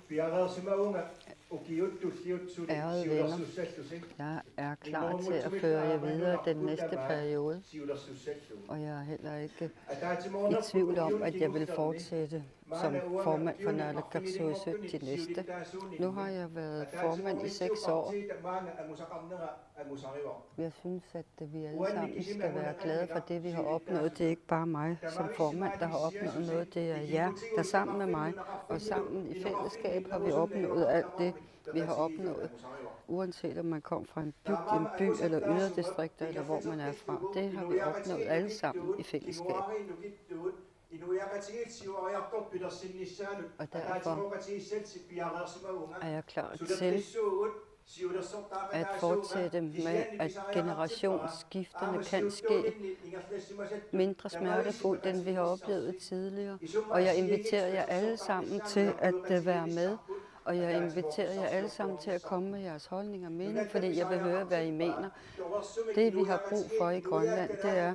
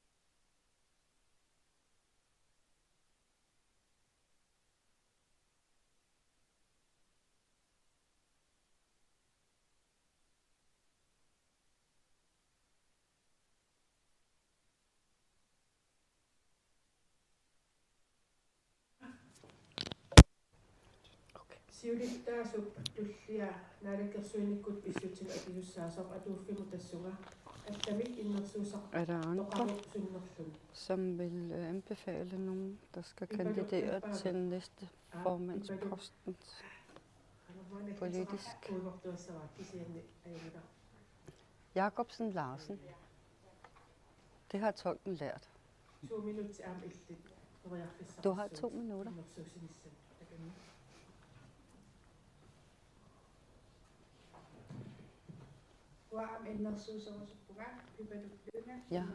Jeg vil gerne anbefale eller foreslå Bibaluk Lynge. Det er fordi, at jeg mener, at Bibaluk er den rigtige til at præcisere vores parti og den politik, vi har. Og også, at vi skal udvise solidaritet. Jeg kan se, at Bibaluk er klar til at løfte med. Og især i forhold til bæredygtighed og flere andre vigtige områder har hun benhård holdning og også måde at arbejde med tingene på, som vi ikke kan komme udenom. Er der andre, der vil foreslå andre, der skal kandidere til næstformandsposten for det politiske? Agathe Fontaine.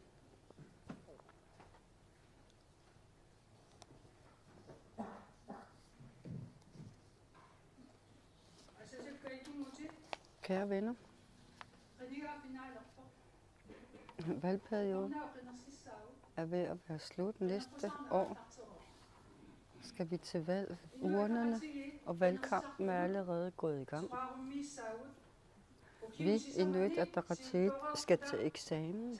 Vi har været 4 år i førertrøjen, men vi håber, at vi også kan overbevise folk om, at vi er klar til de næste 4 år. Og det er først nu, at vi har så godt et grundlag for at føre valgkamp. Og vi skal selvfølgelig være lydhøre og også være uden, lade vores erfaringer flyde ud, tilflyde andre mennesker. Det at invitere til samarbejde med andre grupper i samfundet er utrolig vigtigt. Næstformandsposten, som har det politiske, skal selvfølgelig være diplomatisk, udvise diplomati, fordi det handler om, at man skal kunne bevæge sig i det politiske landskab og ved at lugte sig frem til, hvordan og hvorledes tingene hænger sammen. Så det hjælper, hvis man har haft lidt erfaring med at gøre de her ting. Vi har ikke råd til forsøgsordninger, vi har ikke råd til alt muligt, vi ikke har prøvet før. Derfor så vil jeg gerne indstille til, at Aqalluaq Bilman Ege er den, der skal vælges til næstformand som politisk næstformand. Han har lært at lugte til de forskellige vinde, der er inden for det politiske liv, og han ved, hvordan man skal navigere i forhold til at forsøge at få folk over på sin side, lige så vel som han også altid kan forsvare sig selv og sin ansvarsområde. Han er god til at få folk til at være i dialog med hinanden. Han er god til at bygge broer, og han er med til at skabe samarbejder på forskellige vis, uden at slække på de mål, han har sat sig, og som partiet har sat sig.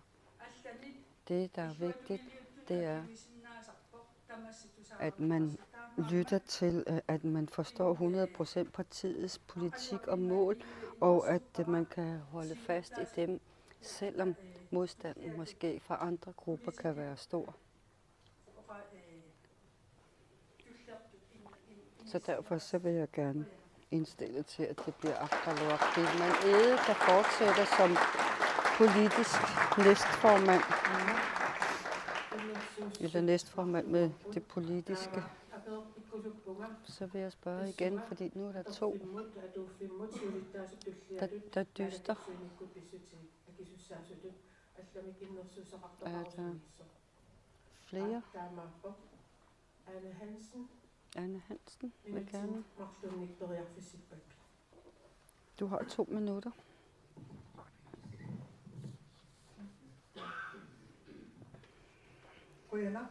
Tak. Under mødet her, eller landsmødet, så handler det jo om generationsskifte. Så mener jeg også, at tiden er inde til, at man ligesom overdrager noget af ansvaret til næste generation.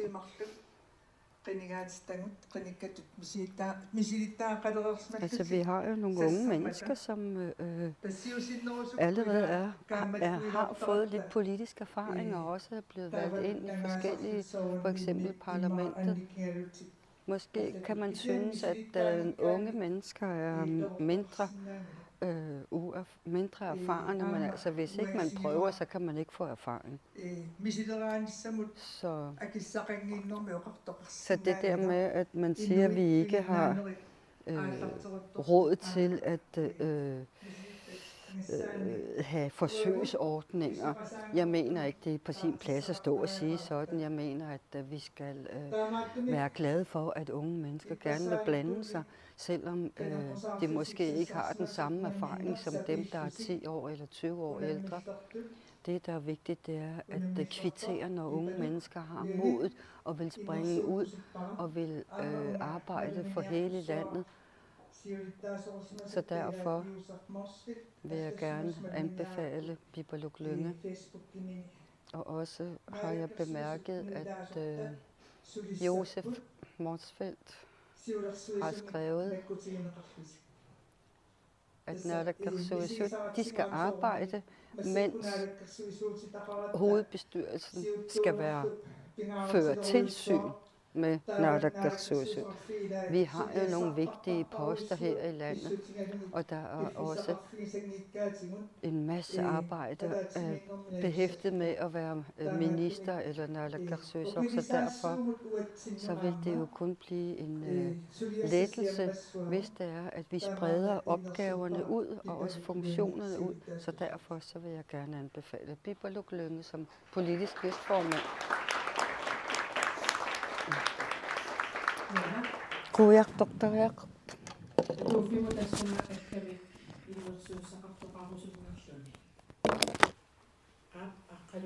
Fontaine.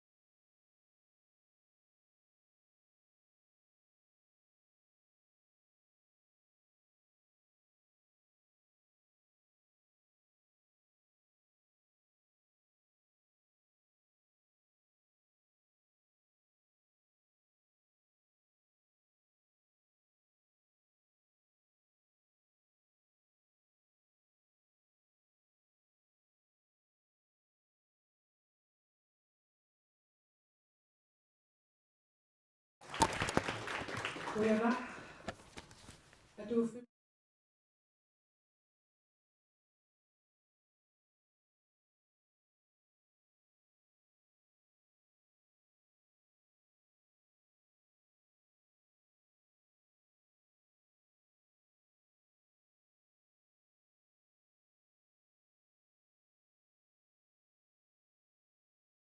малиллугит игамииннерсиусинеқартут аама акуерсиссаппата. Det er først nu, du kan høre mig. Det var streamingen, jeg tog først. Maanna Men som sagt, så er der 2 kandidater, der er blevet indstillet til næstformandsposten med det politiske. Og jeg vil give 5 minutter valgtalemulighed. Og det er Bibaluk Lønge og Aqaluaq Bilman. Så vi følger den rækkefølge, personerne blev nævnt i. Så hvis du, Bibaluk Lønge, godkender dit kandidatur, så kan du få 5 timer, 5 minutter, til at føre din valgkamp. Tak til dem, der har indstillet mig. Og tak, Dusi, for at have skrevet de her ting, og også begrumme. Så jeg er rigtig stolt over, at jeg er blevet indstillet af en rigtig erfaren politiker. Altså, jeg har jo selvfølgelig overvejet, hvad det er, at min egen far jo var med til at stifte Inuit Ataqatigiit-partiet. Og det er slet ikke min far, der har bedt mig om at blande mig i politik. Nej, tværtimod, det er Asige Kemnis Larsen, der egentlig fik overbevist mig om, at jeg skulle springe ud som politiker. Men selvfølgelig får jeg en opbakning fra mine forældre, men det er altså ikke dem, der har bedt mig om at være i det politiske. Jeg kan godt lide Aqaluaq. Han har haft... Eller, ja, vi har jo åbnet et nyt departement for børn og unge.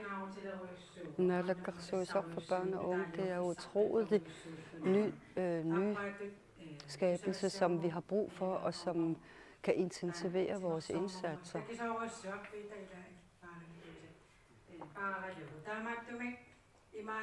Så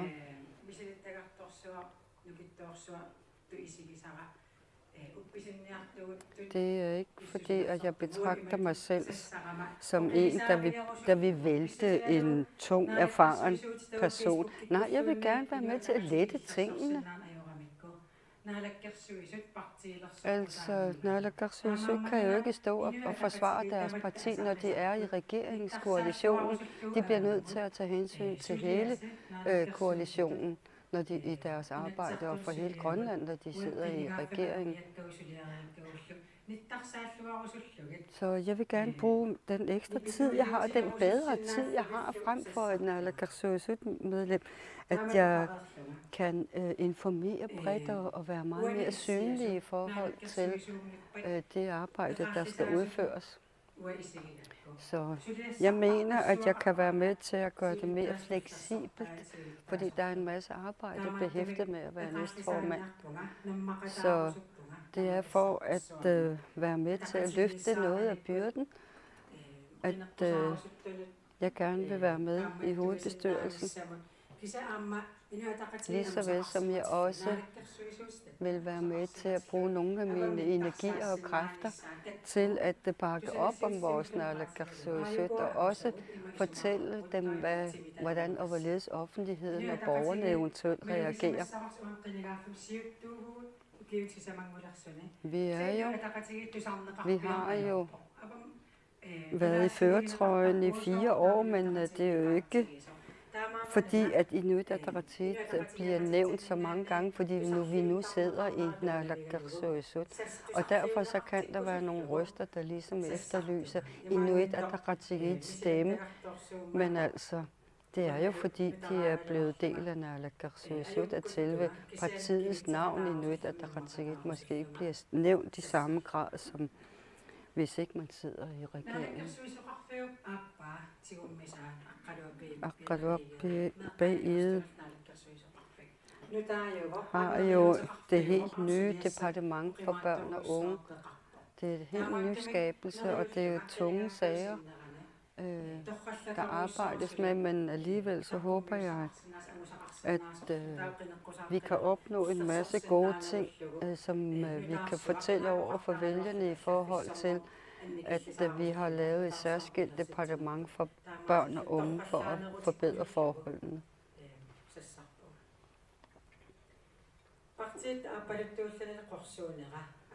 Altså, vores parti er jo både rød, men også grøn, fordi det handler om solidaritet, det handler om ligeværdighed.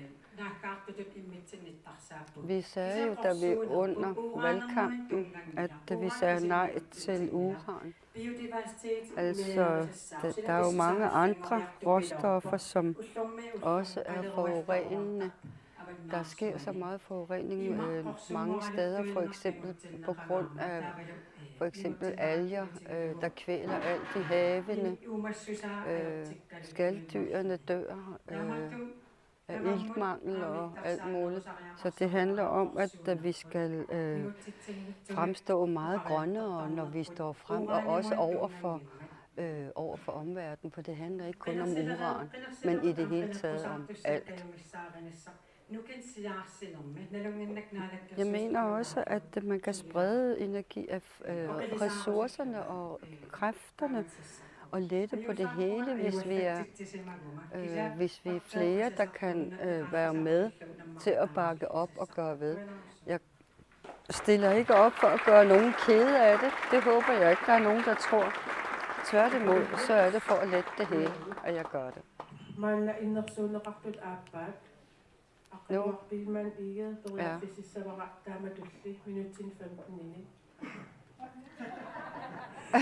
Nu er der årsdøgerne ved at være 13. Nu er det 15 minutter, men det er altså kun 5 minutter. Værsgo, Akkalok Bilman Ede. Jo.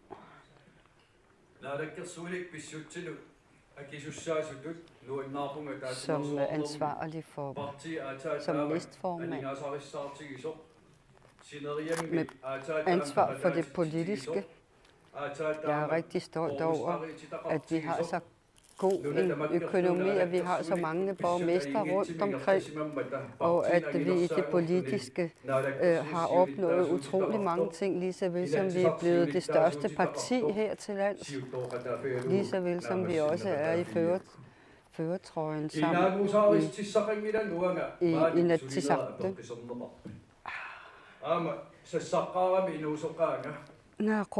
Jeg er lige ved at blive...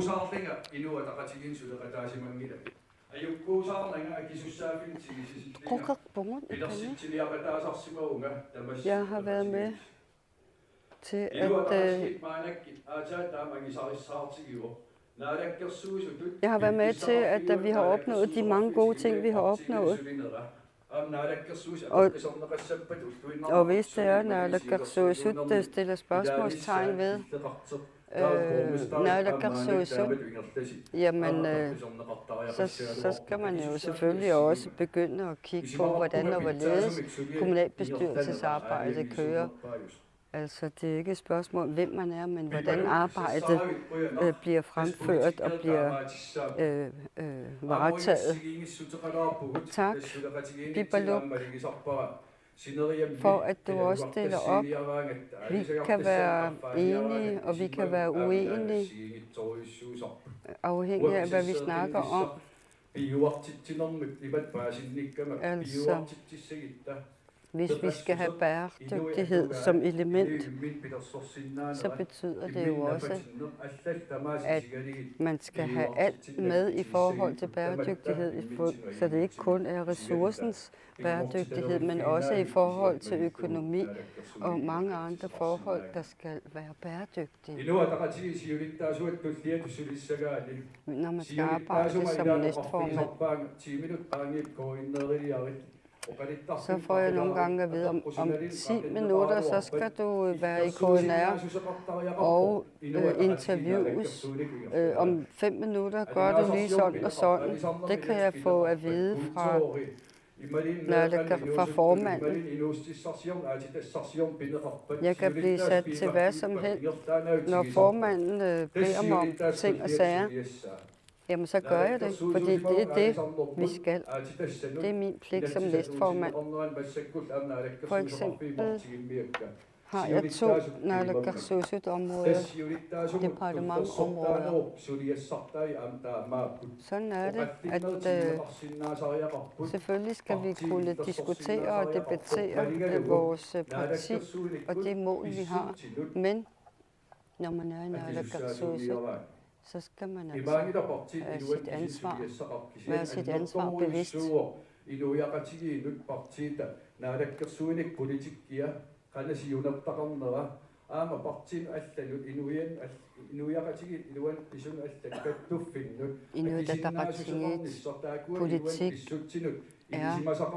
vigtig for landet og for befolkningen. Det handler om, at man skal have kendskab til lovgivningen, og man skal være velbevandret i at indgå kompromiser.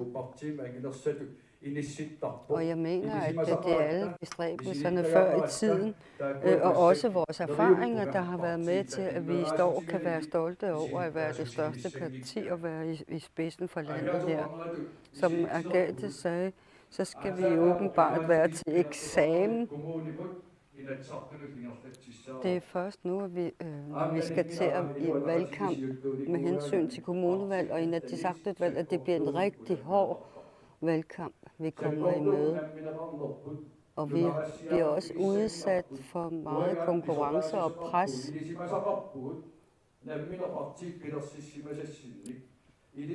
Vi har jo en stor viden, og vi har også masser af erfaringer, som vi bliver nødt til at omsætte lidt bedre. Og vi skal passe på, at den viden, vi allerede har indhøstet, ikke går tabt. Og selvfølgelig skal unge og nye fortsætte det her. Så jeg mener også, at det vi altid giver mulighed for, at nye og uerfarne kunne komme med, det har altid været godt på partiet. Og den holder jeg stadigvæk fast i. Men jeg vil gerne stadigvæk kæmpe for, at jeg kan blive genvalgt som næstformand for det politiske område. Jeg mener ikke, at jeg kan erstattes med andre. Fordi jeg specielt er rigtig god til netop det der.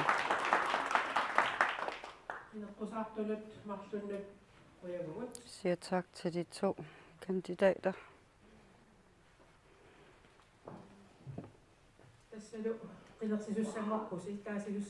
Så nu skal der stemmes.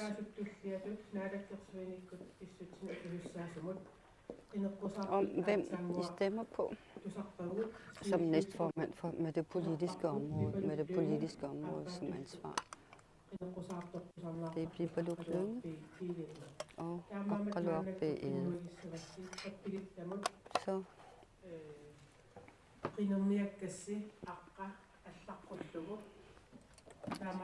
skriver I ned, hvem I stemmer på papiret, og så bliver de samlet sammen. Optalt. Og imens kan tolken lige smutte udenfor.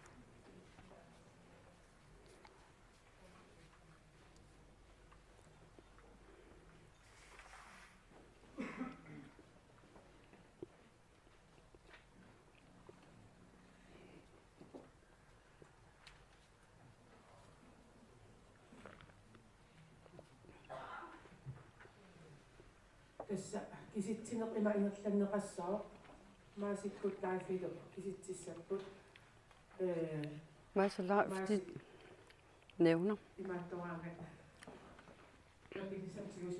Den ene læser op.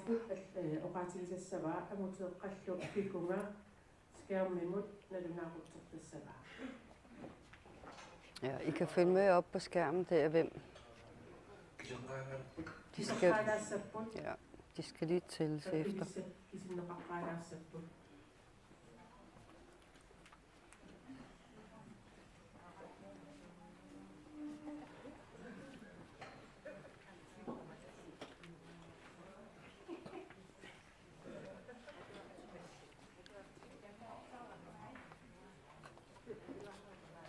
Bisin fik makarna. Punnatlu akisullaa.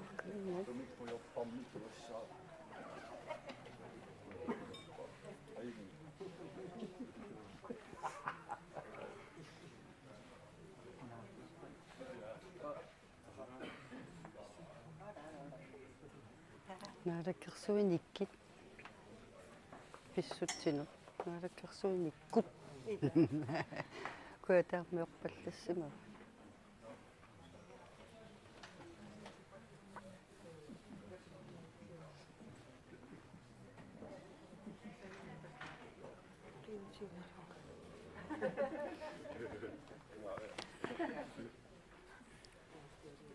Der er generet 48 har deltaget.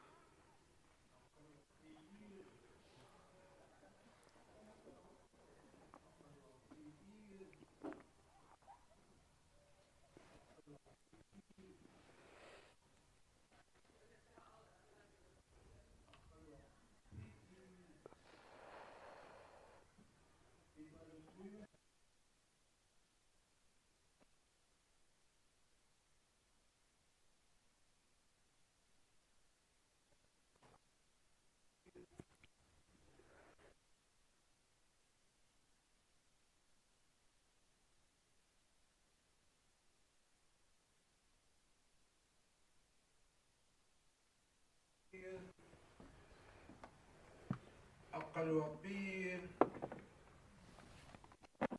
Pipaluklynge Aqaluarpiin Pipaluklynge Aqaluarpiin Pipaluklynge Aqaluarpiin Aqaluarpiin Aqaluarpiin Aqaluarpiin Pipaluklynge Aqaluarpiin Aqaluarpiin Pipaluklynge Aqaluarpiin Pipaluklynge Aqaluarpiin Aqaluarpiin Aqaluarpiin Pipaluklynge Aqaluarpiiga. Aqaluarpiiga.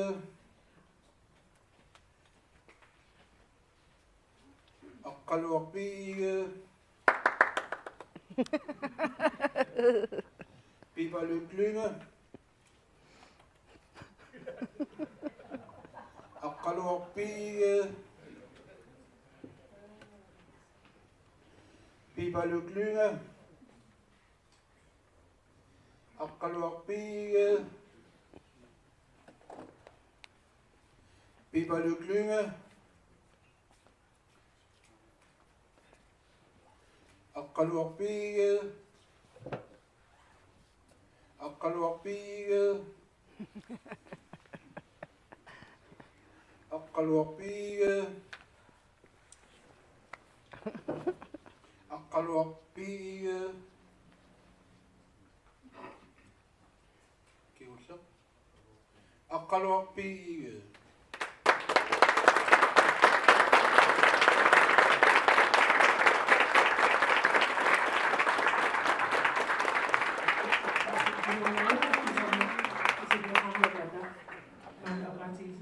Nu er stemmerne talt op, og næstformanden for det politiske område er Aqaluaq B. Ede, som er blevet stemt på med flest stemmer med 32.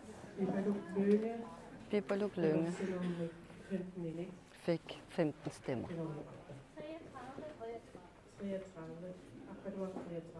Aqaluaq B. Ede 33.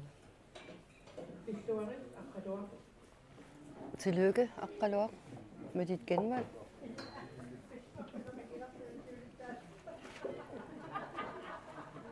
Formanden fik ikke den lykkeønskning, men nu har der jo været kampvalg på næstformandsposten, så...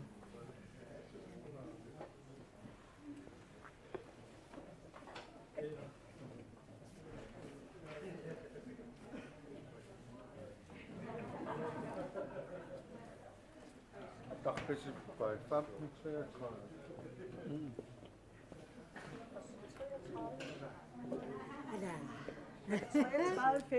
Ja, så 33-15.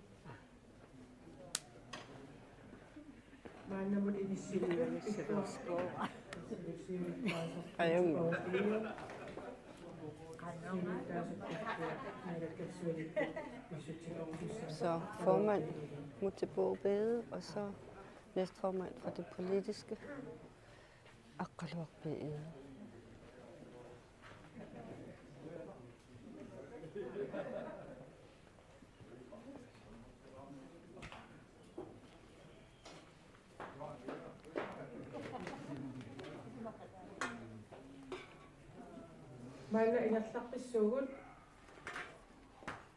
Vi skal videre med valgene. Så er det næstformandsposten med det organisatoriske som ansvarsområde. Så gør vi lige, som vi gjorde lige før, hvor vi kan se, hvem der er stemmeberettigede, således at dem, der er stemmeberettigede, kan få deres stemme. Eller hvem der skal have en stemmeseddel.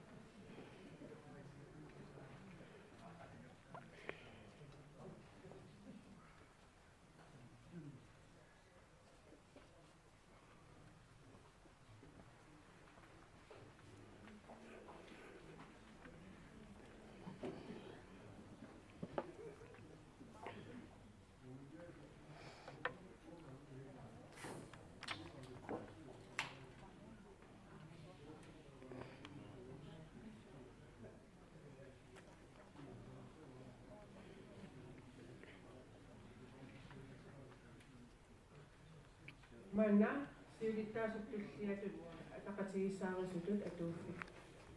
Tikipparput. Som sagt er det valg til næstformand med organisatoriske.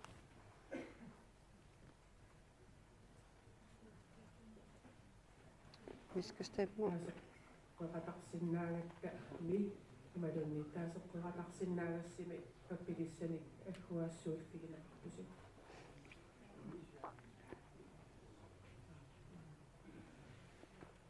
Allaffissiataanna ilivitsuutillugu atorneqartassoo alinnagu. Det stykke papir der, det skal I ikke dele på nogen som helst måde. I skal bare skrive ned og lade den være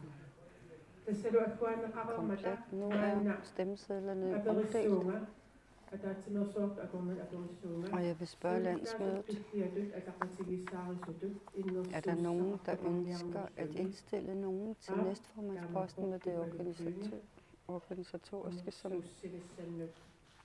med ansvarsområde? Det er Bibaluk Lynge, der vil bruge 2 minutter på at begrunde en person, hun foreslår.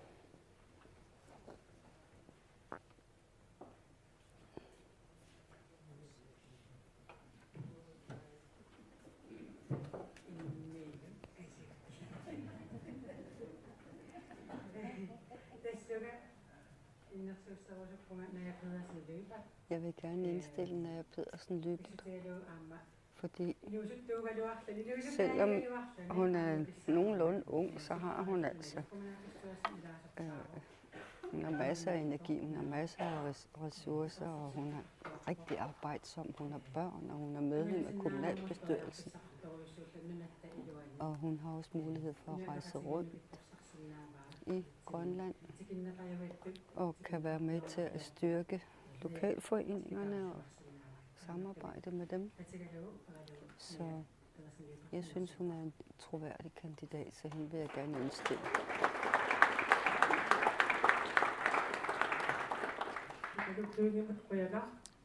Til Bibaluk Lynge.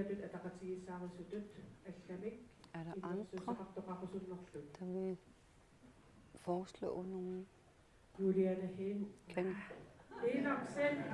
Juliane Henningsen var en tidligere IA-politiker, der som en komet blev valgt ind i Inatsisartut og senere til Folketinget.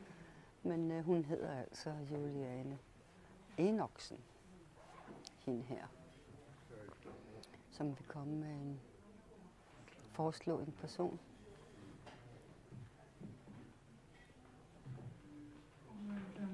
Der bør kandidere til næstformandsposten med det organisatoriske som ansvarsområde. Først vil jeg gerne sige tak til vores nuværende næstformand for det organisatoriske. Det har været kæmpe stort arbejde, hun har gennemført. Og hun har været meget nærværende i forhold til kontakten til lokalforeningerne, især i Kokkota Kommune, Midt-Grønlands Kommune. Selvom vi måske ikke får så meget andet officielt besøg andre steder fra. Så vores samarbejde på tæt hold har vi lært meget af. Jeg vil gerne indstille en ung menneske som Nivi Heilmann Efraimsen, fordi Nivi, hun har rigtig stor viden, fordi hun er vant til at arbejde med mennesker. Hun har været skoleleder, hun er lærer, seminarielærer, uddannet, og hun har forskellige erfaringer, hun allerede har høstet. Og de forskellige erfaringer, hun har jo også gjort, at hun har en masse gode forslag, hun kan komme med, og hendes indflydelse vil være ret positiv. Hun har allerede også sat sig for, hvad det er, hun vil forbedre, hvis hun opnår valg til næstformandsposten med det organisatoriske som ansvar.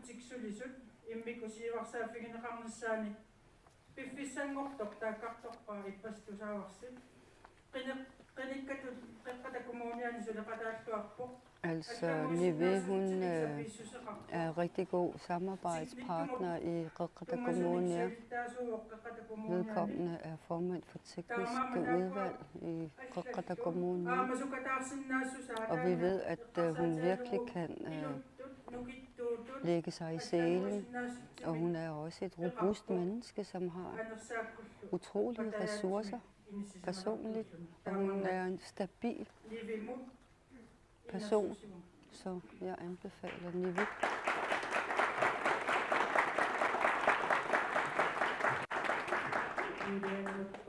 Tak, Juliane.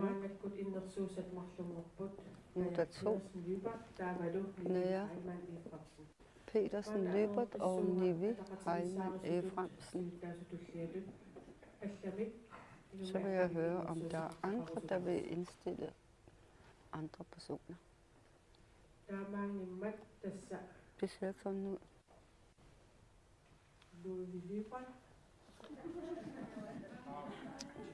Ludvig. Løbert hedder han. Larsen hedder han.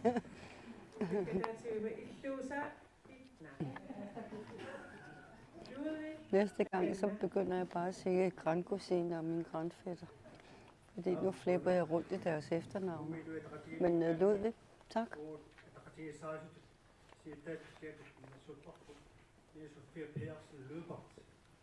Fra Nume Inuit Ataqatigiit vil vi gerne indstille Naja Petersen Løbert. Hun er altid med til alle møder. Hun prioriterer virkelig vores møder, og hun har altid mål, hun gerne vil opnå. Så derfor vil vi gerne indstille Naja Sofia Petersen Løbert.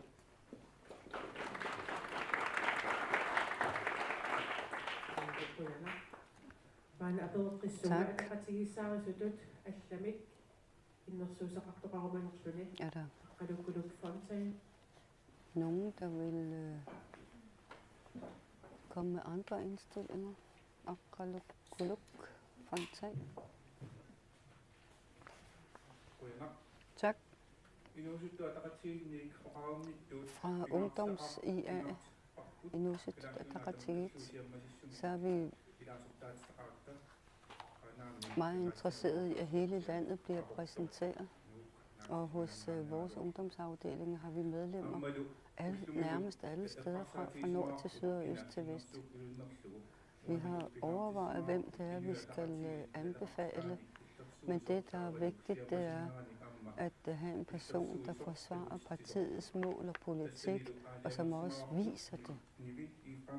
Og vi mener, at Nive Heilmann Efremsen er den rette person.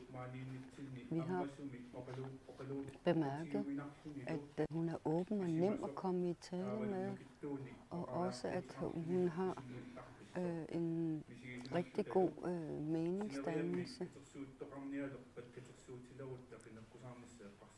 Og med hensyn til, når vi skal til at forberede valgkampen, så er jeg ikke i tvivl om, at Nive kan løfte den del af en arbejdsopgave, det vil være som næstformand for det organisatoriske. Tak. Aqaluk.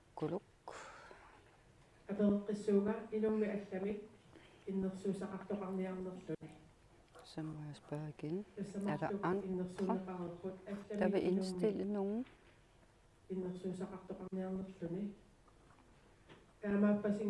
Det ser ikke sådan ud. Det betyder, at vi skal stemme igen. Og hvis de kandiderende har lyst til at køre en lille valgkamp, så får de 5 minutter hver. Naja, Sofia Petersen Løbert var den, der blev nævnt først, og hun skal have mikrofonen først. Værsgo, Naja.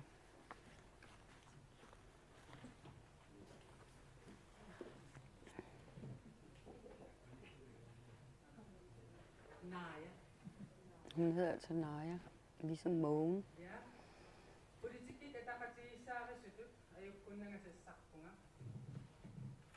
Jeg vil gerne stille op som næstformand, og jeg takker for al den opbakning, der har været, og jeg er blevet nævnt. Selvfølgelig kan jeg nævnes som en uerfaren politiker, men altså uanset hvad, så får man jo en start et eller andet sted for at få erfaring. Vi skal ikke bare på grund af manglende erfaring undlade at kandidere. Men altså uanset hvad, når eksisterende ting bliver tilført nye kræfter og nye unge medlemmer, jamen så betyder det en masse frugtbare ting. Jeg er medlem af Kommunerafsommersorg, den største kommune, og jeg har også arbejdet i bestyrelsen i NIA, Numme Inuit Ataqatigiit. Jeg prøver at være med alle de steder, jeg har forpligtet mig til, også fordi det er vigtigt, at man er synlig og har en adfærd, som er god. Selvom jeg er medlem af kommunalbestyrelsen, så mener jeg godt, at jeg har god tid og også ressourcer til at løfte sådan et stykke arbejde, som det vil indebære at være næstformand for det organisatoriske. Jeg synes, det er vigtigt, at vi får styrket fællesskabet, men også sammenhængen mellem vores landsorganisationer og også lokalforeninger. Vi skal hele tiden styrke lokalforeningerne, og vi skal også lægge vores hoveder i blød i forhold til, hvad det er for en tone, vi gerne vil fremstå i det offentlige med. I går talte vi om værdier for Inuit Ataqatigiit. Hvis ikke vi skal begynde at splitte os og dele os i flere grupper, jamen så bliver vi nødt til at gøre noget ekstraordinært i forhold til den konsensus, vi ønsker, der skal være. Kursus for politikere og også kursus for lokalforeningerne er nødvendige hele kysten. Fordi det handler om det, vi er stolte over, det vi er glade for, skal offentliggøres hurtigt. Det synes jeg er vigtigt. Hvis vi har en stemme ud mod offentligheden, så bliver vi også betragtet som mere troværdige og vedholdende. Altså, hvad er rammer for vores arbejde? Hvad er vores fælles stemme i Inuit Ataqatigiit? Hvem kan vi lære af? Og selvfølgelig så ændrer vores værdier jo sig også igennem tiden. Men det skal være mere synligt, hvad det er, vi mener, og hvorfor vi mener det, således at andre kan forholde sig til det. Har vi forestillinger om, hvad vi vil, hvad landet skal de næste par år. Men vi ved jo, at forskellige mål vil blive skiftet ud med andre mål. Men uanset det, så er det vigtigt at fejre med flaget og vise, hvem Inuit Ataqatigiit er, og den politik, man har. Så det handler om at være synlig, så alle kan se og forstå, at det er en IA-politiker. Det handler om, at vi skal tage hensyn til alle, uanset om man bor i en stor by, en mindre by eller et bosted som en bygd. Lad os styrke det eksisterende og oprette nye, hvor der intet er. Hvad kan vi gøre for at udvide vores virkefelt? Selvfølgelig skal vores folkevalgte være dygtige, og de skal også være forberedte på, hvad det vil sige at være politiker. Og jeg mener, at det er før en valgkamp starter godt op, at man skal gennemføre de her forskellige kurser, således at kandidaterne føler sig lidt bedre klædt på til at gå i valgkamp. Nu er tiden slut. Tak.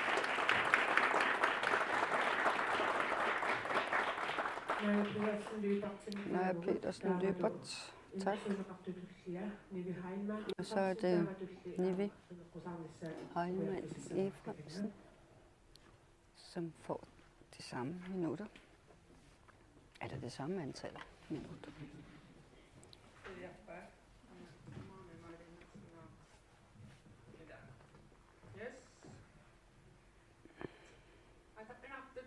Ærede medlemmer af Inuit Ataqatigiit.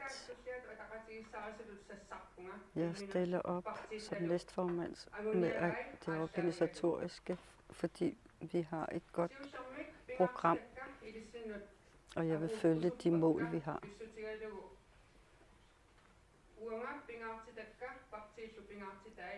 Det, jeg finder vigtigt, og det, som partiets værdisæt tilsiger, det er de ting, vi skal arbejde med. Jeg er 44 år. Jeg blev opdraget i Sisimiut. Jeg har en uddannelse, som Julian var inde på.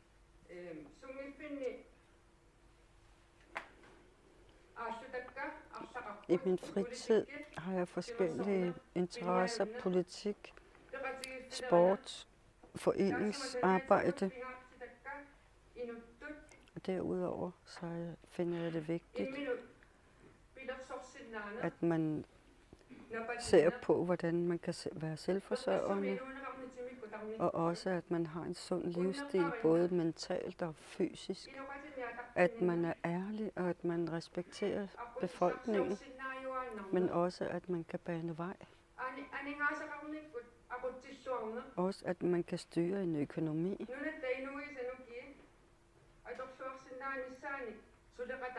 Og jeg vil gerne samarbejde med at bruge de kræfter og ressourcer, som befolkningen har, til at opnå bedre ting.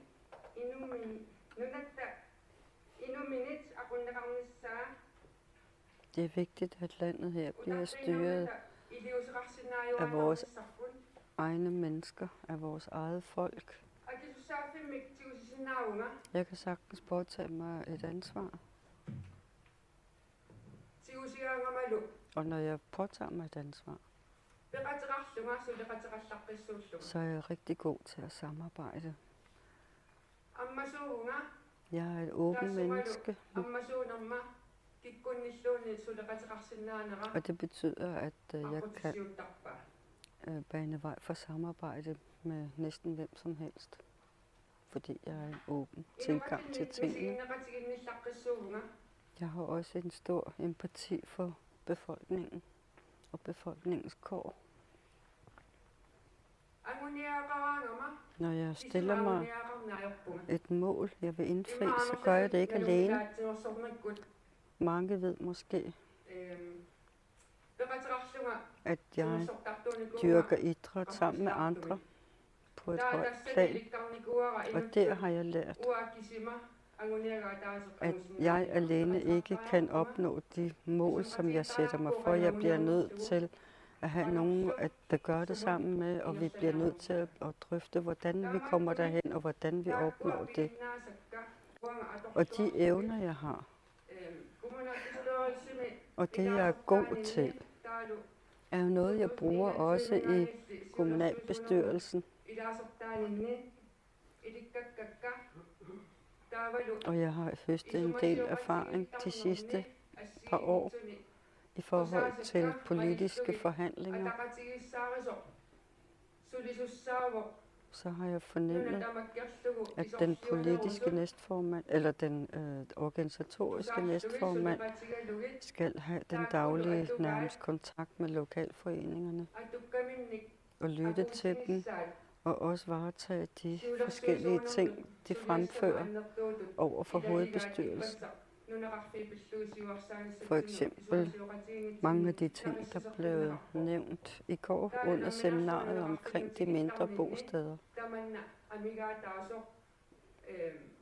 Når jeg selv kommer til mindre steder, så mærker jeg, at man har en større svigt af de mindre lokalforeninger. At man tager for mange beslutninger fra central hold. Det er en oplevelse, man har i de mindre lokalforeninger, hvor man ikke føler, at man har det samme at skulle have sagt, og hvor man ikke bliver hørt.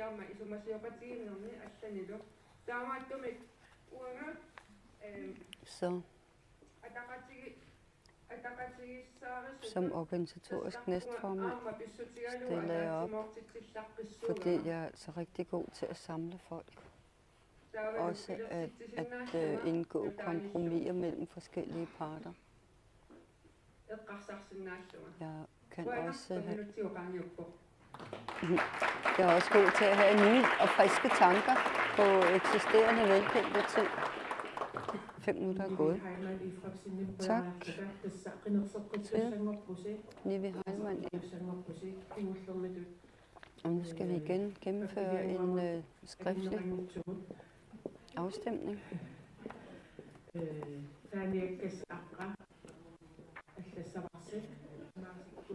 Og I skriver ned, hvem I stemmer på.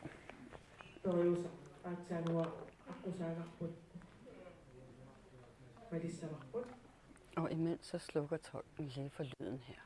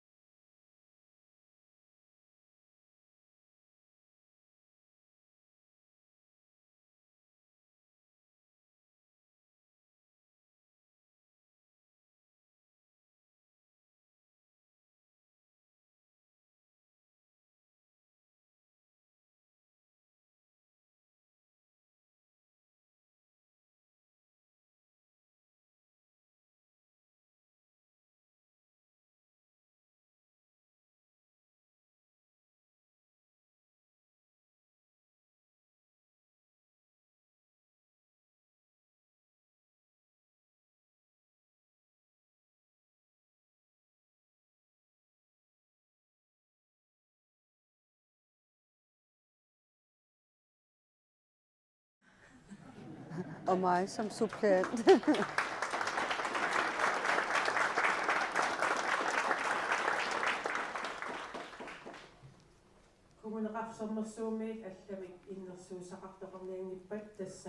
Så hvis ikke der er andre, der kandiderer der, så er det Ludvig Larsen, der er valgt til hovedbestyrelsen på vegne af kommunereformer om Leje Sofie Petersen Lübbert som suppleant. Og nu til Sydgrønland, den Sydkommune.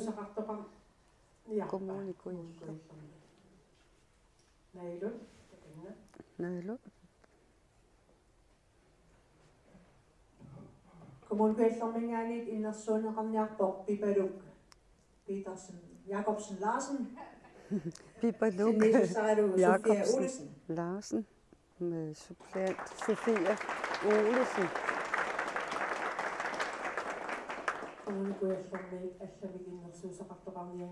Hvis ikke der er andre, der bliver nævnt her, så er Bibaluk Jacobsen Larsen valgt med Sofie Olesen som suppleant.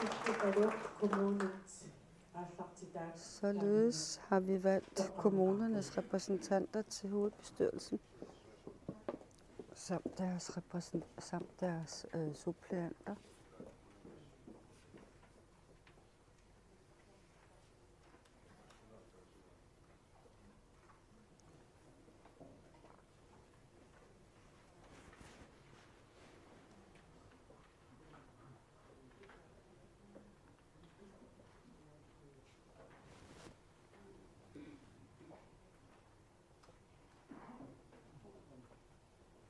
Manado, inoqarfinni minnerniit aallartitassalik ilissit toqqa soqassoor sinniisussaanillu. Nu er det fra de mindste bosteder, hvor repræsentanterne skal, eller medlemmerne til hovedbestyrelsen skal vælges.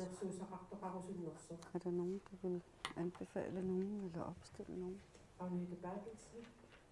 Agnete Bertelsen.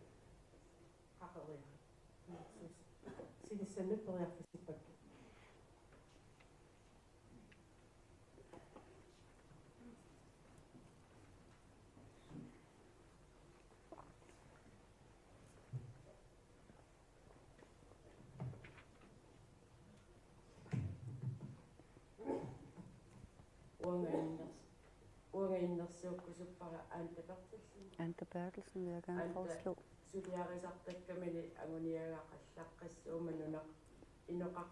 Han sørger altid for at opnå det bedste i det arbejde, han udfører, og han er god til at realisere de mål, han sætter sig for. Så det kan være helt utroligt, hvad han får realiseret.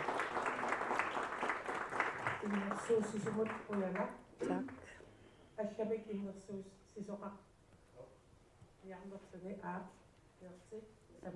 Ja, Gert vil også have ordet.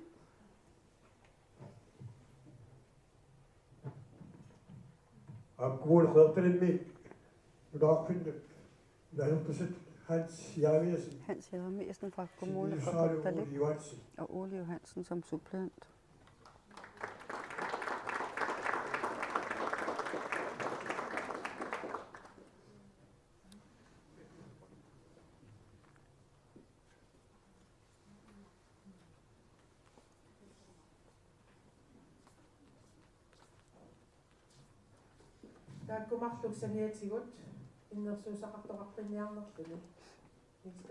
Er der andre, der vil nævne nogen flere, ud over de to, der er nævnt?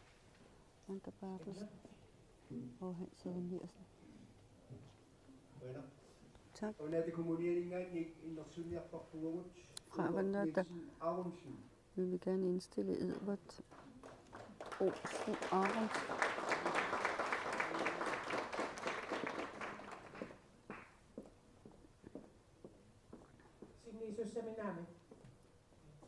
Ikke nogen suppleant. Det har vi ikke drøftet. Der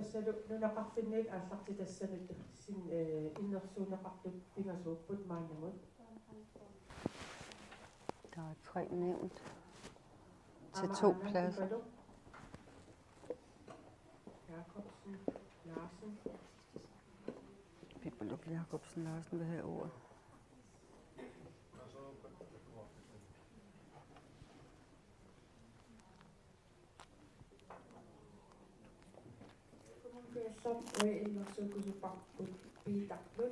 Peter Lund vil vi gerne. Opstil.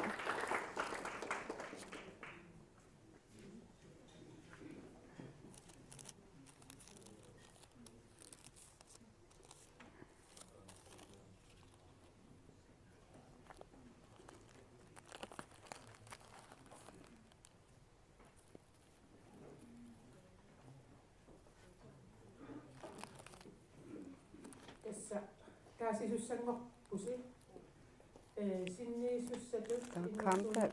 Ole Johansen aperissavara Ole Johansen. ilaasortassatut sassarusungиннерсор тассами Om du har lyst til at stille op som сисамат иннерсууннеқарту илааsortassatut menig kaasissutigineqassamata bygderepræsentant. Ole Johansen taakkununga ilaarusuptik tassataaneqarnerpaa ilaasortanngussuo Fordi hvis det er, vi laver et valg mellem jer alle sammen, så er det jo sådan, at de to, der får flest stemmer, de bliver menige medlemmer, mens resten bliver suppleanter.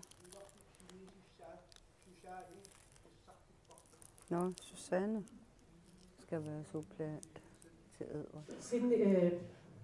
Ilaasortassami toqqaasoqassoo kisitsinnermilu Det er de direkte repræsentanter, der skal vælges. Og så dem, der får næstflest stemmer, bliver så suppleant.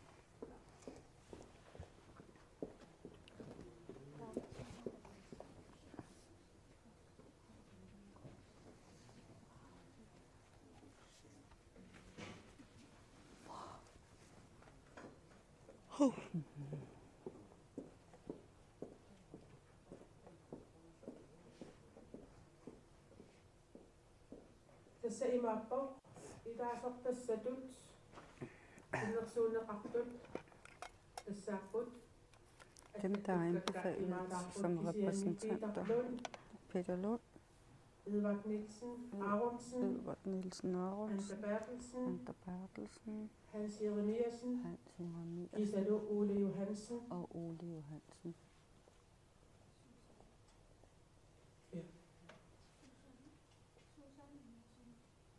Susanne sinniisussatut innersuunneqartoq aperissavara Og Susanne, som er blevet indstillet som suppleant.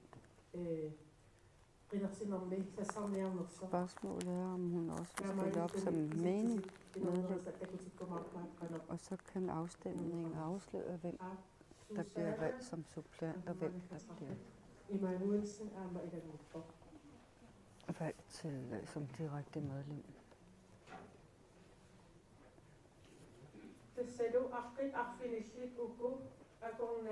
De her 6 mennesker, det er dem, vi skal stemme omkring, eller hvem.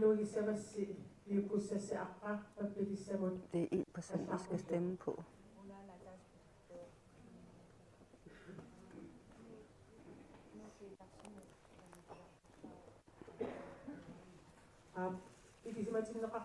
Nå, Knud Petersen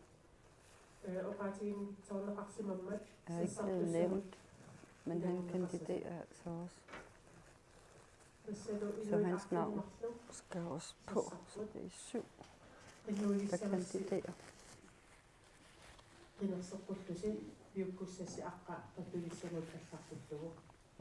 Og nu gennemfører vi valget.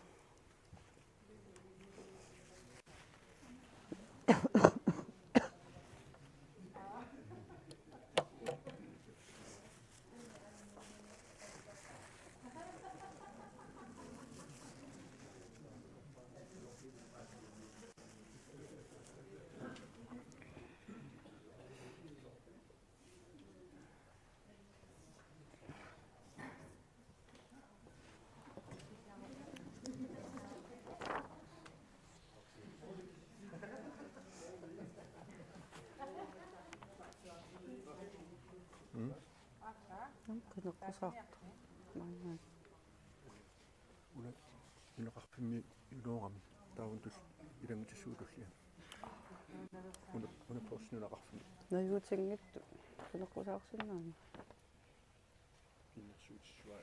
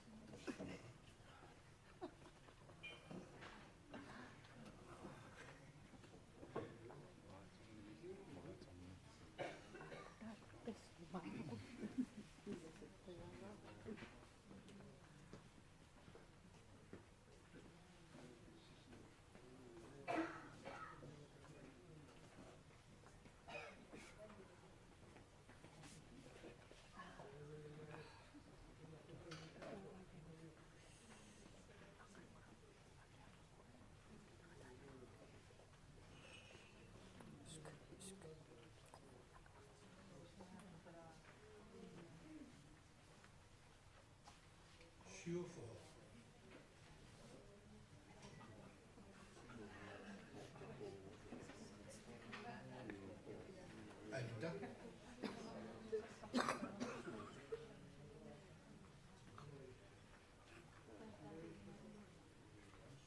Ole Johansen.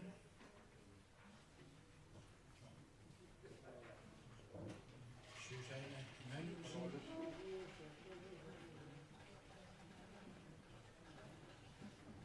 Ole Johansen. Edvard Aarhusen. Hans Jermiasen. Ander Bertelsen. Ander.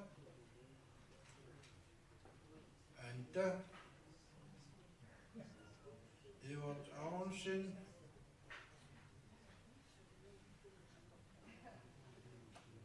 Hans Jermiasen. Peter Klund. Ole Johansen.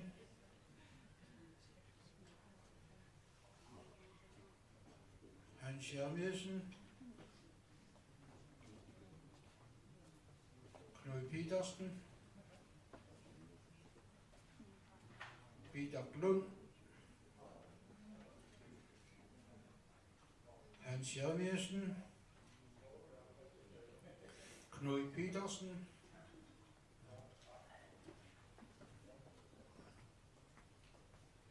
Anda Bertelsen,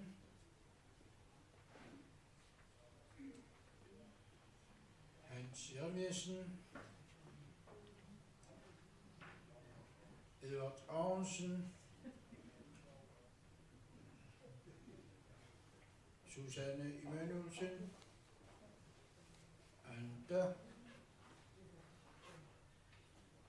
Peter Lund, Edvard Aronsen, Peter Lund,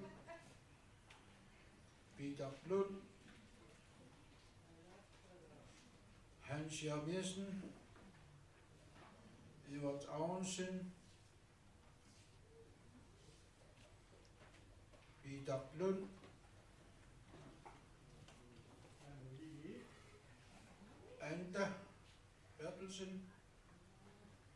Anda Bertelsen,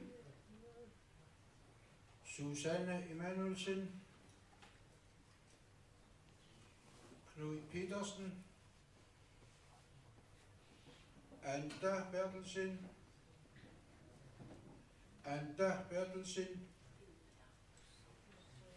Edvard Aronsen, Anda, Edvard Aronsen, Hans Jeremiasen, Peter Lund,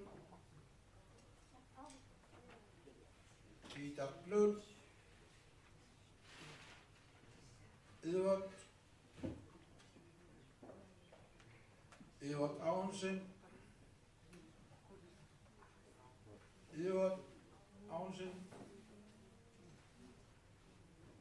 Susanne Emanuelsen,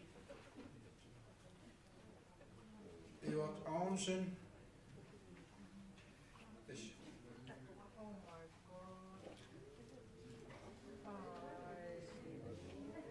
салунакусиннаасарпумалиллугу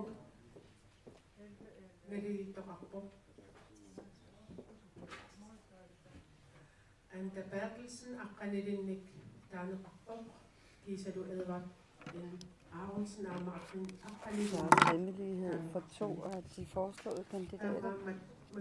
Der er 11 på Anda Bertelsen og også 11 på Edvard Aronsen. Så derfor så skal der en lodtrækning til mellem de to.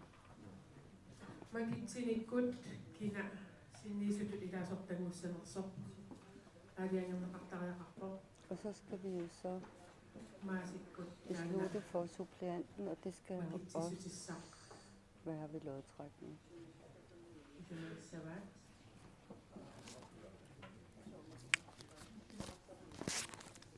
Eller så vidt jeg har forstået.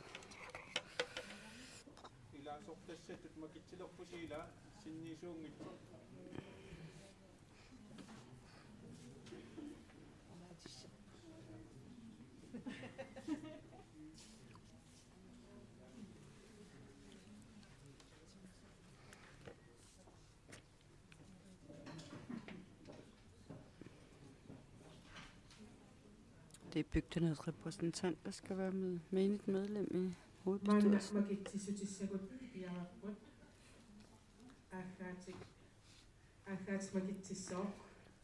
Akati foretager lodtrækningen.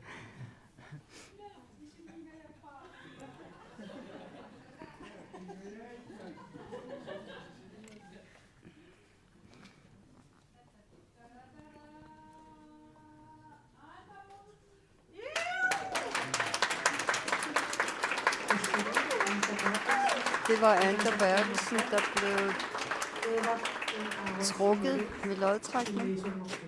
Og på den måde så er det Edvard, der bliver suppleant. Tillykke.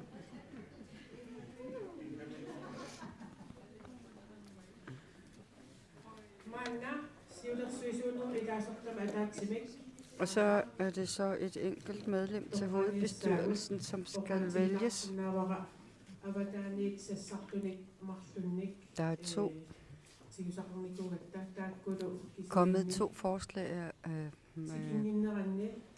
opstillinger af folk, som ikke er til stede her. Så vil jeg spørge landsmødet, er der nogen, som vil stille op her fra de fysisk tilstedeværende?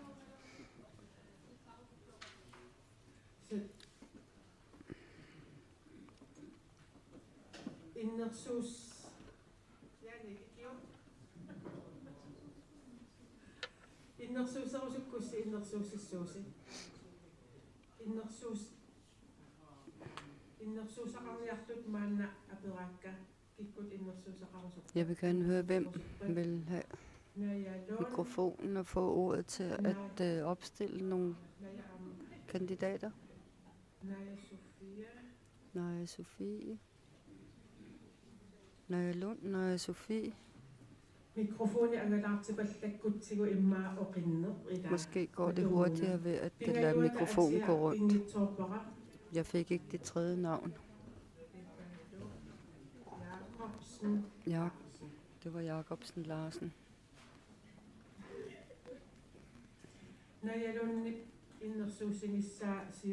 Først skal Naja Lund foreslå.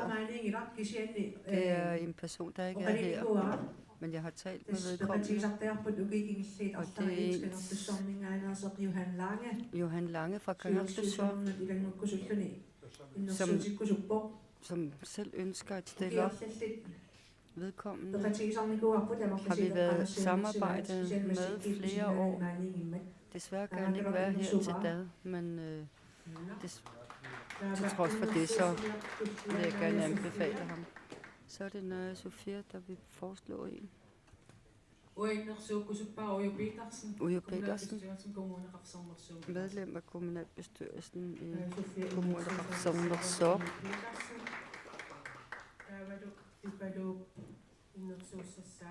Og så er der endnu en. Gert Møller vil jeg gerne foreslå. Er der flere? Anne Hansen vil gerne foreslå en. Jeg vil gerne anbefale Bibaluk Lynge, således at de unge, som har vist deres vilje og lyst til at være med, synes jeg, vi skal give en mulighed. Men Bibaluk Lynge er altså nævnt også. Er der flere, der skal nævnes, som skal stille op?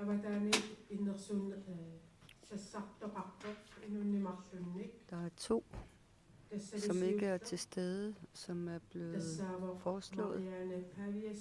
Det er Marianne Paviasen Jensen, som har sendt sit skriftlige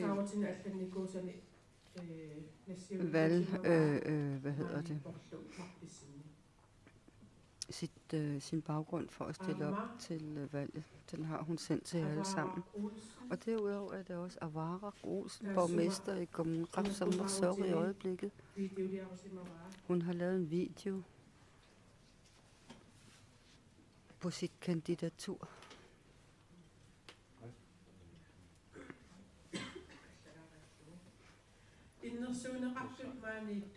De, som er blevet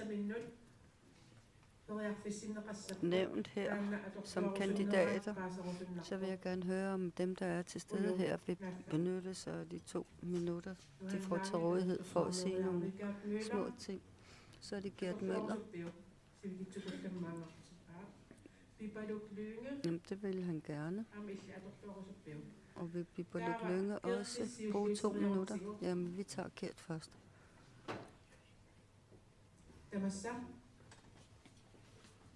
Værsgo. 2 minutter. Nu er 1 minut gået. Nej.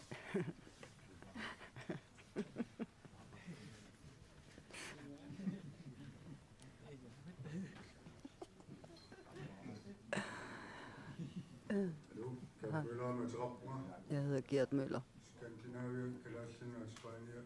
Jeg kender Skandinavien Færøerne og Island. Så jeg er søfarende. Og jeg er også selv en idrætsudøver. Jeg har også været fisker og fange. Jeg er værksætter. Og jeg siger nej til uran.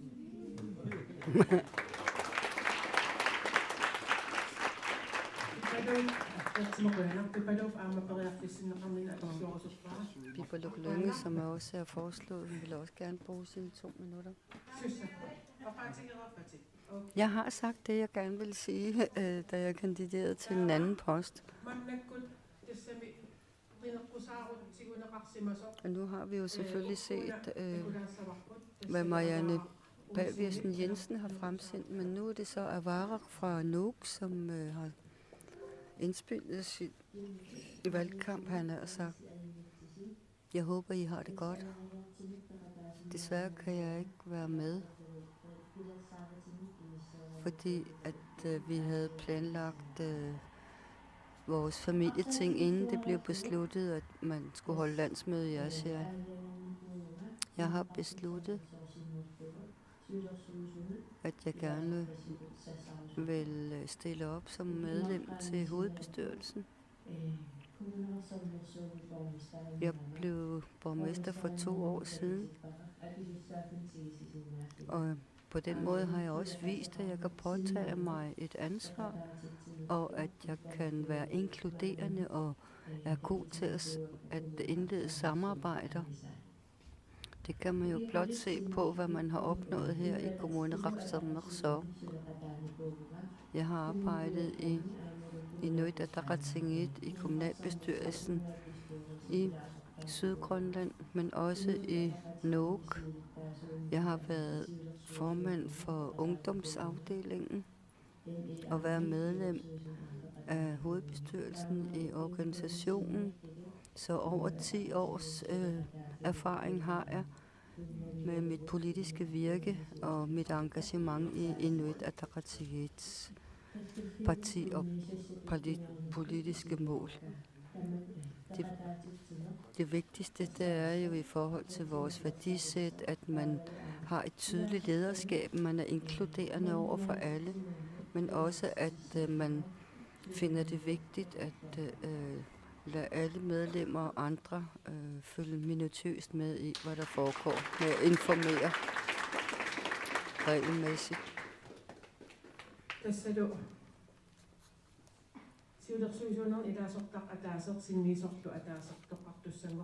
Det er et medlem til hovedbestyrelsen og en suppleant, der skal vælges nu. Og nu kan I så vælge mellem de forskellige personer. Johan Lange, Ujo Petersen, Gert Møller, Bibaluk Lynge, Marianne Paviersen Jensen og Avarak Olsen.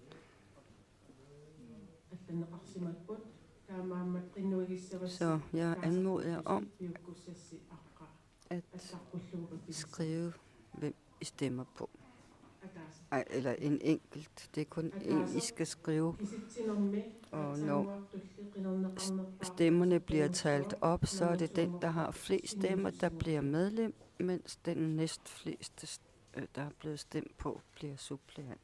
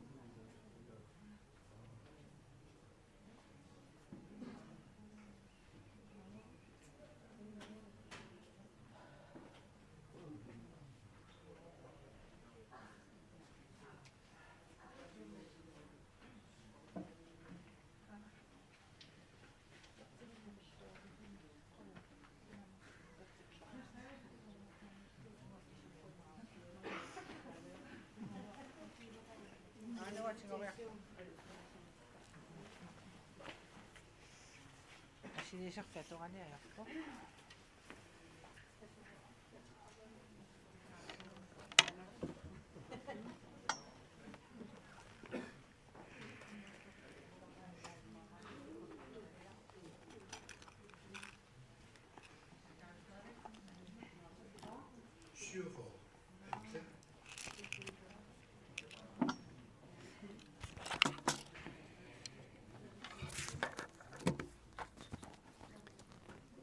47 har deltaget i afstemningen.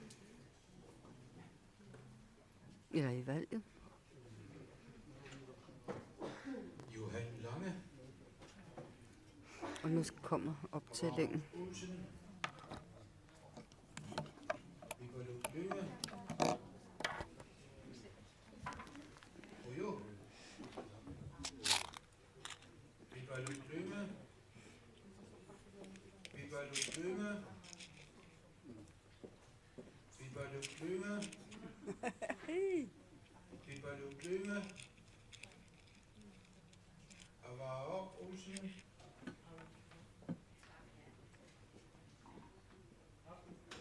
Johan Lange. Ibaluk Lyngge.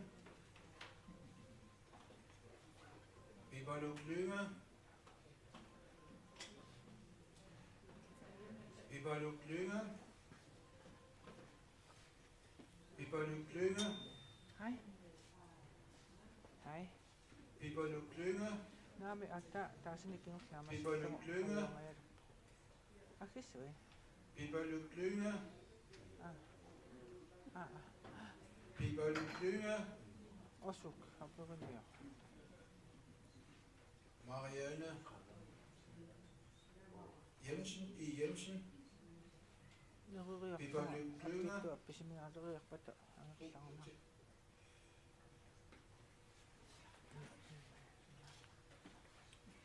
Will Petersen. Gert Møller. Will Petersen. Marianne Bøgesen Jensen. Ibaluk Lyngge. Ibaluk Lyngge. Ibaluk Lyngge. Gert Møller. Avar Olsen. Ibaluk Lyngge. Ibaluk Lyngge. Ibaluk Lyngge. Ibaluk Lyngge. Johan Lange. Ibaluk Lyngge. Ibaluk Lyngge. Gert. Ibaluk Lyngge. Ibaluk Lyngge. Marianne Bøgesen Jensen. Avar Olsen. Will Petersen. Avar Olsen.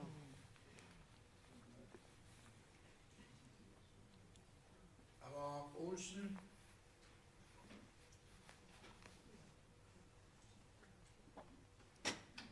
Johan Lange. Ujo. Petersen. Johan Lange.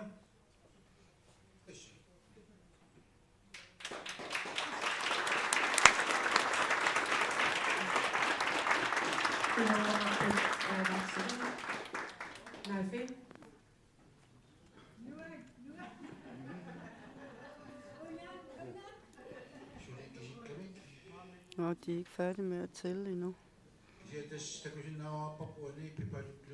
Optællingen viser klart og tydeligt, at flertallet har stemt på Ibaluk Lyngge. Og Avarok er hermed blevet suppleant, da hun har opnået næst flest stemmer. Biberluk Lynge 25 og var Rosen 6. Nu når vi til næste valg af 2 personer fra ungdomsafdelingen til hovedbestyrelsen. De har selv valgt, hvilke medlemmer det skal være. Og der er også 2 suppleanter, der er valgt. Så Akkaluk kom op på talerstolen og fortæl,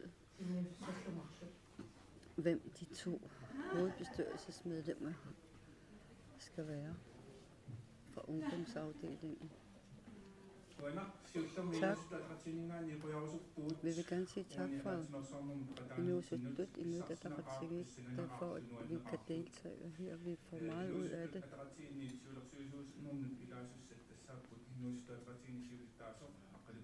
Akkaluk Frontai er foreslået, og Julian Aronsen som nummer 2 medlem, og så Rosa Christiansen og Lars Sajid Kielsen som suppleanter.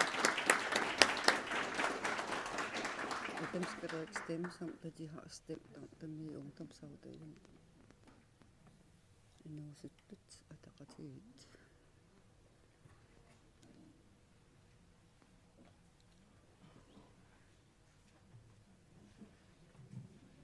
يعني أقني بيني كالسود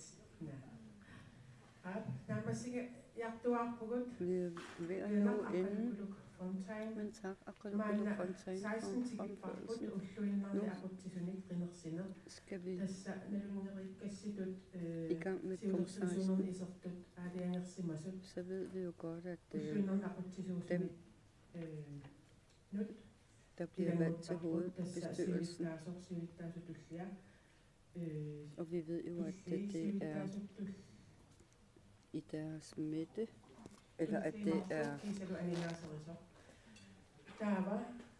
hvem der udgør forretningsudvalget.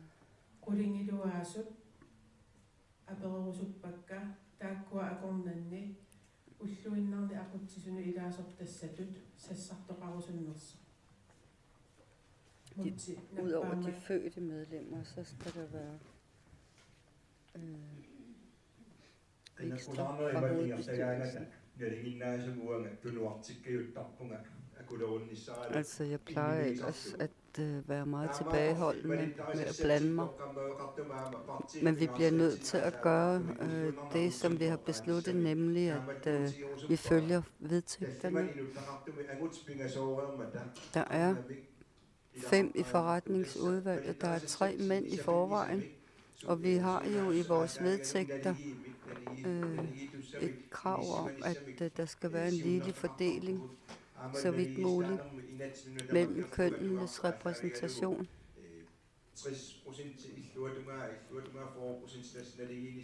Så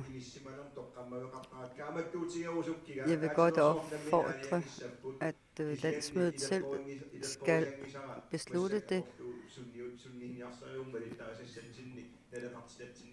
Men jeg følte mig lige foranlediget til lige at forsvare vores vedtægter som formand.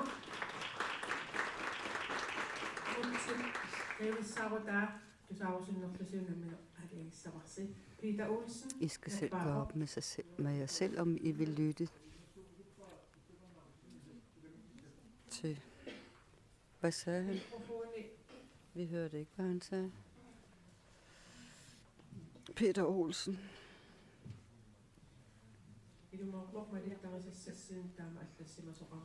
Det er klart, at vi skal følge reglerne i vores vedtægter. Jeg vil gerne foreslå, at Biberluk Lynge bliver del af forretningsudvalget.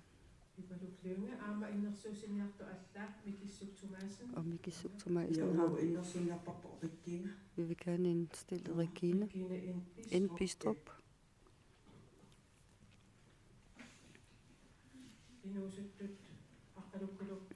Og Akkaluk Fontaine. Vi peger også på Regine N. Bistrup.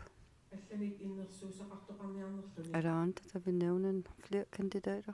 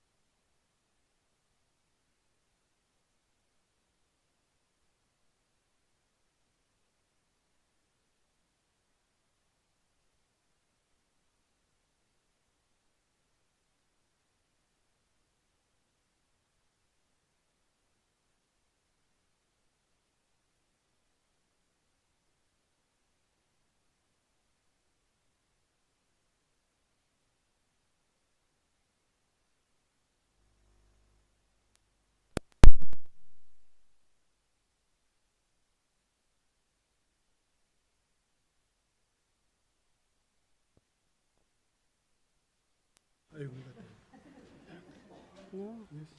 Somnon ikittaaleraluaq. No.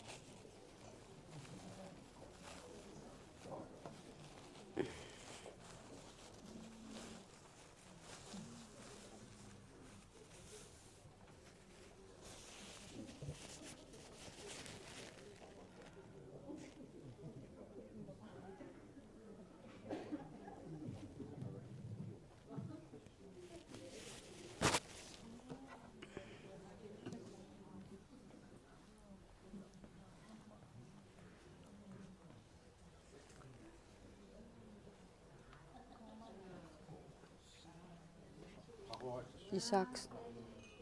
I Saksen. I Saksen. Rattenadorf. I Saksen.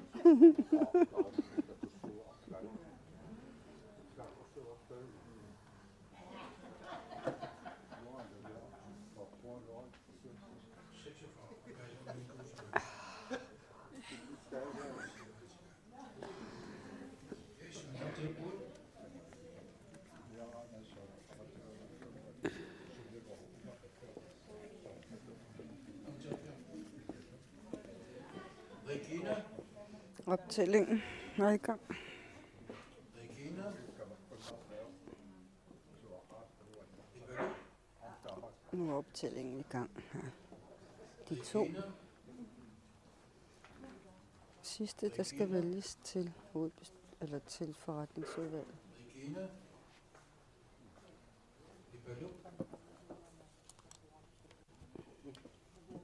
Regina. Regina. Ibalo. Ibalo. Ibalo.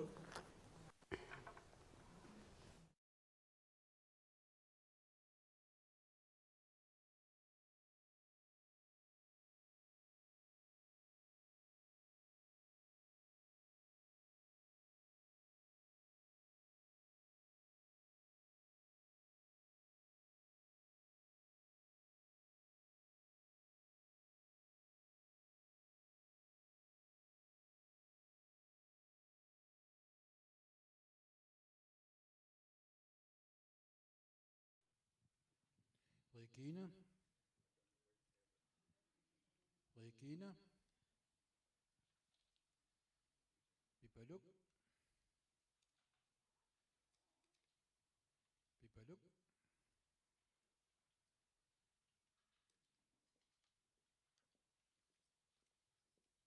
Regina. Regina. Regina. Regina. Regina. Regina. Regina. Regina. Regina. Regina. Bipaluk. Bipaluk. Bipaluk. Regina. Regina. Bipaluk. Regina. Bipaluk. Bipaluk. Bipaluk. Regina. Bipaluk. Regina.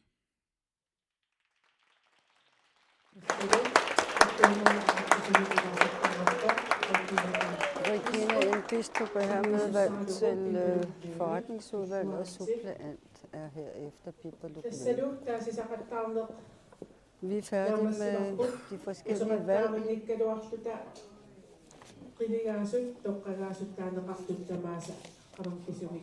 Og vi vil gerne rette en stor tillykke til alle, der er blevet valgt.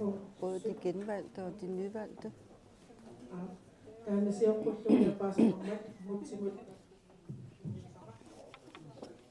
Mutti vil lige sige noget, inden vi tager sidste punkt på dagsordenen. Ganske kort. Tillykke til alle de nye medlemmer og dem, der bliver genvalgt til hovedbestyrelsen.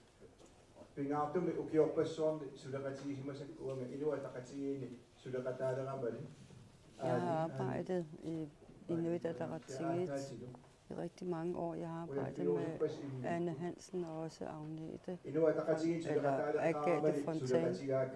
Det er dem, jeg har samarbejdet meget med, da jeg var ganske ung. Og de har begge to fødselsdage samtidig med mit barn, min søn. Jeg har kendt de to kvinder, siden jeg var barn. Agathe har været min holdboldtræner, og hun var også en træner, da jeg startede i politik. Så Anne og Agathe har haft en god indflydelse på, hvor jeg står i dag.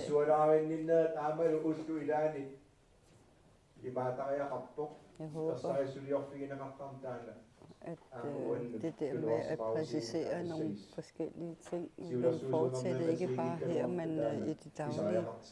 Jeg har brug for jeres røster, selvom I ikke sidder i midten længere. Men tak for det, I har båret frem, og tillykke til den nye hovedbestyrelse og forretningsudvalg. Nu kan vi gå i gang med sidste punkt på dagsordenen, og det handler om, hvordan man meddeler offentligheden om det her. Og der er åbenbart blevet skrevet et eller andet, og det er et udkast på grønlandsk, som tolken vil gøre sit bedste for at versionere til dansk.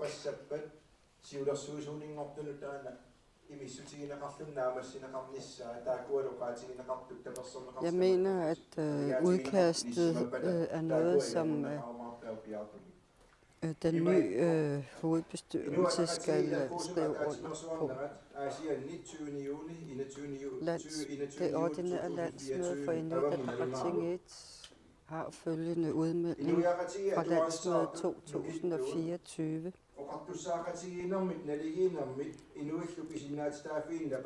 Et dyrket folk. Det er meget velskrevet på grønlandsk. Vi vil gerne have et Grønland, der er under udvikling, og som er selvstændigt, og som udvikler landet på baggrund af bæredygtighed. Vi har brug for alle ressourcer og alle hænder.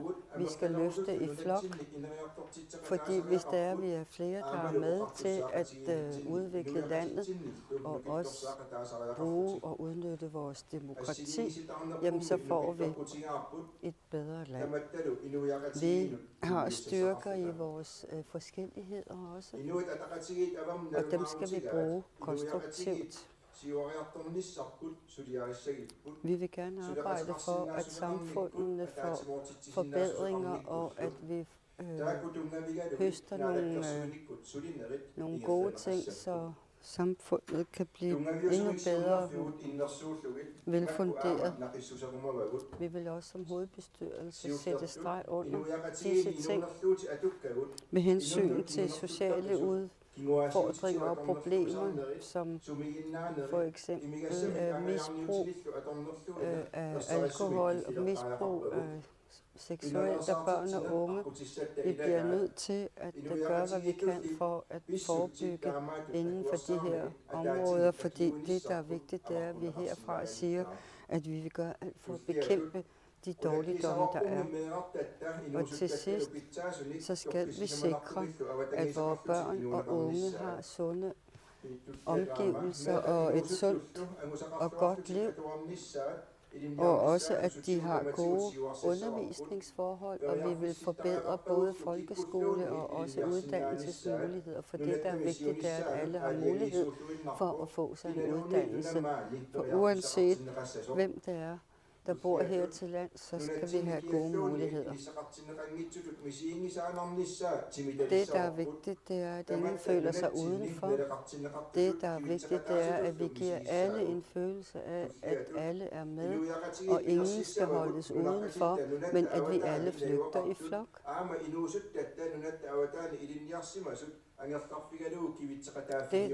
Vi håber også, at de mange penge, vi bruger på at uddanne vores unge mennesker uden for Grønland, at de, når de har fået deres eksamener og deres uddannelse på plads, kommer hjem igen og vil være et positivt gode for vores samfund. For vi har mange ting, vi skal have løftet, lige så vel som vi også hele tiden finder på nye skabelser og forbedringer på, hvordan og hvorledes vi skal gøre det nemmere at leve her, uanset om vi er børn, unge, voksne eller ældre under pension. Og vi vil gerne fortsætte med at forbedre forholdene for de ældre.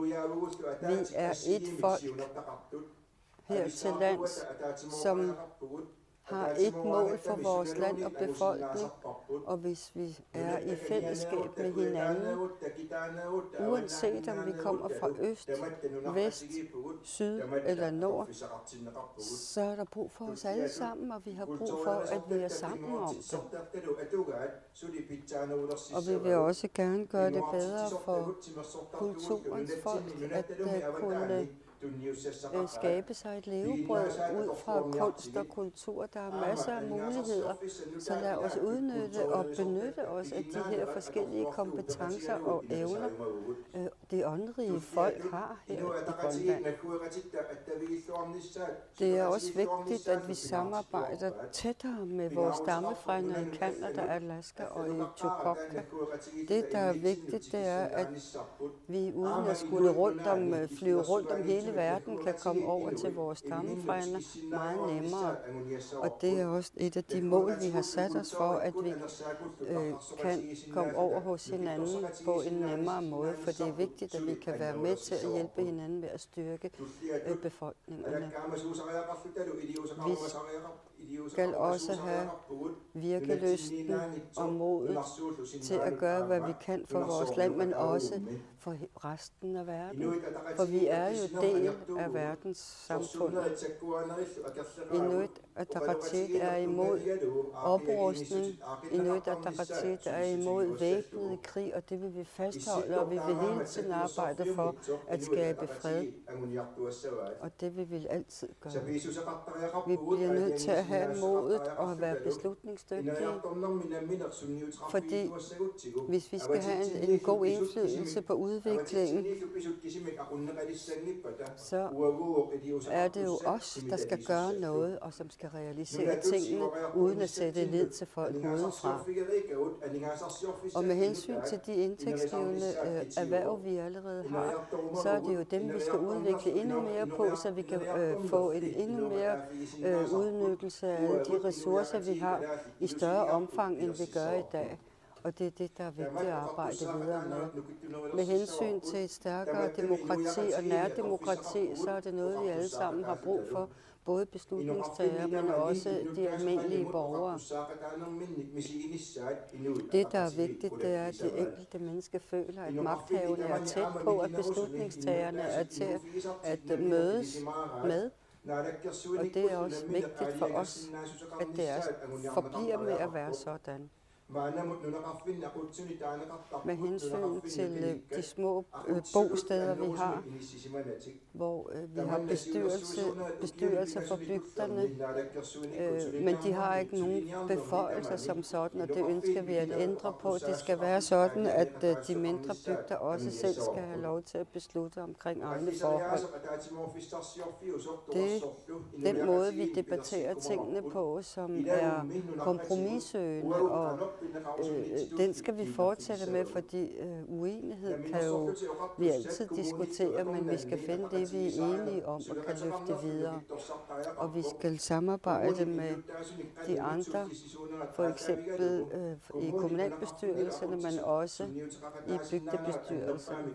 Og vi mener også, at vi her har forsøgt at gøre, hvad vi kan for, at bygderne og kommunerne får mere indflydelse, for eksempel i Inuit Ataqatigiits hovedbestyrelse, ifølge de vedtægtsændringer, vi har lavet. Vi vil gerne have et stærkt, robust Grønland, som har værdifulde ting og sager, der kan være med til at føre generationerne fremad.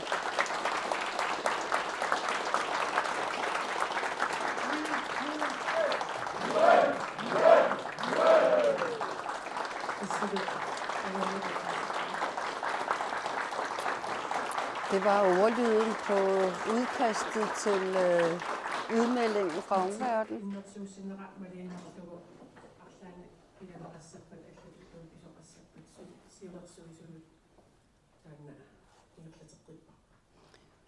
Så overdrager vi udkastet til den nye hovedbestyrelse og færdiggør den og offentliggør den. Vi er nået til eventuelt sidste punkt på denne dagsorden. Er der nogen, der vil sige noget? Vi er sultne, siger de rundt omkring. Ganske kort. Med hensyn til talerne. Vi har, alle bygderne har jo en organisation, hvor man har slået sig sammen, som hedder Kanunupi.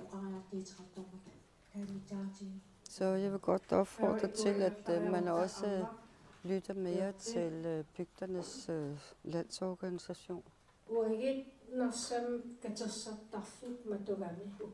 Vi har fået lukket, eller forsamlingshuset i Naxara er blevet lukket i byen, og det betyder, at en masse forskellige samlinger og møder ikke kan foregå. Marianne Baviasen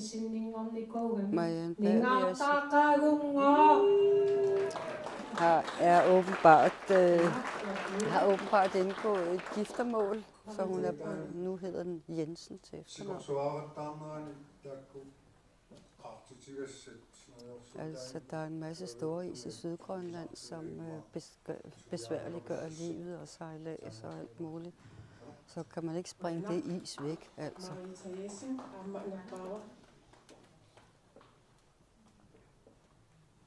Marita. Hej. Tak for, at jeg kunne være med.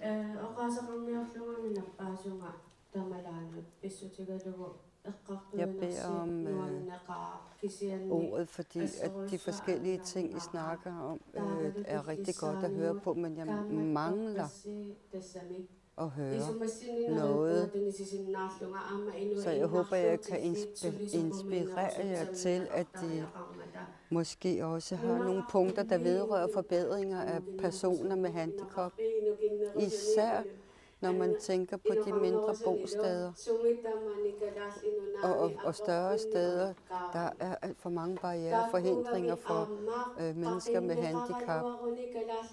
Det bør tages op, fordi hvis det var, man forbedrede forholdene for personer med handicap, så er det jo også en ressource, som vi kan ty til. Så jeg håber, at man har lidt mere opmærksomhed og fokus på for eksempel uddannelse, undervisning, idræt, kultur og alt, at det vedrører også mennesker med handicap. Lad være at glemme personer med handicap. Kan jeg for eksempel komme ind her ved egen hjælp? Nej, nogen bliver nødt til at åbne døren for mig, for ellers så kan jeg ikke komme ind.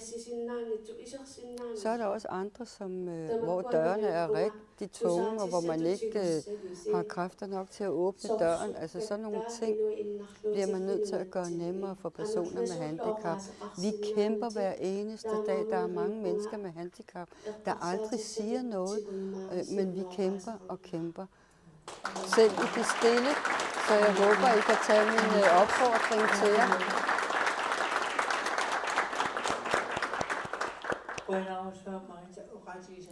Marita, tusind tak for det meget vigtige ting, du sagde her. Og tak for, at du også sagde det her. Og jeg vil gerne sige tak til landsmødet og alle delegerede. Vi har haft, det er jo egentlig sådan en travl tid, hvor folk er ude at samle forråd og gøre ved i sommerperioden. Men det gik vi bort fra, fordi vi ønskede at være med her. Jeg vil også godt sige tillykke og hilse fra min husbund, som jeg lige har talt med. Så tusind tak for, at I har været med til at fylde os med en masse gode ting. Det nytter alt sammen.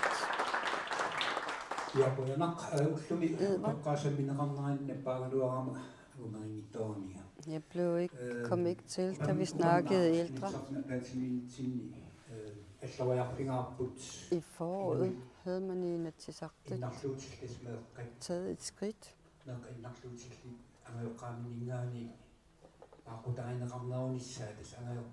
hvor man blev enige om at give forældre til børn med handicap noget lidt bedre økonomi, fordi de på den måde kan varetage deres handicappede barn eller unge. Altså familierne til et handicappet familiemedlem skal også have for eksempel nogle goder af at tage sig af dem, der ikke selv kan. Jeg mener også, at det er en model, vi kan bruge til at hjælpe ældre, der bor de mindre bosteder, hvis det var, at man kunne give en omsorgshjælp eller et eller andet, lidt økonomi. Jamen, så vil mange ældre mennesker være i stand til at blive hjemme og få den hjælp, man har brug for fra familien. Tak for, at jeg kunne være med. Og min kone, hun følger med på YouTube. Og hun sender også en hilsen til os alle sammen. Jamen tak.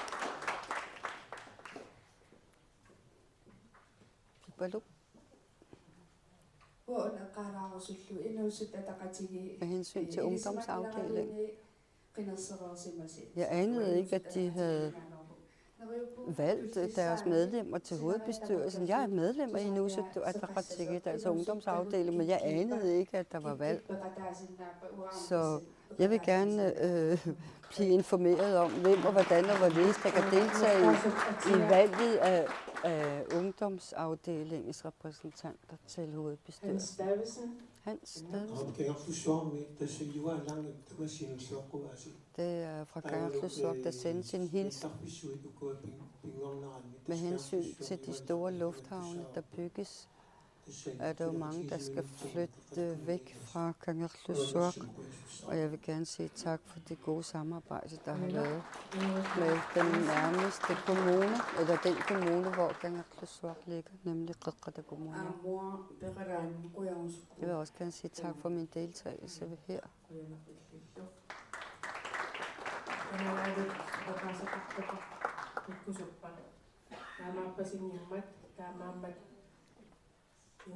Der er ikke flere, der har... Jo. Hans Jeremiasen.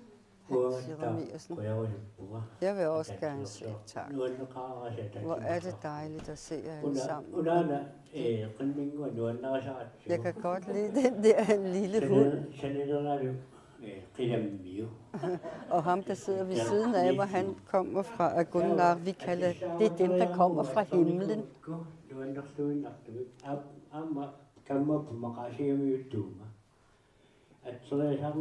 Så nu har jeg givet hunden navnet Himlens Thomas, fordi vi havde en partifælle, som hed Thomas, en god ven, som ikke længere er blandt os. Og således kan jeg sige, at landsmødet 2024, det ordinære landsmøde i Inuit Ataqatigiit, er afsluttet nu. Og tak for god ro og orden. Og nu tager vi op på forsamlingshuset for at spise noget aftensmad 3 timer senere. Og tak til ordstyrerne, og tak til tolken, og tak til referenten, og tak til AIA, Asian Inuit Ataqatigiit. Tak for, at I har haft travlt og forberedt og gjort alt, hvad I kunne for, at det her kunne lykkes.